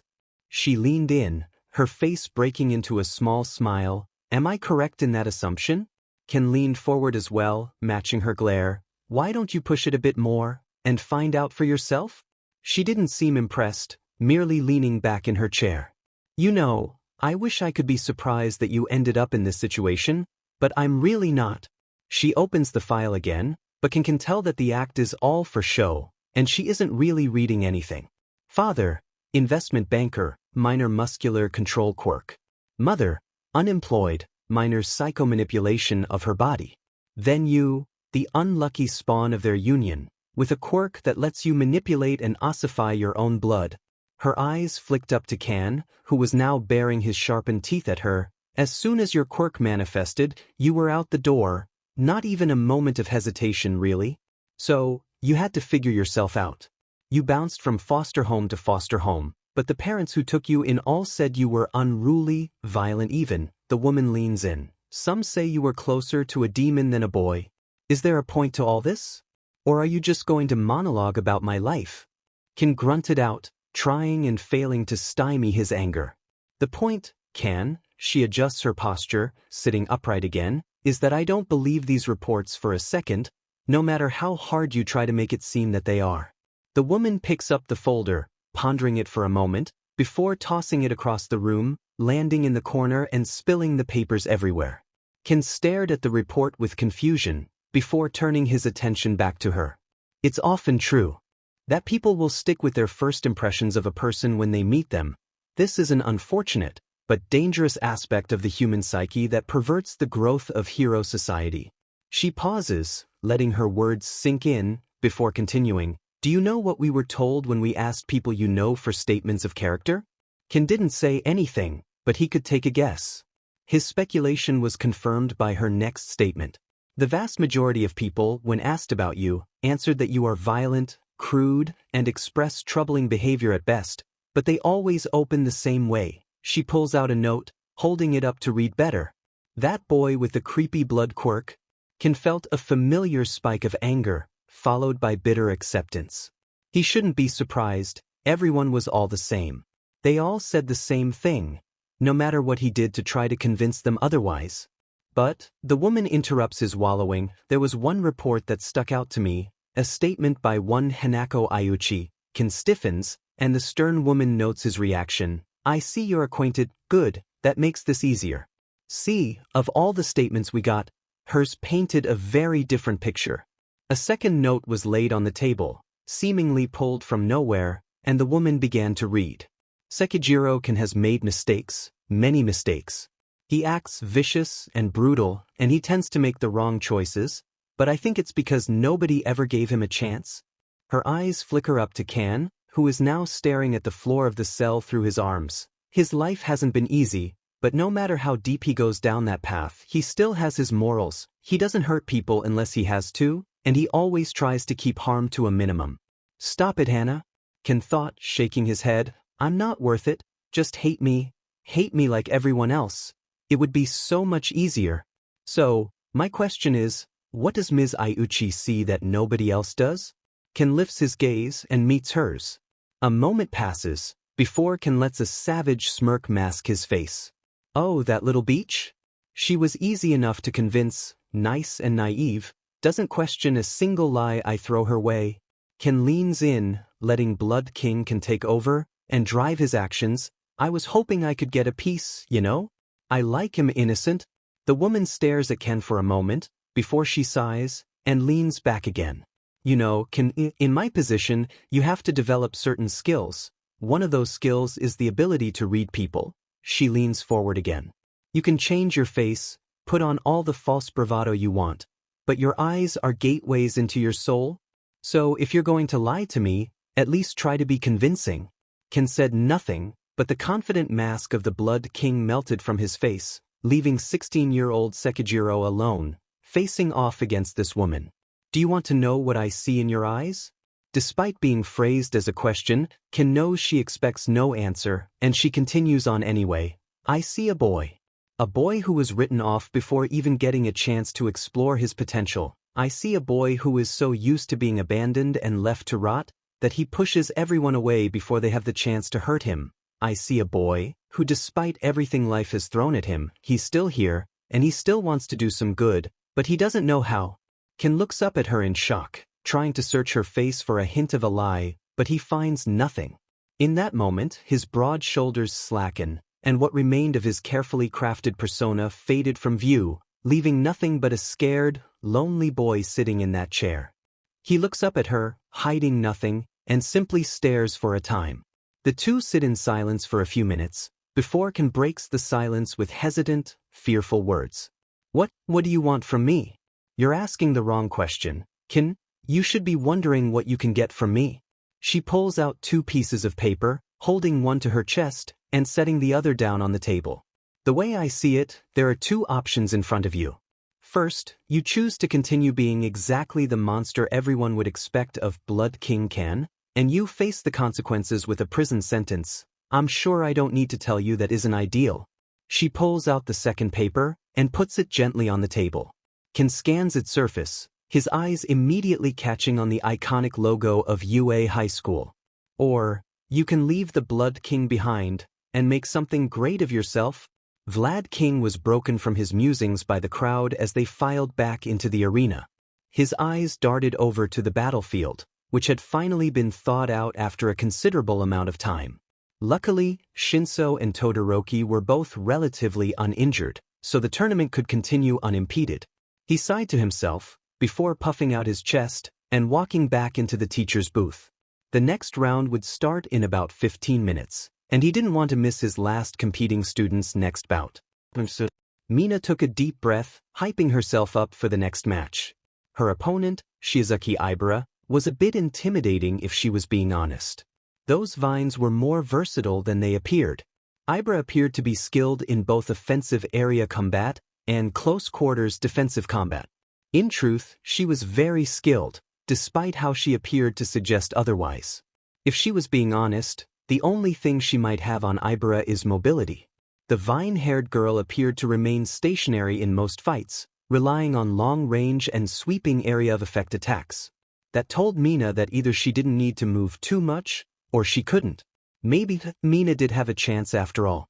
Will the competitors please take the stage? The blaring of Present Mic's voice triggered Mina to stand and begin walking to the arena. When she entered the light, she could hear many of the crowd cheering. She smiled and waved for the crowd, earning more uproarious cheering. Mina's foot met cement, and she took her place across from the vine-haired girl, who appeared to be taking a moment to pray. "Hey there." Mina waved excitedly at her opponent, who simply raised an eyebrow. "Let's have a great fight." Shizuki nods, before clasping her hands together again. "Yes, though the Lord detests violence, I have no intentions of losing." "Okay." Mina tilted her head at her opponent's statement, but took a ready stance regardless. Midnight lifted her whip above her head, and with a crack the match had begun. Immediately, Ibra shot her vines into the ground, rapidly lashing them out from beneath the concrete. Mina stumbled left, narrowly avoiding a thorned whip, but was clipped in the arm by another immediately after. Again and again, Mina hopped sporadically, desperately dodging the vines as they came close, though every time, she was losing ground, being pushed further and further to the edge of the arena. Mina launches acid forward in a large glob, catching one vine, but then is impacted by another that comes at her from the side. While still reeling from that impact, a vine lashes out, tripping her and causing her to fall prone. The pink-skinned girl feels a rumbling from underneath her, and quickly gets into a push-up position, throwing her body up and to the side. She narrowly avoids a cluster of vines that shoot out through the concrete, causing the surface to crack. Mina rolls and pops up into a crouch, but is immediately forced to duck as a vine shoots out at her head. She pops to her feet again, but is immediately thrown off balance by a vine impacting her side.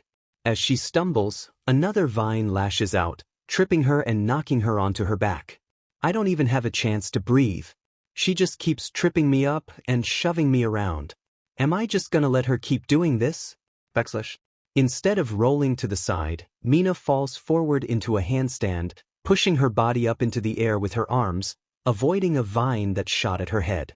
The vine that shot at her head then whips to the side, hitting her arm, and digging its thorns into her skin. Mina hisses in pain, but instead of flinching away, she releases a bit of acid, causing the vine to dissolve. Falling forward, she enters a standing position, rapidly spinning back around to meet her opponent, only for another vine to hit her directly in the nose, causing her to stumble back. Shit, this is bad, Mina thinks, narrowly avoiding a vine that was made to stab at her chest. I can't get my footing. Every time I try to right myself, she just pushes me off balance again. Mina ducked under one vine and rolled forward, only to get slapped by a vine shooting out directly in front of her and pushing her back. But why is she fighting like this? Ibra always fought by restraining her opponents. Why isn't she doing that? Mina felt her mind click. Is it because of my acid? Maybe the reason she hasn't grabbed me is because it wouldn't work. Mina was broken from her thoughts when another vine impacted her chest, knocking her to the very edge of the arena. Her back was, metaphorically, against the wall. It's now or never. Just as a vine whipped towards her knees, Mina lunged over it, tucking and rolling forward. As she lands, she unleashes a deluge of high-pH acid directly in front of her in an arc, catching Ibra's second vine and dissolving it immediately. She rushed forward, falling into a cartwheel, and lashing her hand out, coating the ground in front of her with acid. Landing on her feet, Mina skates across the acid and notices how Ibra's vines try to pierce the thick acidic veil. The vines make it through, but most are dissolved before they can become a threat, leaving Mina to lunge forward unimpeded, skating across the ground, then flipping forward, landing into a tumble, and quickly rising into a sprint towards Ibra. The gap between them was rapidly closing, and she saw Ibra yelp slightly before encasing herself in a sphere of thick vines. But instead of slowing down, Mina sped forward, holding her hands out in front of her in a cross. Okay, Mina nods to herself, feeling her skin pumping out a viscous acid across her body. Moment of truth. At first, when Mina impacts the dome, there is nothing but the feeling of thorns digging into her flesh. But then, she heard a hissing sound, followed by the feeling of bubbling as the vines dissolved against her veil of acidic sludge. Mina felt her skin beginning to burn, the familiar sting of acid burning her skin. She may be resistant to her own acid, but that resistance had a limit. Come on, Mina shouted to herself, just a bit more. Eventually, she felt the thorny shield give way. More vines rapidly shot out trying to stop her, only to dissolve against her veil. Mina falls through the thick wall of plant matter, landing directly on top of Ibra, who lets out a yelp as Mina's acidic form impacts her body. Mina immediately grabs Ibra and lets herself cease her acid production. The pink girl lifts Ibra like a travel bag and throws her out of the vine dome, following quickly and leaping out of the dome just as it crashes in, desperately trying to grab the acidic girl. Mina leaps on top of Ibra, grabbing her arms and pinning them behind her back, followed by grabbing the back of her shirt. In one swift move, Mina spins around, lifting Ibra with her, before releasing, letting the momentum carry to Ibra, and fling her out of the arena, onto the dirt just outside the cement rectangle. Shiozaki Ibra is out of bounds. The winner is Mina Ishido. The crowd erupts into cheers as Mina tries to catch her breath for a moment, before smiling and jogging over to Ibra, who is seated on the ground. The girl seems upset, staring at the dirt, lost in her own world, but is shaken out of her mind by a pink hand thrusting forward into her field of vision. Ibra looks up, seeing Mina leaning down, hand outstretched to help her up, and a wide smile on her face. Wow, that was close. The pink girl closes her eyes as her smile almost seems to widen further. You really had me on the ropes for a while there. I was worried that I wouldn't even get a hit. Ibra seems stunned by her gesture, before meeting Mina's smile with a small one of her own. Ibra takes her hand and allows Mina to lift her to her feet. The vine-haired girl stands tall in front of Mina and nods to the victor of their match. You did well, not many people have been able to outmaneuver my vines. Ibra's eyes harden, but make no mistake, when next we fight, it will not be so easy. Mina laughs slightly and opens her eyes. Ibra notices the fire radiating behind her peridot irises. Maybe so, but don't expect me to just let you outpace me. I'm gonna get stronger too. The two nodded, before turning and walking out of the arena, much to the crowd's uproarious applause.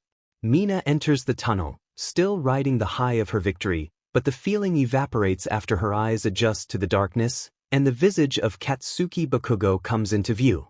Immediately, her mood darkens, and she feels a grimace cross her face.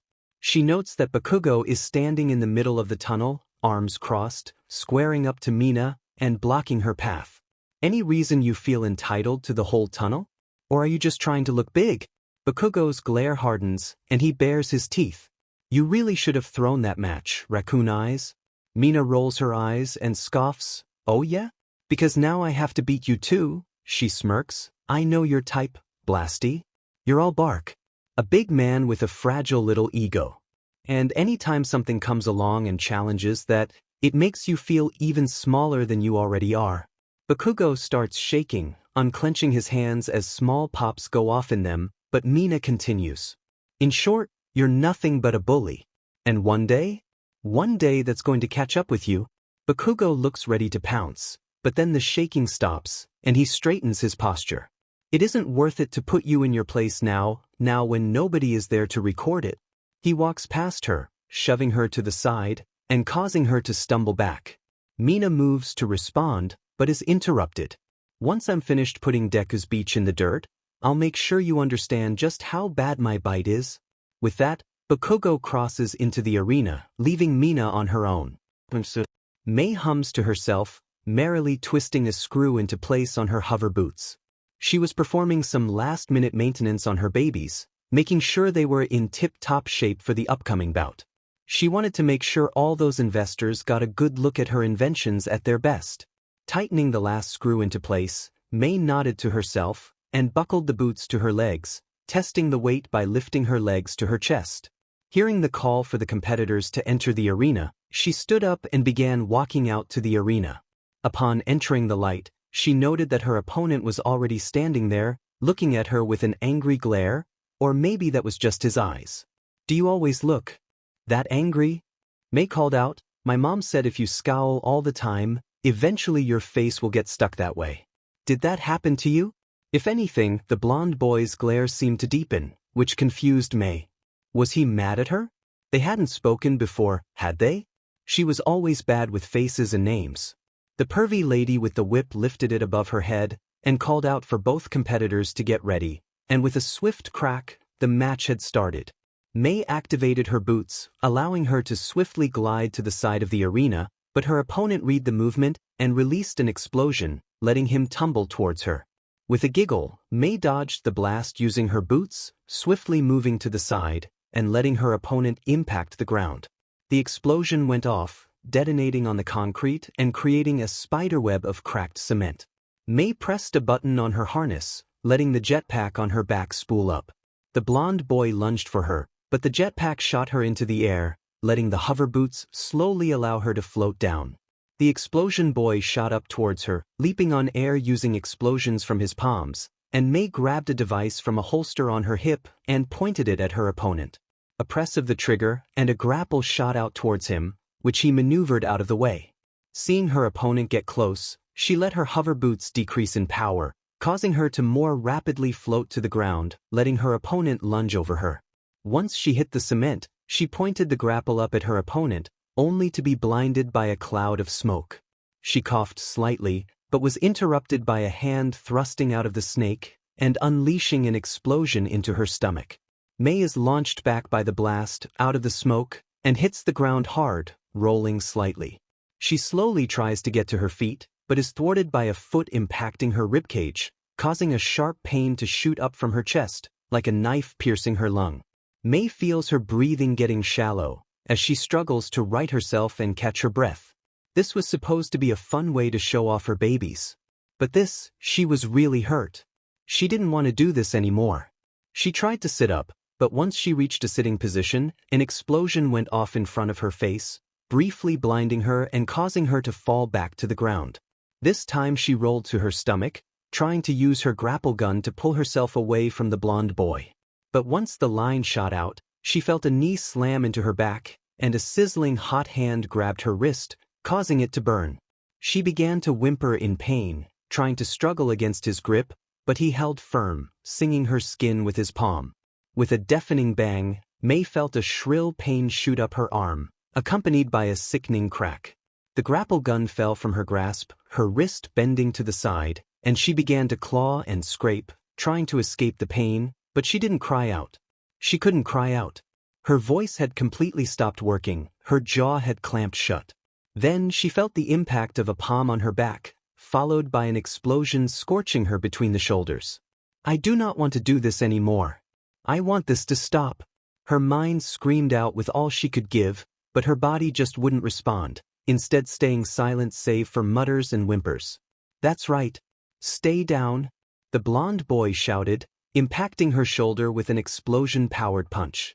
Mei felt his skin blaze underneath her uniform, the patch of skin on her shoulder being severely burned by the hit.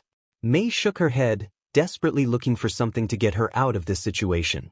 She saw the shadow of the boy's hand above her head and desperately moved her skull to the side, letting the boy impact the concrete, causing multiple large chunks to fly loose. One of the chunks hit her in the temple, causing her to bleed.